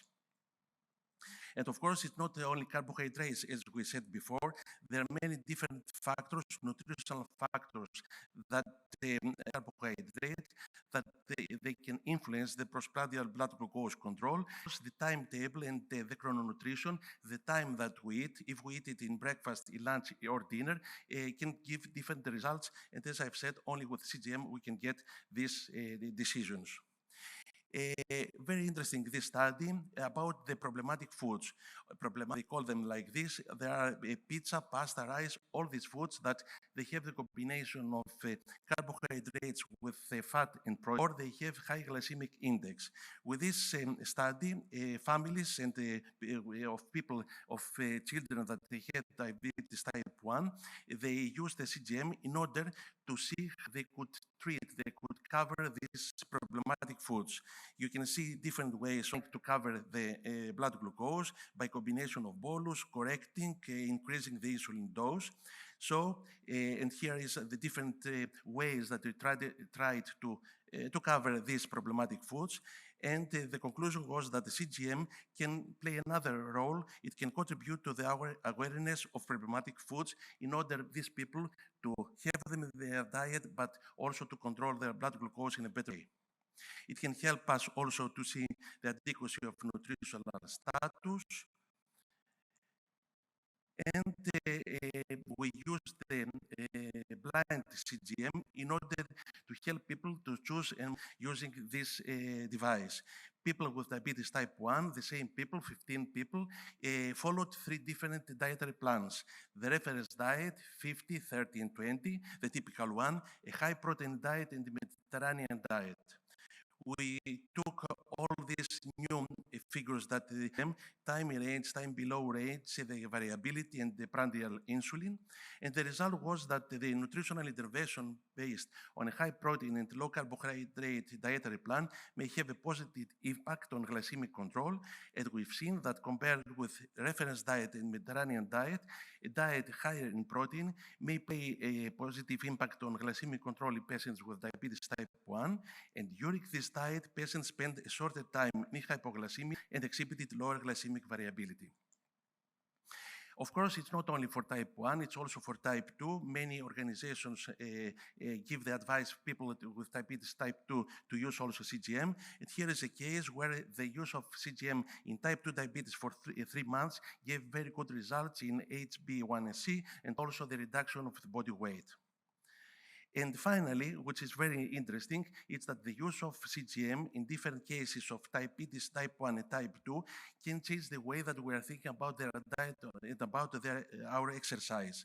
According to getting the graph from the results in the AGP of the CGM, we've seen here that from the people that took part this study, 90% of continuous glucose monitoring users felt that this use contributed to a healthier lifestyle.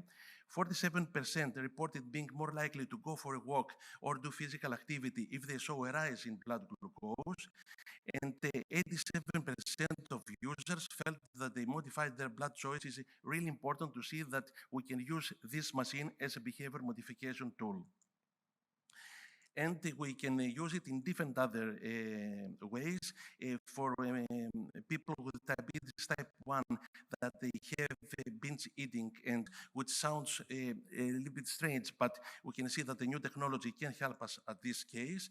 And this is, I think, very clear that in cases that we have eating disorders, the new technology can help us and can help the education of the diabetic person in order to avoid overeating. Here are some graphs that if we have information from the diet and if we get the AGP, it's obvious that we can see why we have the ups and the downs, why we have the peaks and the hypoglycemias, and by this way we can change the dietary plan to the person in order to increase patient. And finally, of course, the CGM is the roles that the dietitian can play in the management, better management of diabetes. Here you can see that the technology makes the dietitian as a very useful part of the team, and we have many things to do: the administration of the bolus insulin, to count the carbohydrates, to establish routines, many things, and CGMs are really important for that. And I will close the CGM in exercise and the role that they can play.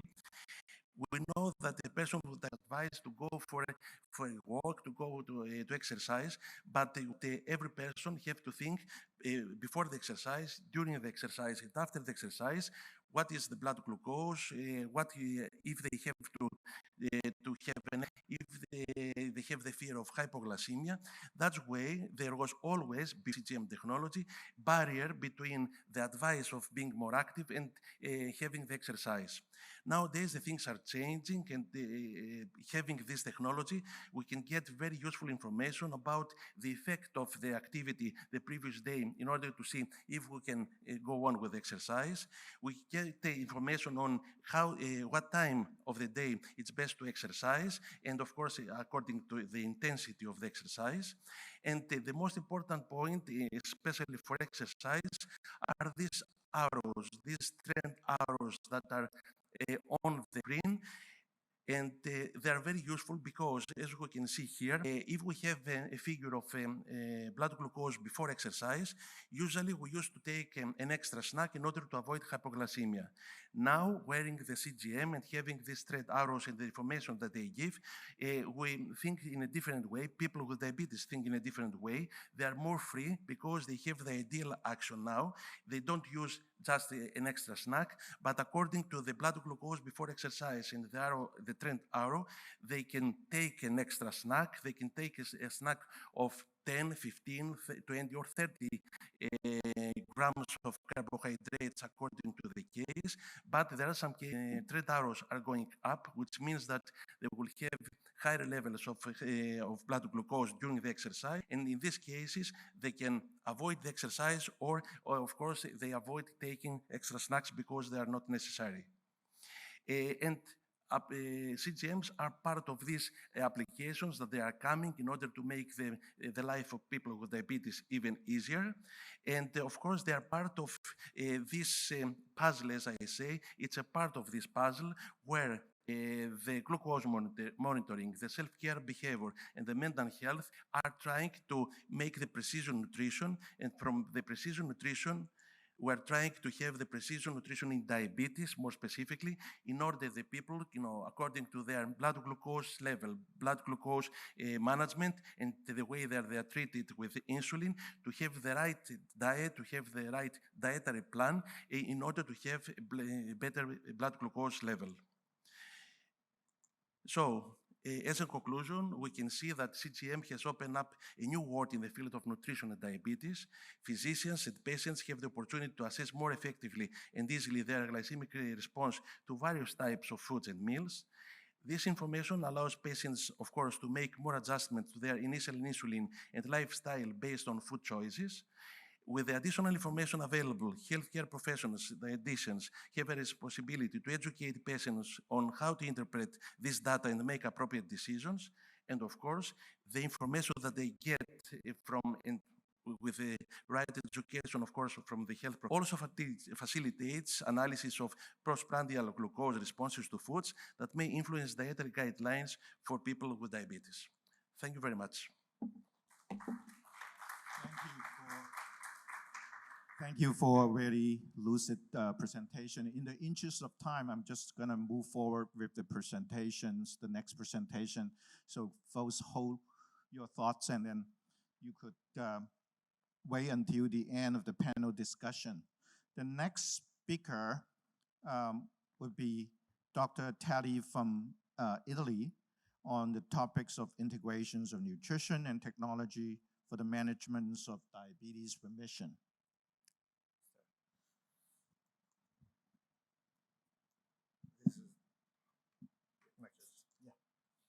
This is my presentation. I had to change the list of the items to be more clear. So I will start with remission.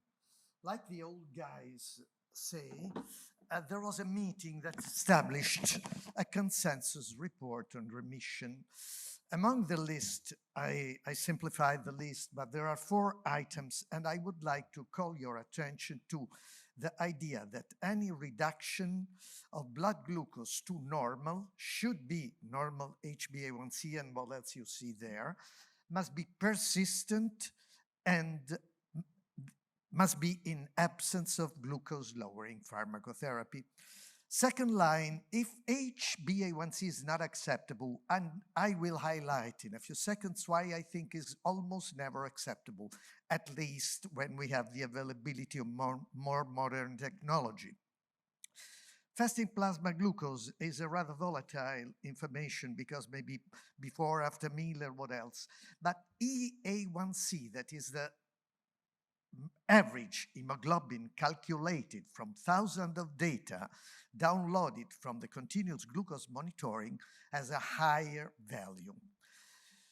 And furthermore, I would like to highlight that there are a lot of conditions that we often overlook when HbA1c is not absolutely reliable. So if you want, and furthermore, any change of glycemia must be absorbed and equalized in the HbA1c in a long time span, which means that if you want to catch the window of starting your remission and ending your remission and also following it in time, you cannot rely on HbA1c, which in my opinion is not anymore a reliable marker. Of course, HbA1c was a very welcome addition to our armamentarium, and those who, like me, know what we had before are still very grateful. But now we are in a new era. Reversal of type 2 diabetes, is it worthwhile? Look at this slide. You have a sudden change, almost sudden change in fasting plasma glucose, a rather sudden change in hepatic glucose production. So insulin sensitivity in the liver, and first phase insulin resistance a little bit delayed. I would like to highlight that it was made with, this study was made with a liquid formula diet. Professor Mechanick told you a lot about this morning, that I will add some slides in the end of this presentation. What is interesting is that a hepatic insulin sensitivity was reduced, not peripheral, which is somewhat unusual. I didn't expect it. Is remission worthwhile? Yes, because we also have an economic advantage, furthermore, more than a clinical one. As you can see there, there's a reduction in the cost of the medications, a consistent reduction. And this work was made when we had cheaper drugs, was made used. Now, with the advent of the new drugs, the cost is, in the real world, the cost of the formula diet, you see low energy formula diet, is charged on the patient who subtracts it from his daily budget. So there is a double advantage on the side of the patient, biologic and economic, and on the side of the society. Furthermore, and as you can see in the left side of this slide, the even cost is at 5.5 years. The break-even point is at 5.5 years, when then the state starts gaining, reducing costs, which is more relevant in our national health system, not in the US, of course. Furthermore, this is an added advantage because people do have a sense of well-being and improved quality of life. Furthermore, one more point is that we have a reduction, an important effect on metabolic memory. You know that metabolic memory starts from the DCCT study, when they used to treat patients with intensive therapy and normal therapy. And they had an advantage in the following years when the treatment was stopped. So this improvement started when the populations were divided into two groups, persisted in the following years. This happens also with the intervention of remission.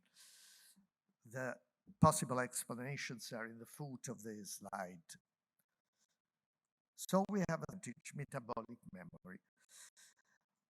How, when can we equalize the function of B cells? Almost soon, as you see, responders had an almost immediate response in insulin secretion that persisted over time. Sensitivity was not so immediate, but they had it. So we must expect a good metabolic memory. What does the new technology of continuous glucose monitoring offer us? You can see the list. That in the second line, you can see the indexes. The indexes are those who pinpoint the glucose variability in itself and the time in range. Most well known, more easily used. You have only to look at the percentage, but both have value because they show us. Furthermore, one important point is that this overcomes the role of HbA1c and shows us how HbA1c may be fallacious. For example, if you take an HbA1c given to you from the lab, actually this corresponds to a calculated HbA1c from thousands of data coming from the continuous glucose monitoring, widely divergent. For example, 7% HbA1c coming from the lab may correspond to 128 or 190 milligrams DL, average blood glucose. This makes a huge difference. You see the others down. 8% means 155 to 218. So we have another opportunity. At least sometimes in the year, for type 2, we have to use glucose monitoring if we want to have a good idea of what is happening. And there are two equations depicted there in the upper panel that show you how to change the data coming from the blood glucose monitors into the average HbA1c that you can compare with the one coming from the lab. You can make a lot of inductions from this. Do we have any proof that glucose variability has a role in cardiovascular disease? Yes, we have. This is an in vitro study made from Antonio Ciriello, an Italian. Intermittent high glucose enhances the death of human umbilical valve endothelial cells. You see in the left panel, the brown column, you have cells exposed to 5 millimoles of glucose. Then in the middle, very brown, you have 20 millimoles of glucose, but in the third, the rate of death of the umbilical cells is much higher, and they were exposed to alternating concentrations of 5 to 20. So we have an in vitro proof that this leads to the death of human umbilical cells. Which are the mechanisms? I depicted there in the slide, and I don't think I have time to go through that. Furthermore, glycemic variations in and cardiovascular disease in the Veterans Affairs Diabetes Trial. You can see in the right that during intensive therapy, there was a dramatic incidence of cardiovascular disease in those treated with an intensive therapy and a greater fasting blood glucose variability. Irrespective of the fact that this proves once more that glucose variability is dangerous, there's something curious in this. In this study, made on veterans that were mostly males, there were no women, and those were excluded from the calculations. While in the Accord study, where the women were almost 50%, the HbA1c was a valuable tool for glucose variability, which probably means that there is a gender difference. But as you know, this has not been studied at length enough. So there may be something different. This is a Verona diabetes study made 30 years ago, started 30 years ago, still continuing, and you can see that the higher is the glucose variability, the most frequent is the rate of the most reduced is the rate of survival, which means that 18.7 glucose variability, fasting glucose variability, there is a survival of only 6.6%, 60%, in other words. This is a meta-analysis that still proves glucose variability can influence intima media thickness. So I have in vitro proofs that glucose variability is dangerous, and we have this information from the indexes, the standard variation of the glucose, or whatever else you want, not from time in range. Time in range has a role, and we must use both these informations. Time in range and all-cause cardiovascular mortality. You can see how at increasing time in range, there is lesser mortality. Lower time in range, higher rate of cardiovascular death. This is a prospective cohort study. Furthermore, we have also some more information. Flash glucose monitoring and continuous glucose monitoring improves the well-being and the satisfaction of the patient who learn from this experience how to eat their meals. One more disease, retinopathy, increases with lower time in range. So we have two categories of information from glucose monitoring.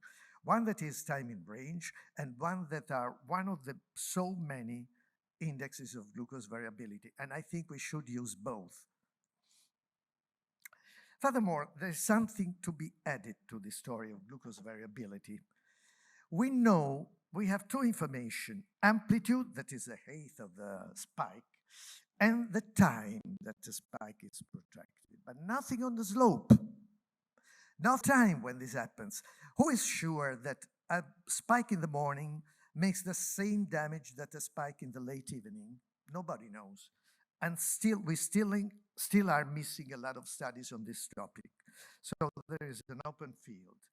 We know, however, that this is an uncharted territory, and we must sail it as soon as possible, because there's a lot to know. Probably a good solution may be the Poincaré plot. You see in the bottom, mutuated from mathematics, and may be very useful. We made times ago a study. Now, going to the third point of my presentation, how cure it. Diabetic population often have some nutrition deficiency. This, we studied a population of diabetics versus a normal population, decompensated diabetics. And we discovered that the body cell mass of the diabetics was much less than the one of the others. So the lean body mass is reduced. This probably means a lot of nutritional deficiencies. We can't use any formula with these patients like we use when you want loss of weight, but this is a particular population. And you see that the postprandial rising blood glucose concentration, both in long-term studies and in short-term studies, and with the peak blood pressure meta-analysis of these studies, all favors diabetic-specific formulae. Professor Mechanick, times ago, is the author, and he mentioned this, and I'm proud to mention this because he called me to cooperate, created the transcultural algorithm formula in diabetic patients that I must insist are not the same as, and as you can see, there is a very clear indication in the high-risk patients, you do whatever you have to do, counseling, physical activity, weight loss, whatever else, and you have to use this formula once or twice or thrice per day, according to the wealth of the population, to the availability of the product, and whatever else. And this is important. So my conclusions are, is there adequate evidence that remission is worthwhile? Yes, I think there is enough, both on economic, on physiological, on clinical sides. Furthermore, the metabolic memory effect, the protraction of the good effect in the years follow when you are stopped the intervention. Glucose variability is relevant, of course is, and glucose variability is a welcome addition to our armamentarium from the new continuous glucose monitoring tools that give us thousands of data on which to build variability indexes and time in range, both useful, both connected to to cardiovascular disease, and both useful to avoid a dangerous hypoglycemia for type 1 diabetics, fortunately not in type 2, with the new drugs. The liquid formula diets are the mainstays of our therapy.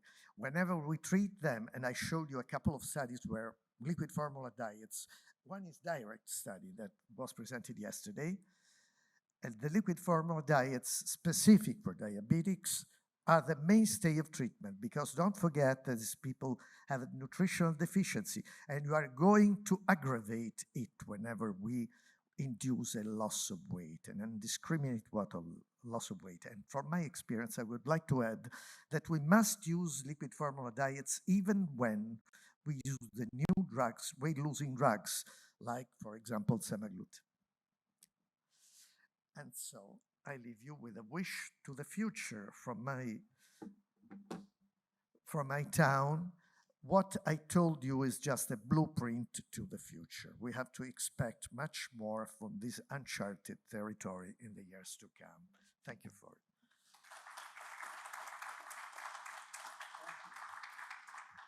So the next speaker.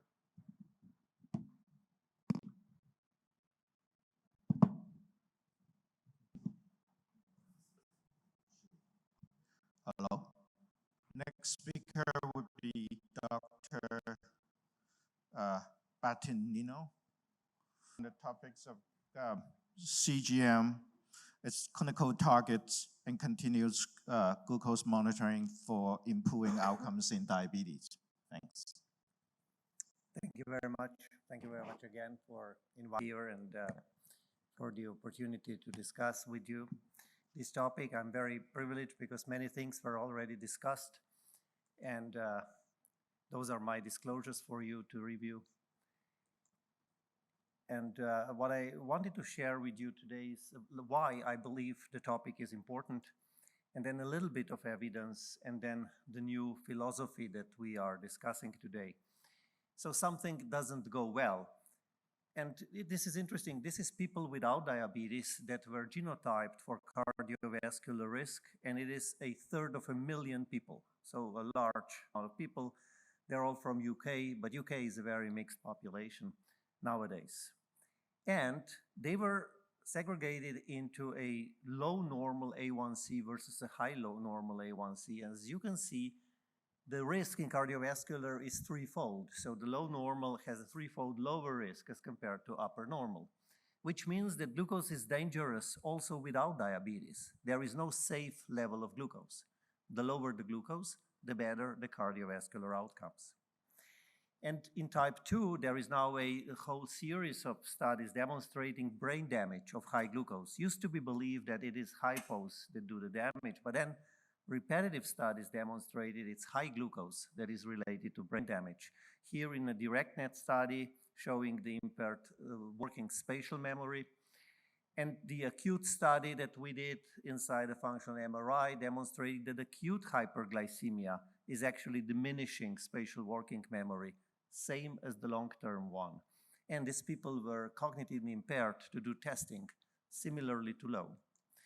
And this prospective study published in Nature that randomized people to closed loop or non-closed loop, and again, those with higher time in range on closed loop, better, again, spatial working memory seems to be an important area that is damaged by glucose. And this is also true for type 2 diabetes. This study shows cognitive decline in older people longitudinally, and it is related again to hyperglycemia, to high glucose. Here you see that again, the visuospatial function, so the spatial working memory again, is the most obviously impaired, interestingly. So seems to be not diabetes related, but sugar related, not age related because it's in young and in very old, but sugar related. So glucose is dangerous. This is a registry study. The largest we have in type 2 comes from Sweden, and they showed not only that Alzheimer is not, because it's a separate disease, but vascular and non-vascular dementia is related to diabetes, but also that the higher the mean glucose expressed by A1C here, the higher the risk. And this is corroborated in many studies published this year. This one is atrophy and cognitive decline together, clearly linked to elevated glucose. And the suggestion is that maintaining ideal glucose levels in diabetes will prevent cognitive decline. And another one showing exactness, and again, the working memory that is impaired, again, type 2 diabetes. The study comes from Japan, clearly demonstrating that high glucose is dangerous. Finally, the latest publication comes from 2 weeks ago, and this is an American study, the ARIC study, a famous follow-up. And please note that here even pre-diabetes in combination of early diabetes is a huge risk factor for dementia. When you put this into numbers, here you see that if you have pre-diabetes with a diabetes onset at age below 60, your well-controlled risk, which means it's controlled even from ApoE genotype for smoking, alcohol, whatever you wish in a cardio or brain outcome, the risk is threefold as high. So glucose is dangerous. We also know the mechanism. It looks like it is a study from liquor. That is basically the way that glucose inflicts damage to the brain. So please, the first message, if you don't mind, elevated glucose is harmful in any way. And the message linked to it is the legacy effect, the memory that was so eloquently discussed by our previous speaker. And John Lakeen and David Nathan, the original authors of this ECT, and if a person with diabetes A has an initial A1C of 7 followed by an A1C of 9 for the next 10 years, and the other is vice versa, the same average glucose control over 20 years, yet The first one has a 33% reduction in the risk for for cardiovascular and a 50% reduction of risk for the renal, which of course actually tells us that there is no time to wait, that immediate action is important. This is true that since we discussed CGM, immediate introduction in CGM in this study coming from Stanford has a long-lasting effect over 7 years, showing that early introduction of CGM actually may do exactly what we want from the DCCT trial. And the difference in this particular study, well, it's US, it's a little bit different than Europe, but here the difference is a striking 2.2% in A1C. Same holds for type 2 diabetes. UKPDS was mentioned. Initial good control linked to microvascular myocardial infarction, as well as death from any cause, all significant. So early intervention is crucial. You may say this is old data, so here is new data from 2019, exactly the same. So this is diabetes and aging study, a large cohort. Those that had initial control did considerably better with cardiovascular outcomes. And the trouble is that this inertia is significant. So if you look at the praxis nowadays, you see that basically it takes months to years before people with type 2 diabetes and treatment, particularly now when we have a large array of treatments that work. Remission was mentioned already, and the point is that currently the remission with this consensus is defined as normal glycemia without any medication. Just imagine that our colleagues from cancer would consider remission without any medication. It's normal for having cancer and using drugs to maintain your remission.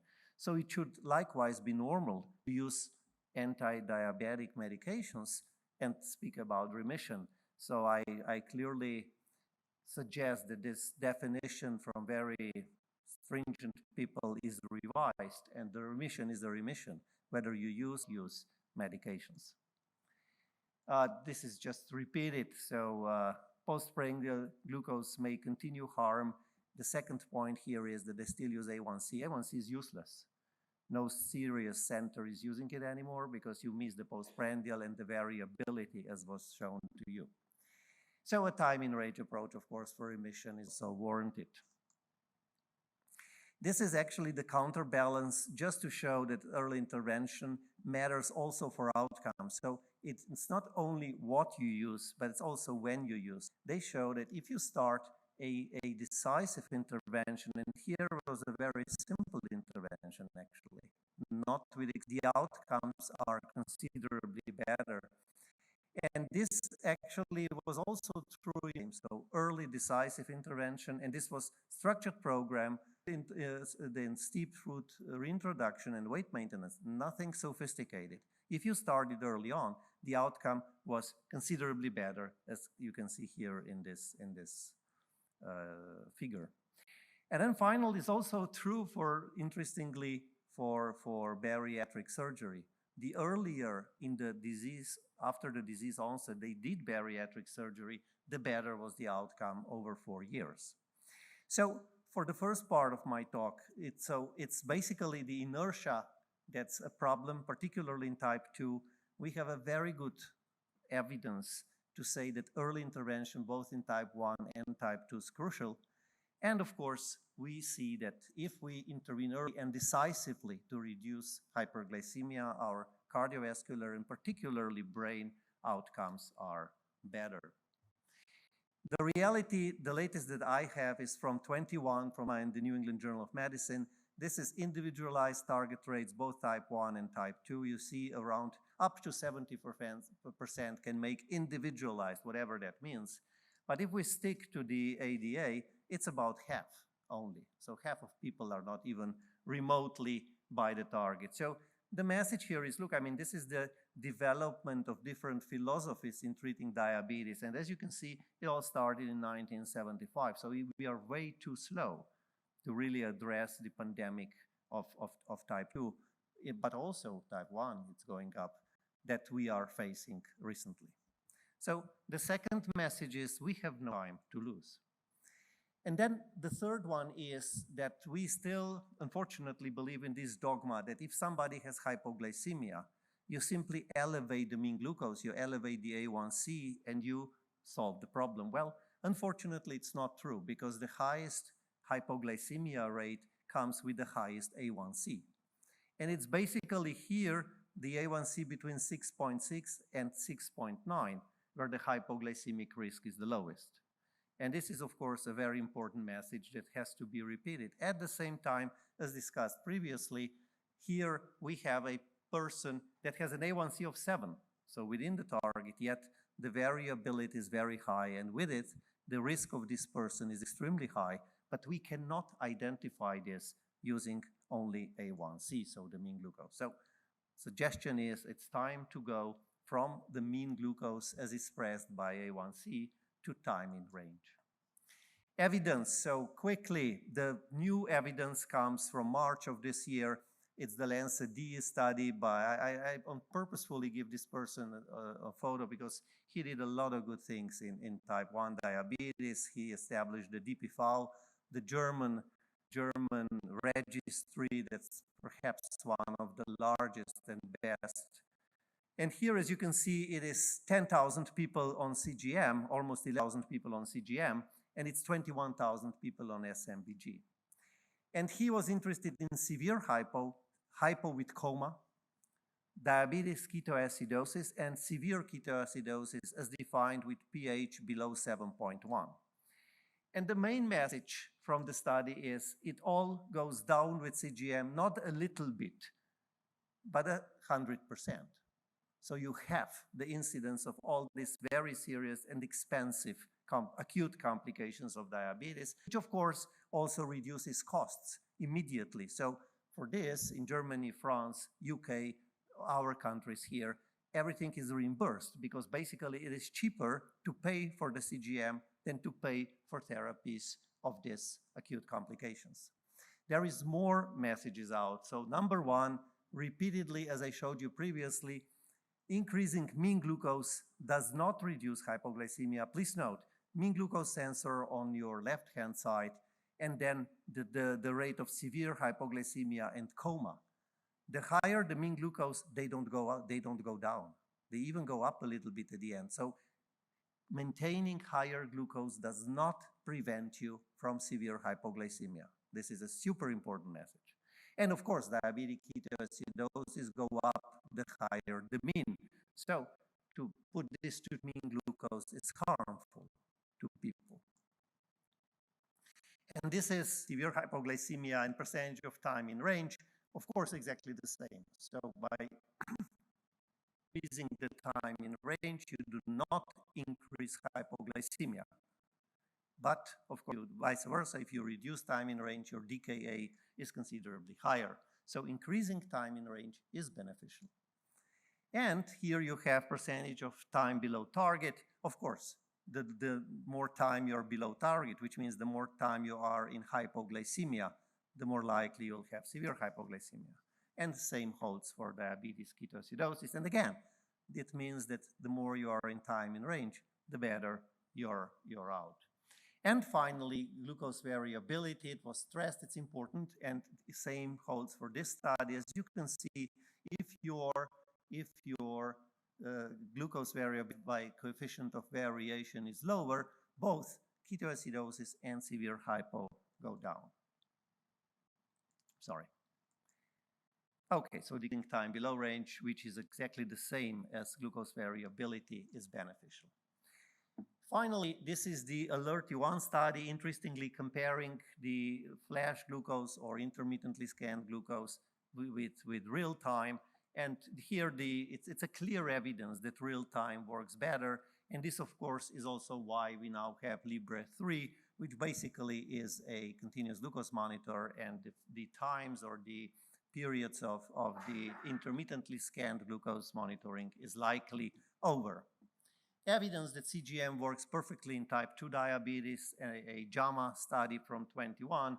As you can see, in all A1C ranges, CGM use with basal-only individuals was beneficial. And of course, the important thing, continued to use CGM, did well. Those that discontinued basically went back to the poor control. So you need to use it in order to be successful. The landmark study just saying that people were not only better in control, but they were also happier. So they decided to use it continuously after the end of the trial, and they expressed here the quality of life. Actually, as you can see, all significant, the quality of life outcomes, which I believe if the users like it, it is considerably more like continue using it on the long term. And the numbers are very high, so more than 90% of people decided to do so. Please look at this interesting paper. It's also type 2 diabetes to see how different therapies can be identified from CGM. You have an MPH versus an basal analog user on top, huge difference in glycemia. You have in the mid-level, you have a GLP-1 receptor user, agonist user versus a non, as you can see, very different glycemia over the day. And then you have a sulfonylurea and non-sulfonylurea user, and you see the difference, particularly during the night. And I hope sulfonylureas are disappearing from our daily use. Finally, the continuous sensors are more accurate than SMBG. As you can see here, the min mark actually is around 8.8. As you know, the FDA requires below 10. This is way below 10 and much better than many SMBGs that we are using in our practice. Of course, the question is it cost effective? It's important. I already touched it a little bit, but let's see the data from the United States. This is the Kaiser Permanente study published from California. This is type 1 diabetes. This is event rate for acute hospitalization or emergency department. As you can see, both go significantly down, which saves money. The very first month they use it, they save money with CGM. And of course, the improvement in control and in the outpatient visits. And this is type 2, exactly the same story. To surprise to some, exactly the same story. So less hospitalizations or emergency department visits, which means an immediate cost saving to the insurance system, better control, which means also long-term cost saving. So a very important evidence in support of the European data, 74,000 people, type 1, type 2. First analysis, as you can see, a 50% reduction of acute events in type 1, a 40% type 2. And here, the follow-up of this, this is interesting. They did some sub-analysis, but I'll skip it. This is the 2-year data, so the follow-up of the same study. As you can see, 50-50 reduction in type 1 and type 2. So this is an enormous amount of money that's saved by the French national insurance system. And obviously, this is why they universally reimburse CGM for type 1 and type 2 diabetes. What's also important is, please just focus on the right-hand side, the 2 circles.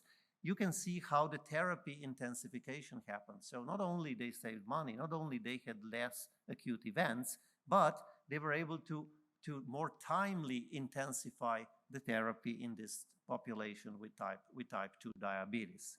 This is an interesting trial from UK, post-myocardial infarction, showing that the use of CGM post-myocardial infarction actually also improves the outcome and reduces restenosis, which of course is important. So what's the new philosophy? Well, you know, it's actually intuitive and simple, and this is why. Right. This is why people adopted it, because to people with diabetes, all of a sudden, time in range makes sense. They can understand what it means. And when they see their time in range in midday, they still have effort to improve and to reach the target. Also, they get the predictive alarms and arrows, which means they can prevent events, which is very different from anything that we had before. So instead of treating hypoglycemia when it happens, when you measure it, you basically get an arrow and you prevent it. Same holds for food that we heard initially and for exercise, of course.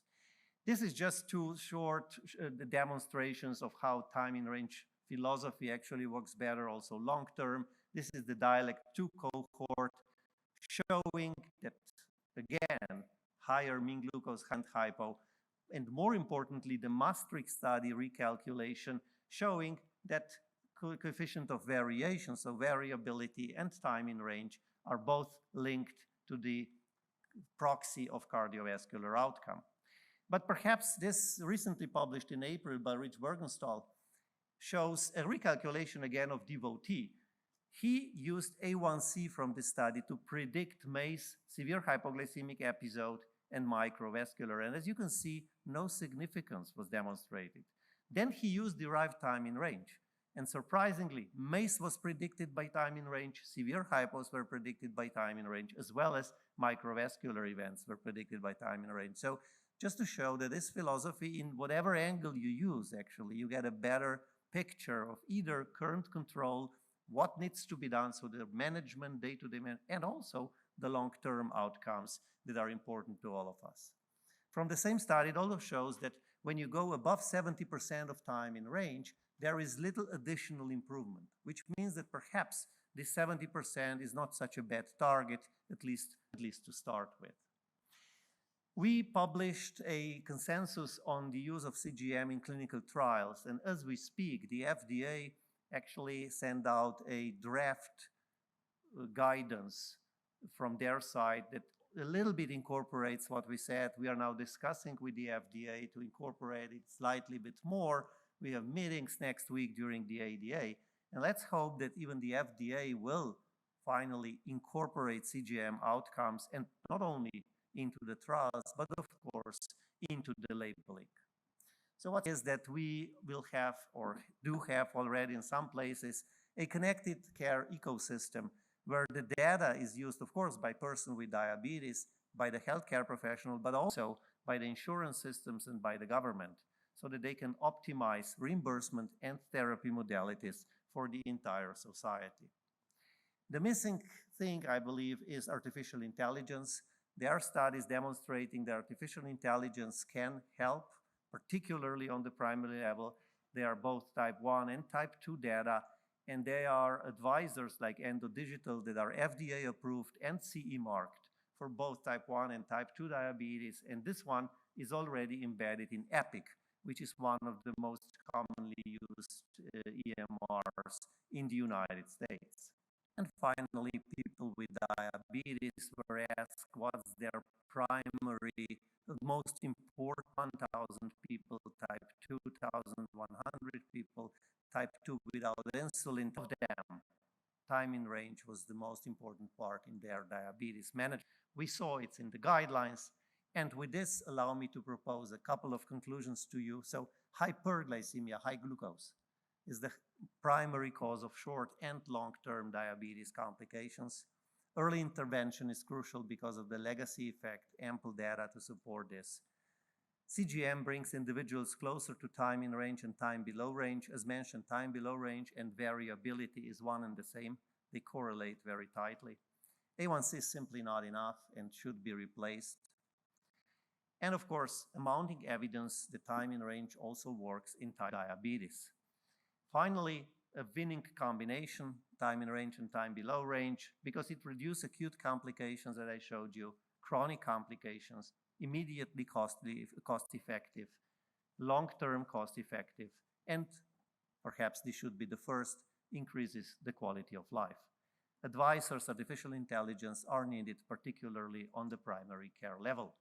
And of course, we believe less burden will finally be the most important outcome, with the remission of type 2 diabetes, or perhaps even what we would like to see, a cure. You're all invited to Florence next year. We have the ATTD, the 17th meeting. I hear Florence is perhaps almost as beautiful as Pula. You may want to join us there. You're all very welcome. With this, I thank you very much for your kind attention. Thank you for that very inspiring presentation on these new measures of glycemia. Next, or not the least, is by Dr. Ursula Schwab on lifestyle intervention in the type 2D gene trial. Yeah, thank you. I hope that you can still digest one more presentation. So I have no conflicts of interest to declare. And as a background for the both genetic background and lifestyle, for example, diet and physical activity affect type 2 diabetes pathogenesis. Lifestyle intervention can result in even 58% risk reduction, and genetic background has not been taken into account while recruiting people in previous intervention studies. We know that there are more than 400 risk genes for type 2 diabetes, and most of them regulate insulin secretion. So far, there is no intervention evidence showing that lifestyle intervention is effective for type 2 diabetes prevention, also in those people who have high genetic risk for type 2 diabetes. So we aim to investigate the effects of lifestyle intervention, in this case healthy diet and physical activity, on the prevention of type 2 diabetes in people with high or low genetic risk for type 2 diabetes. And furthermore, we aim to investigate the effectiveness of group-based guidance and web portal. Those who did not use internet, they were contacted. We recruited participants with either high or low genetic risk score based on 76 risk genes. This was the number of identified genes at that time of the beginning of the study, or when we started to recruiting people to this study. And they were recruited from the MedSim study, and Professor Markku is the PI of that study. The inclusion criteria were impaired fasting glucose, so fasting plasma glucose 5.6 to 6.9 millimoles per liter, and HbA1c less than 6.5% or less than 47 millimoles per liter. And age was supposed to be 50 to 75 years, and BMI at least 25 kilograms per meter squared. This was a 3-year intervention, and it was double-blinded for genetic risk. Type 2 diabetes was the main endpoint. We also had CVD as an endpoint, as well as we look at serum lipid profile. And there were altogether 614 participants in the Lancet group and 305 participants in the control groups. Here you see the study design. If you start from the bottom with the control group, they had an oral glucose tolerance test at the beginning of the study and at 3 years. They also filled a food frequency questionnaire at the beginning and at the end of the study.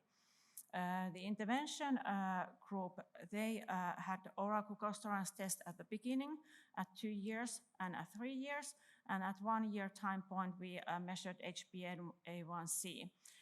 They filled 4-day food records 5 times, so at 0 and 6 months and at 1, 2 and 3 years.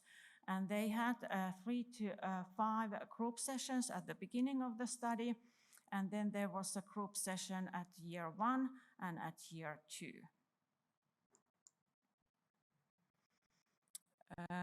The dietary guidance was based on nutrition, and we emphasized appropriate energy intake, intake of dietary fiber, and the quality of dietary fat. The aim for physical activity was less than 30 minutes per day, at least 5 days a week. And we had group sessions, as I just mentioned. Then we provided them monthly materials and then the use of the study web portal.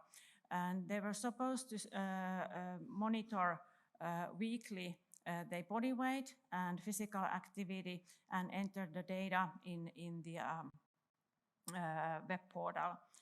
And those 4-day food records, we provided personal feedback to them based on the calculations on these food records. And then they had easy to fill tests to give them feedback on the quality of dietary fat, fiber intake, and salt intake. And then we also had self-feedback tasks twice a year during the 3rd and the 3rd year of the intervention. Here you see the timing and the topics and the participation rates of the group sessions.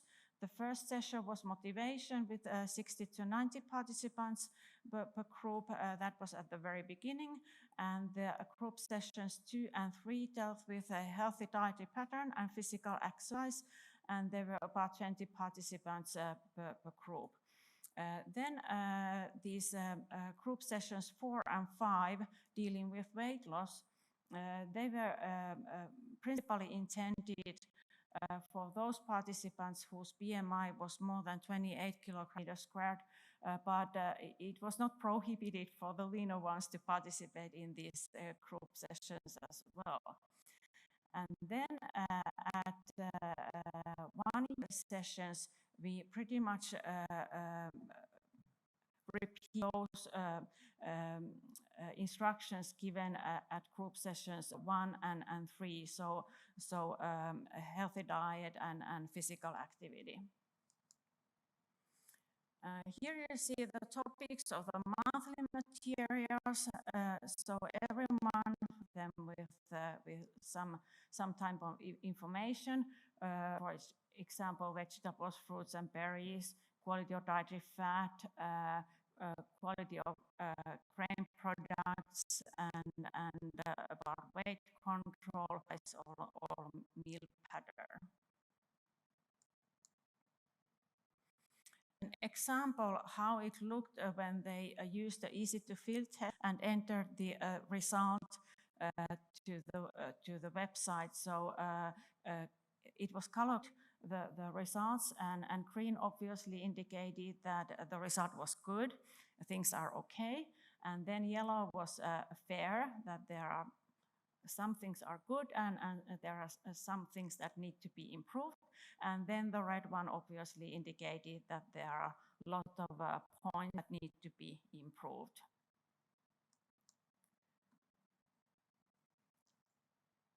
And here you see an example of the feedback from the self-feedback tasks that we provided during the 2nd and the 3rd year. And you see the timing of these tasks and what they dealt with. And again, the same color codes. So green was a good result, and yellow a fair result, and red one indicated that there are need for improvement. In panel A, you see the logins to the web portal. Obviously, there are peaks when we ask them to do something like deliver the food frequency questionnaire. But we had about 200, 250 logins per week to the study web portal. And on panel B, you see the self-reports of physical activity and body weight. So there were about 300 self-reports per week. And please keep in mind that not all of the participants did not use the web. We had about 100 participants who used paper copies and paper sheets. So they are not included in this chart. And here you see the dietary changes during the 3-year intervention. So the intake of saturated fat decreased significantly, and the intake of monounsaturated fatty acids, polyunsaturated fatty acids, dietary fiber, the intake of fruits, vegetables, and berries increased significantly, as did the proportion of unsaturated fat, total fat, as presented in figure D. And as you see, the most striking differences were achieved during the first 6 months, but in most of these variables, you see that there was improvement throughout the study, the whole 3-year intervention. So to conclude, health-promoting diet is reachable in aging men without individual face-to-face counseling. So this provides us less resources demanding options for lifestyle modification.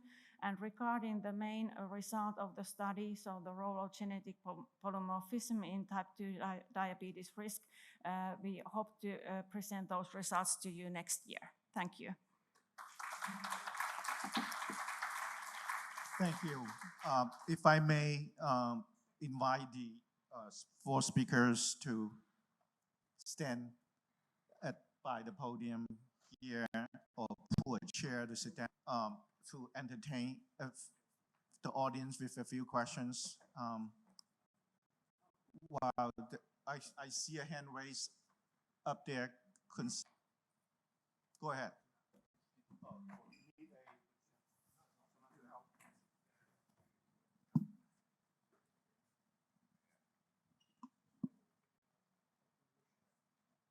While you're waiting, then I would just jump ahead and ask the first question to Dr. Tatti. The talk on the CTI, IR, and TBR in relation to HbA1c, I thought was fascinating, and this is a comment as well as a question. Oh no, sorry, for Dr. Battelino from Slovenia. I'm sorry, I get all confused with the talks. I wonder whether or not you comment on the correlation. I mean, whether is the correlation between HbA1c and TIRs really poor? That was the main reason. Yeah, so the correlation basically between what we use is glucose indication, the glucose monitoring indicator, GMI, which is a calculation from glucose data, and A1C depends on the duration of CGM. A1C gives you an average of perhaps 2 to 3 months, as we all know, and depends on how much of the CGM data you have and from which period of these 2 or 3 months actually will influence the correlation. In addition, as we all know, A1C depends on many other concomitant diseases, on renal failure, on glycation, potency of each individual. So A1C was very useful for population studies, but on an individual level, it's really not a very good marker. And that's why, so replacing this by a perfectly exact CGM data that can then be used in different ways statistically, like time in range or GMI or whatever, is considerably more accurate for this particular individual. Right. Thank you. Go ahead. I can't see. Yeah, it's Mike Lean here. I will address a question to Dr. Battelino, who's also from Croatia, way on your left over here. That was an extraordinary talk. You showed 250 slides, none of which we could read. And I wonder if you pause for a little minute yourself, you might have a second thought about the slide in which you suggested using a different method for defining remission of diabetes, which is a fully treated treatment, which could be by insulin or something else, I suppose, and reflect that what you're actually suggesting is to redefine the diagnosis or diagnostic criteria, because what we have used is a remission, meaning a reversal of the diagnosis, taking somebody to the state before diagnosis, that is to say, not being diabetic. And that does not include treatment with insulin or drugs to reduce blood glucose. So that's the first point. Well, we can leave it at that, but I think it's important that you reflect that this was also what people living with type 2 diabetes wanted. And one of the big differences, I think, has been between Europe and the United States in particular, is that we have employed or considered the views of people living with diabetes at a very early stage. And what they wanted was to be free from the disease. And that means free from the treatment, free from what the disease is doing to them on a day-to-day basis. And that came from the James Lind consortium, which was published just at the same time as the direct trial results. And I kind of reflect that the ADA statement, ADA ESD statement on management of type 2 diabetes and hyperglycemia did not include any input from people living with diabetes. I think it's just perhaps an important point there. So thank you for the nice compliment. And this was rather a comment, probably. You don't want me to reply because basically you stated whatever you wanted already. So thank you very much. Any other questions? Go ahead. Oh, Hi. Okay, hi. I have a question for the three of you who talked about CGMs.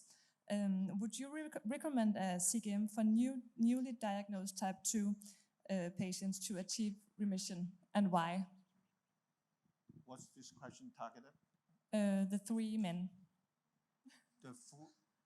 Okay, you with the microphone. So I'm not sure. Did you mean me? Yeah. Thank you.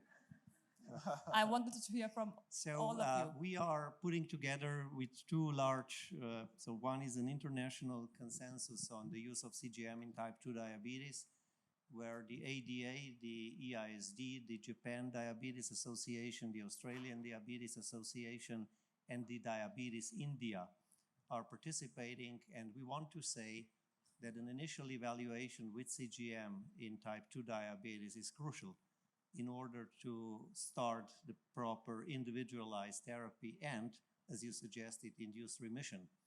We do believe that if you actually are completely within normal glycemia, even though you still use a medication, is comparable to what people do in cancer or in cardiovascular. And we believe that this is acceptable. Of course, if you can dream about, being free of disease, this is excellent. But in many diseases that we know and treat, this is unfortunately not possible. Very good.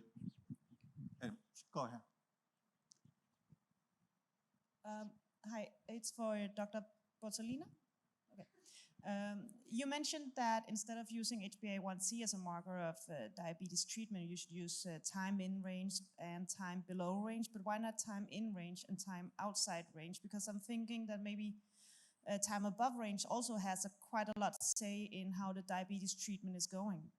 Thank you very much. So this is a very important remark, and the reason why I say time below range is because it so tightly correlates with glucose variability.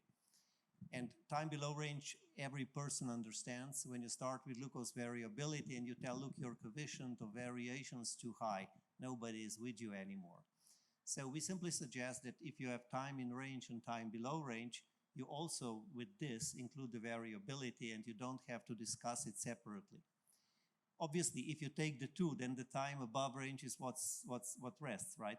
And I do agree that if you fix these two first, then the next important question is time above range, which causes all the trouble. I very much agree with you. So the technology is very exciting, which generates tremendous amount of data. It's also raised a lot of questions. Do we have other questions? While you are thinking, let me just ask Dr. Charles. I had one observation. Okay. Well, use of time in range and use of glucose variability indexes are critical mostly for type 2 patients, because you have a good solution for type 1 with the newest infusers. You can couple an insulin infusion, insulin infuser, but you don't have that possibility for type 1 when you only have drugs. Right. Type 2. For type 2, you only have drugs. For type 1, you can use a pump that clamps the blood glucose.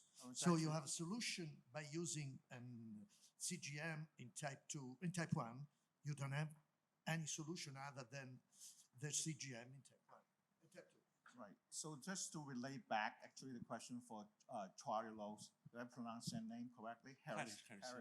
Is to bring back to nutrition. I thought your study was very, very interesting. Particularly, you're looking at the glycemic index exchange, which,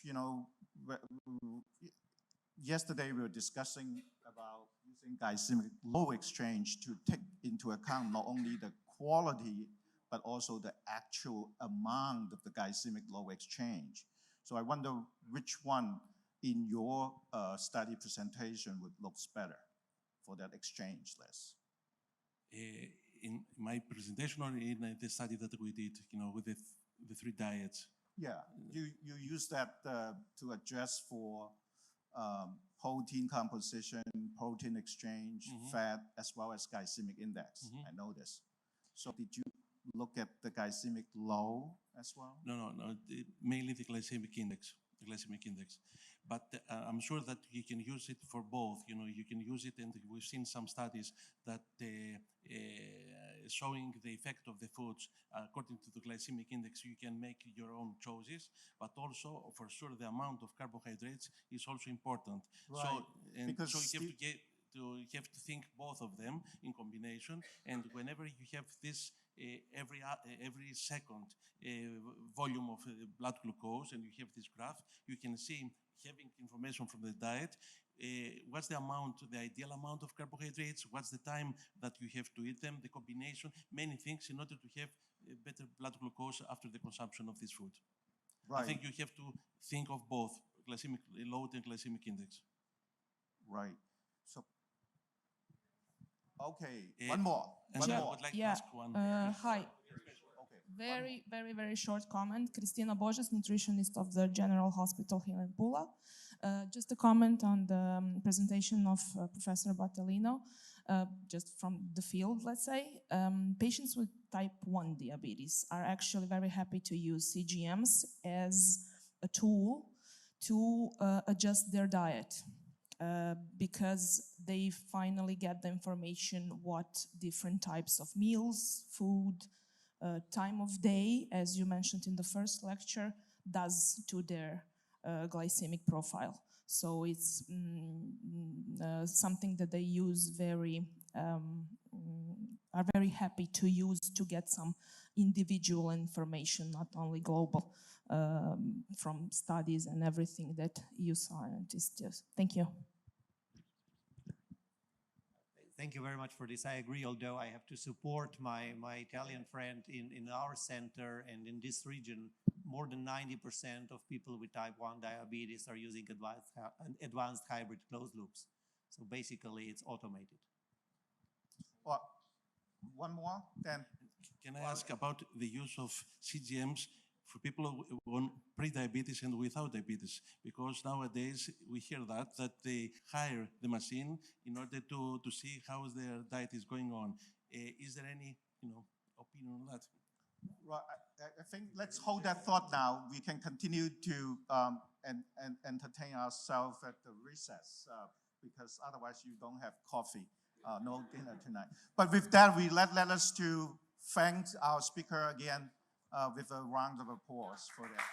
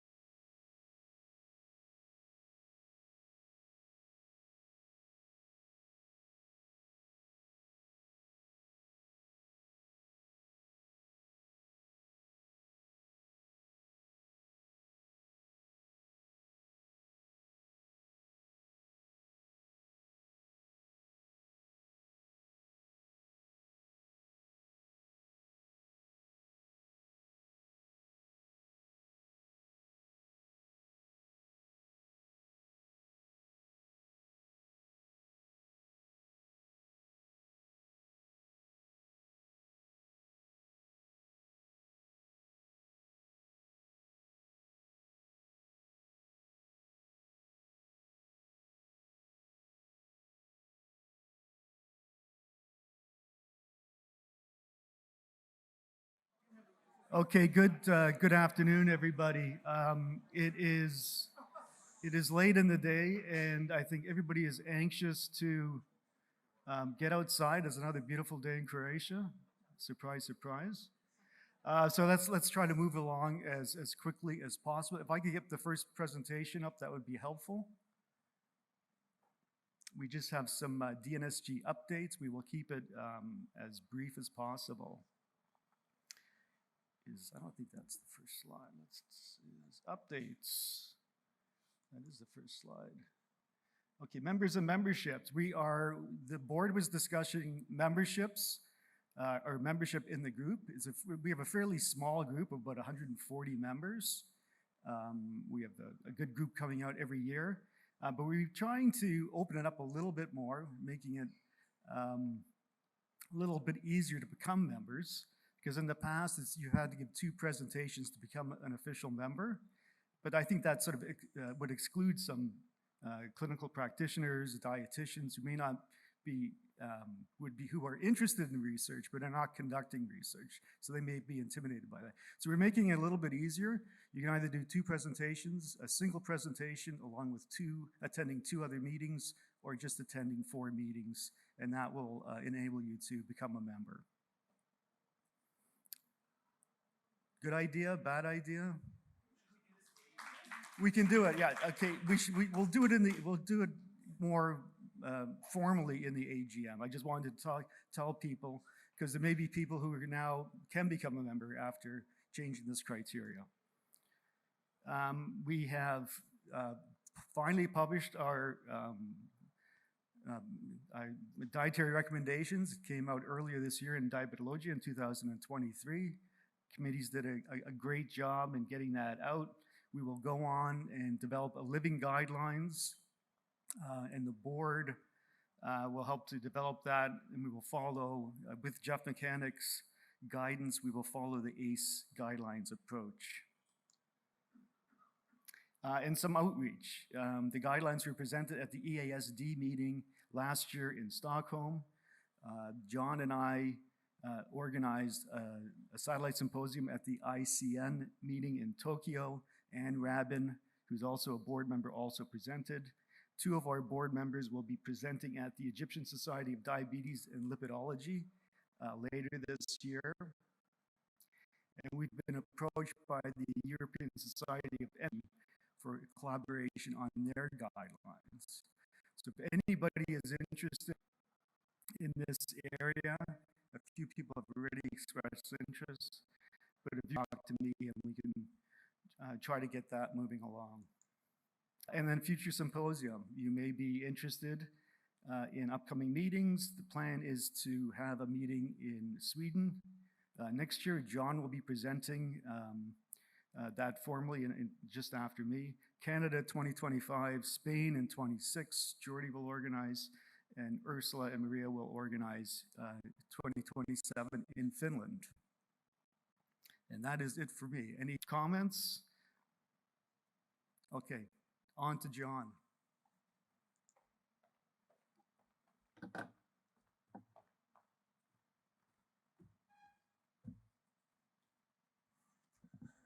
So the next presentation, please. So I'm not Ulf Zeros, not nearly as handsome, devastatingly handsome as Ulf. But I'm here with greetings from Ulf, who couldn't be with us this year. He's very sorry, and he expressed his regrets and regrets to Dario. He would have very much liked to have been with us. Ulf, for everyone, and for most that know, was our past president, and he just came off the board as the past president, past chairman. And now Ursula's our past chairman. So Ulf will be hosting the meeting in next year. You can see, first off, the dates are different. So we're going back to the old dates after for our Nordic colleagues. So it would be the end of June, as opposed to some of the last few meetings have been around this time, sort of the second or third week in June. So we're going back to one of the sort of the original format in terms of dates. Ulf has been negotiating with a couple of hotels. This one, I'll assign a percentage to it, but he said it's the most it's most probable, so we'll call it 90%. So he basically put it in that it would be here, but it's possible. There's a small possibility it could be another one, but he's in negotiations right now. And I can tell you from our work in Canada, the Canadian Nutrition Society, that negotiations are very difficult these days in terms of food and beverage requirements, room blocks, the hotel, everything. The hospitality industry, I think, took a big hit during COVID, and they're trying to recoup, and it's difficult, these negotiations. So this is the hotel, very beautiful place. It'll be in Uppsala, north of Stockholm. It's about 15 minutes from Arlanda, the airport. This is what the area looks like. So this is the hotel. It's near a lake. Here you can see it. There's Arlanda Airport. 15 minutes by taxi. I'm not sure for those Nordic colleagues or anyone that's been there whether that's a train connection, but it sounds like it's quite close. So nice outdoor seating areas where maybe there would be a few drinks and people can exchange research ideas.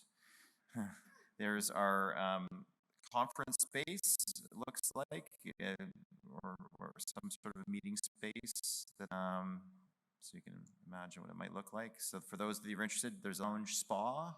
That will not be part of the package, I don't think, your registration package. I think you'll need to do that on your own, but meetings may occur there. Looks very nice, and you can see it come series a bit of refreshments on the side of the hot tub. Apparently a really nice location in terms of being surrounded by forest and running trails, walking trails, hiking trails. So I'm sure Mike will lead everyone on an expedition you know, on the running trail. Maybe Hannah or maybe Tom. You can organize a running event, but it looks like a very nice spot. Beautiful cuisine, it looks like, with the chefs here. Of course, you will be served a healthy Nordic diet, and that's our cover of dietary patterns. So that's nice you put that in. So that looks very nice. So it's near midsummer, so Alpha suggesting there may be some pickled herring and snaps still left over. And the rooms look very nice, very well appointed. I guess this will be the dining area.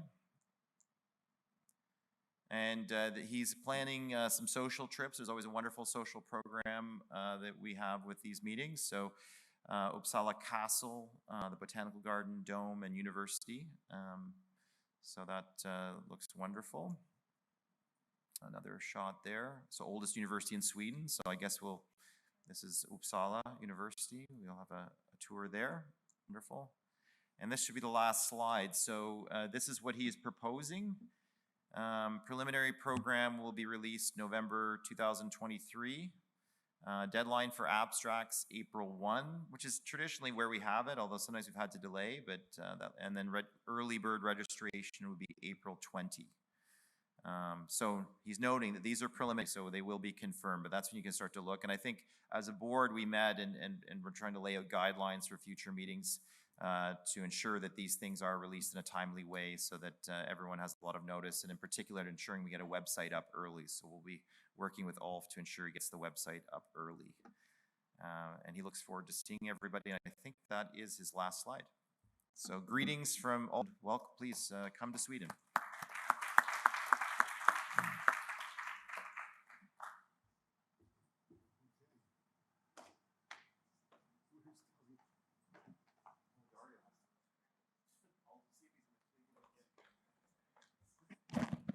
Dario is supposed to close the meeting, I guess officially. So we'll give him a couple minutes, and then we can start the board meeting.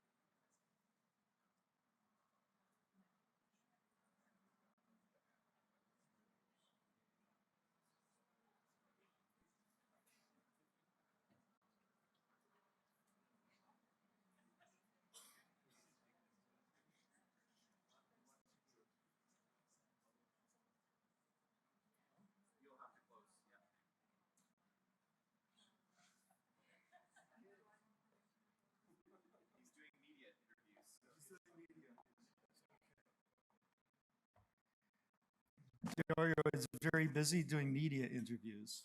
So I am on his behalf to thank you all for coming. I think it's been a terrific meeting thus far. I'm looking forward to the tour and social events dinner tonight. I'm not sure exactly what's on. He didn't tell me. But I don't know. On behalf of the DNSG, I guess I'd really like to thank Dario and all his organization for putting together a really good meeting under difficult personal conditions for Dario. I won't get into those details. Anyway, we could start the General Assembly meeting if you wish. And then we can finish. That's what happened. Okay, next presentation, please. Okay, here we go. General Assembly. If you're a new member, you can stay. Or if you're not a new member and you're interested, you can sit at the back and not vote on anything.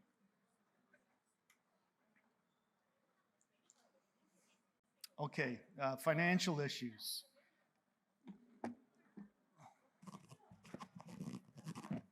Last year we closed. We have no financial issues because we don't have a bank account anymore.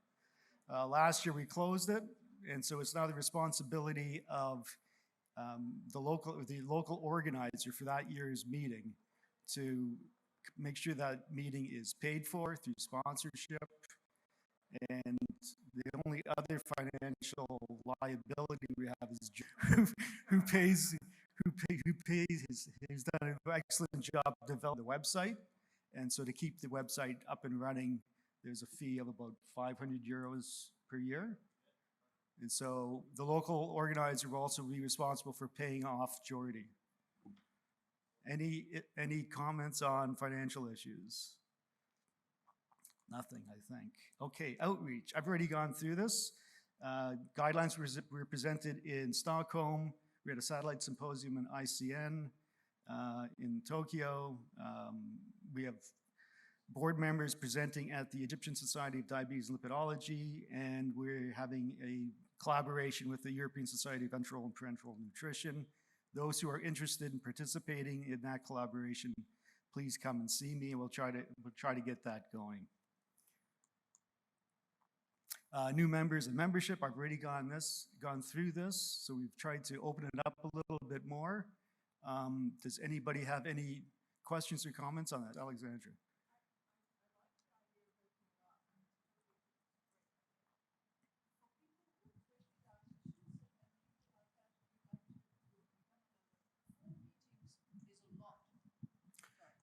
Four meetings is a lot. It's so still ask a lot. Them. They don't get time off work. Okay. They don't get funding. I think, personally, two is plenty.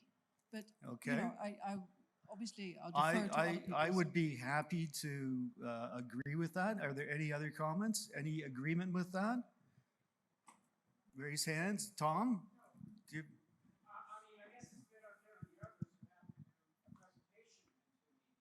Well, then we would just have a presentation and attendance at a second meeting.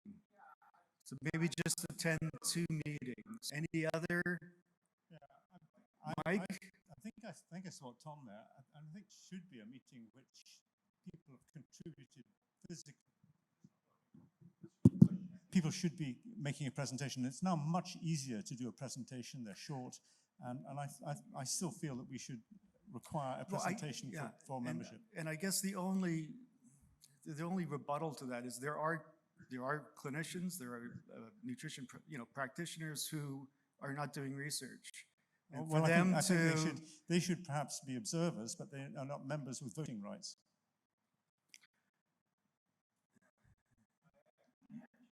I'm not sure of a system like that. Well, yes, obviously familiar with the historical context, but I think if we maintain the history of this organization, maintaining 2 presentation is an honor as well as a privilege.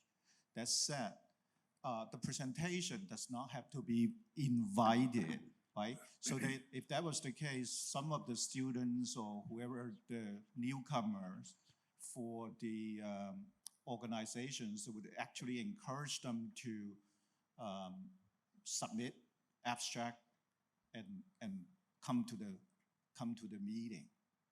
But if you're not doing research, then it's difficult to submit an abstract. Right. So we had a group of dietitians from the Netherlands, I believe, or Denmark, sorry, who came year after year after year, and were never members. They've since stopped coming, and so I'm not sure why we would exclude them or why would treat you them include differently. them? Why would you include them? Because the only being a member is to be able to vote. Is that true? Is there any other? You get a reduced rate of members. Maybe that's a bad idea. Right? Tom.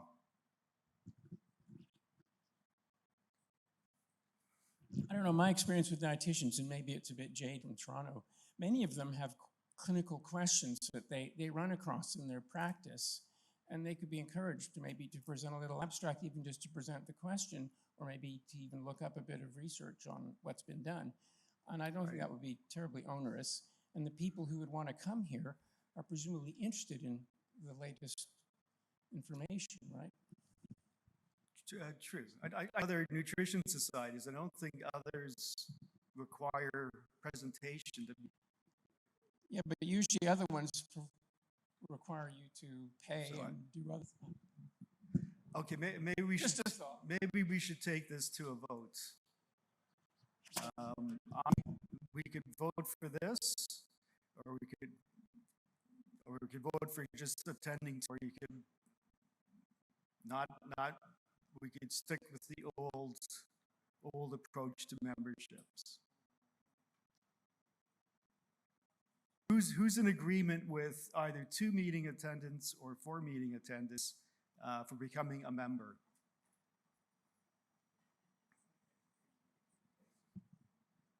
I think we've got. I think the new membership criteria has passed. Is anybody opposed to that?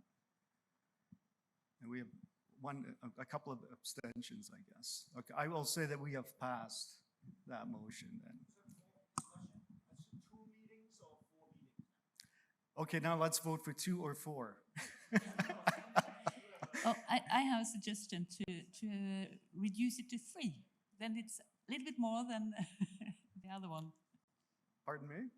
3 meetings. Attendance. 3 meetings? 3 yes. meetings? Okay, can we vote on 3 meetings? Okay, we'll have 1 presentation and 1 meeting, or just 3 meetings. Or just 3 meetings. Okay, I think the ayes have it. That's what we will do. Harris, please record that. We have, I think, about 15 new members. I'm not going to read them through the list. I don't think we have to do that. But we have some distinguished, Frank Hu has agreed, and Joanne Sabate has agreed to be members as well. So that's nice to get them involved. I don't have the list. We can send it out. The executive committee elections. Last year, the entire board changed or was renewed, except for John Stephenpiper. So the board voted to renew him. I don't think anybody's done more work for this group than John has. And we're going to renew him for 2 years.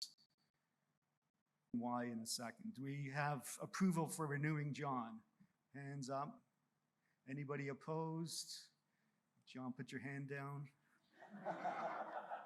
Okay, and so we're now with John renewed for 2 years, the entire board will be, their mandate will be up in 3 years' time, well, 2 years from now. And that way, the executive board, I will step off. I'll become the past chair. One of the executive, likely the vice president, will become the chair.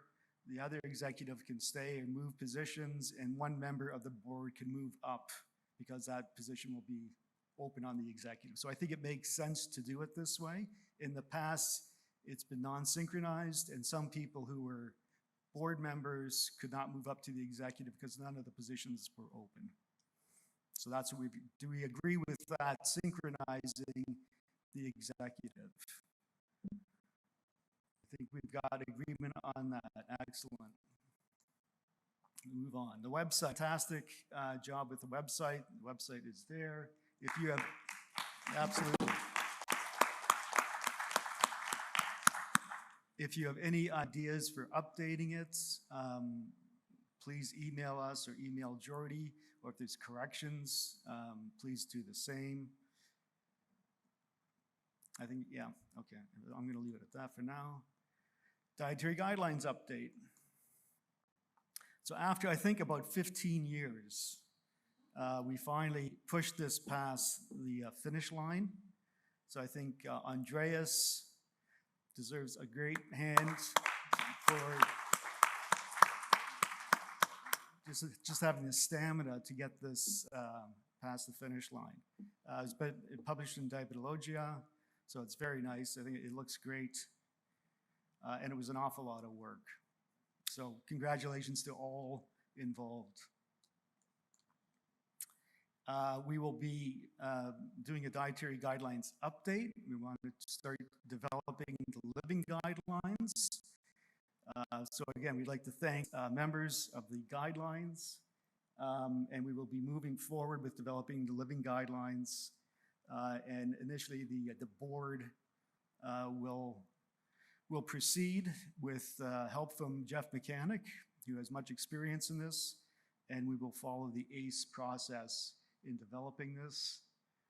I think it's very important to continually update the guidelines to get them online. We've also talked about developing an app, which would be nice, something that could happen a bit later on. And so, yeah, we will begin to develop that, and the idea is to be as open and inclusive as possible. Does this sound like a good path forward? Agree? Okay, fantastic. Future symposia, Sweden, Canada, Spain, Finland. Does that sound reasonable? Agree? Wonderful. And I think that's it. We can leave. I think we close the session. Anne-Marie, any other business items? Sorry, I shouldn't do that. No, it's just I got some applications for new membership. Okay. And that shouldn't be addressed to me, really, so I just pass them on to Harris. Yes, please. Just for the information. Absolutely. But we're not announcing them today, or? We usually done that during usually we announce them, but it's quite a long list. It's up to about, and some of the names have just come in, and so we haven't had a chance to do that, unfortunately. So we will email all the new members and tell them you're a member. Any other items to discuss? Jenny?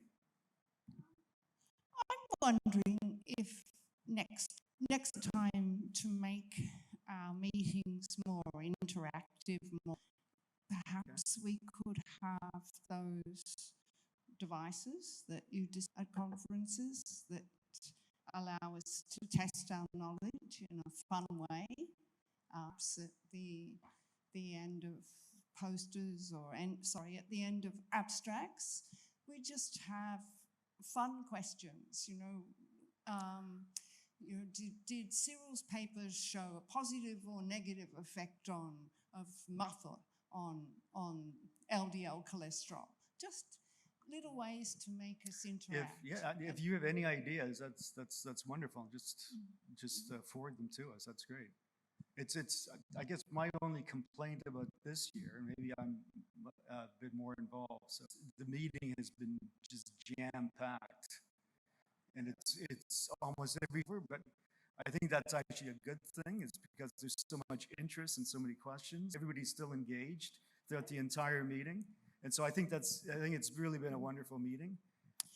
What we've done at other meetings is to make it even more interactive, you group people, so there's 5 or 6 people who are sitting together and you answer the questions together, and then there's a score, and then you name the groups so they have something to do with the site where you are. So there could be the dolphins here, or the soccer players, or the polo players, or something. Anyway, it becomes a little competition, but the group gets to mix more, and they interact more, and they learn more about each other. No, I think those are good ideas. I think what's really nice about this meeting is it's quite small and intimate, and there's no concurrent sessions, it's just single sessions, and the whole group is together.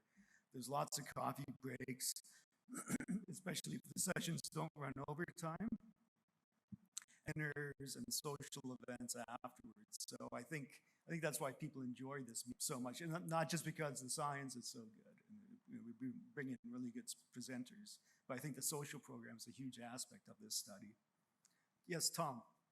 If we're going to be at a spot with forests and trails and things, I hope we can have some time off during the afternoon to go and enjoy that. Yeah, it was very packed. I mean, it was an excellent program. Yeah. I mean, I didn't want to leave, but I also would like to do it. Well, I think we should try to maybe stick to like the 9 to 5 and end at 5 and actually end it. And so the first day went a bit longer than anticipated. And I guess for, obviously local political reasons, a number of guests are a bit unexpected. And Dario has to do this, I guess. Wait. Yes, Simon. Oh, sorry.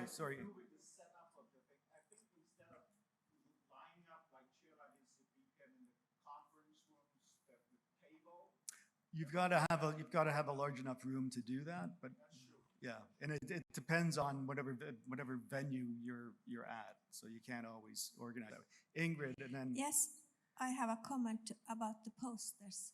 Okay. I think it's a very good thing that they are on a screen. It's much easier. You don't post them with you and so on. But I noticed they changed and I didn't get it, and I miss information about the posters. For example, today they will hang until 3 o'clock, and after then it will be the new. So it was no focus on them. I guess I don't think that was properly explained. This is the problem with the new sort of modern poster formats, where it's electronic, so you don't have to produce a paper. So that's great for the environment, and people don't have to carry the poster around, so that's good. Except we've only got a few poster boards, and therefore the posters can't stay up for a prolonged period of time. I think what I do like is our short oral presentations. They're 5 minutes, and that gives a lot of opportunity to students to present their work in a short period of time. And I think that's really good practice for them as well.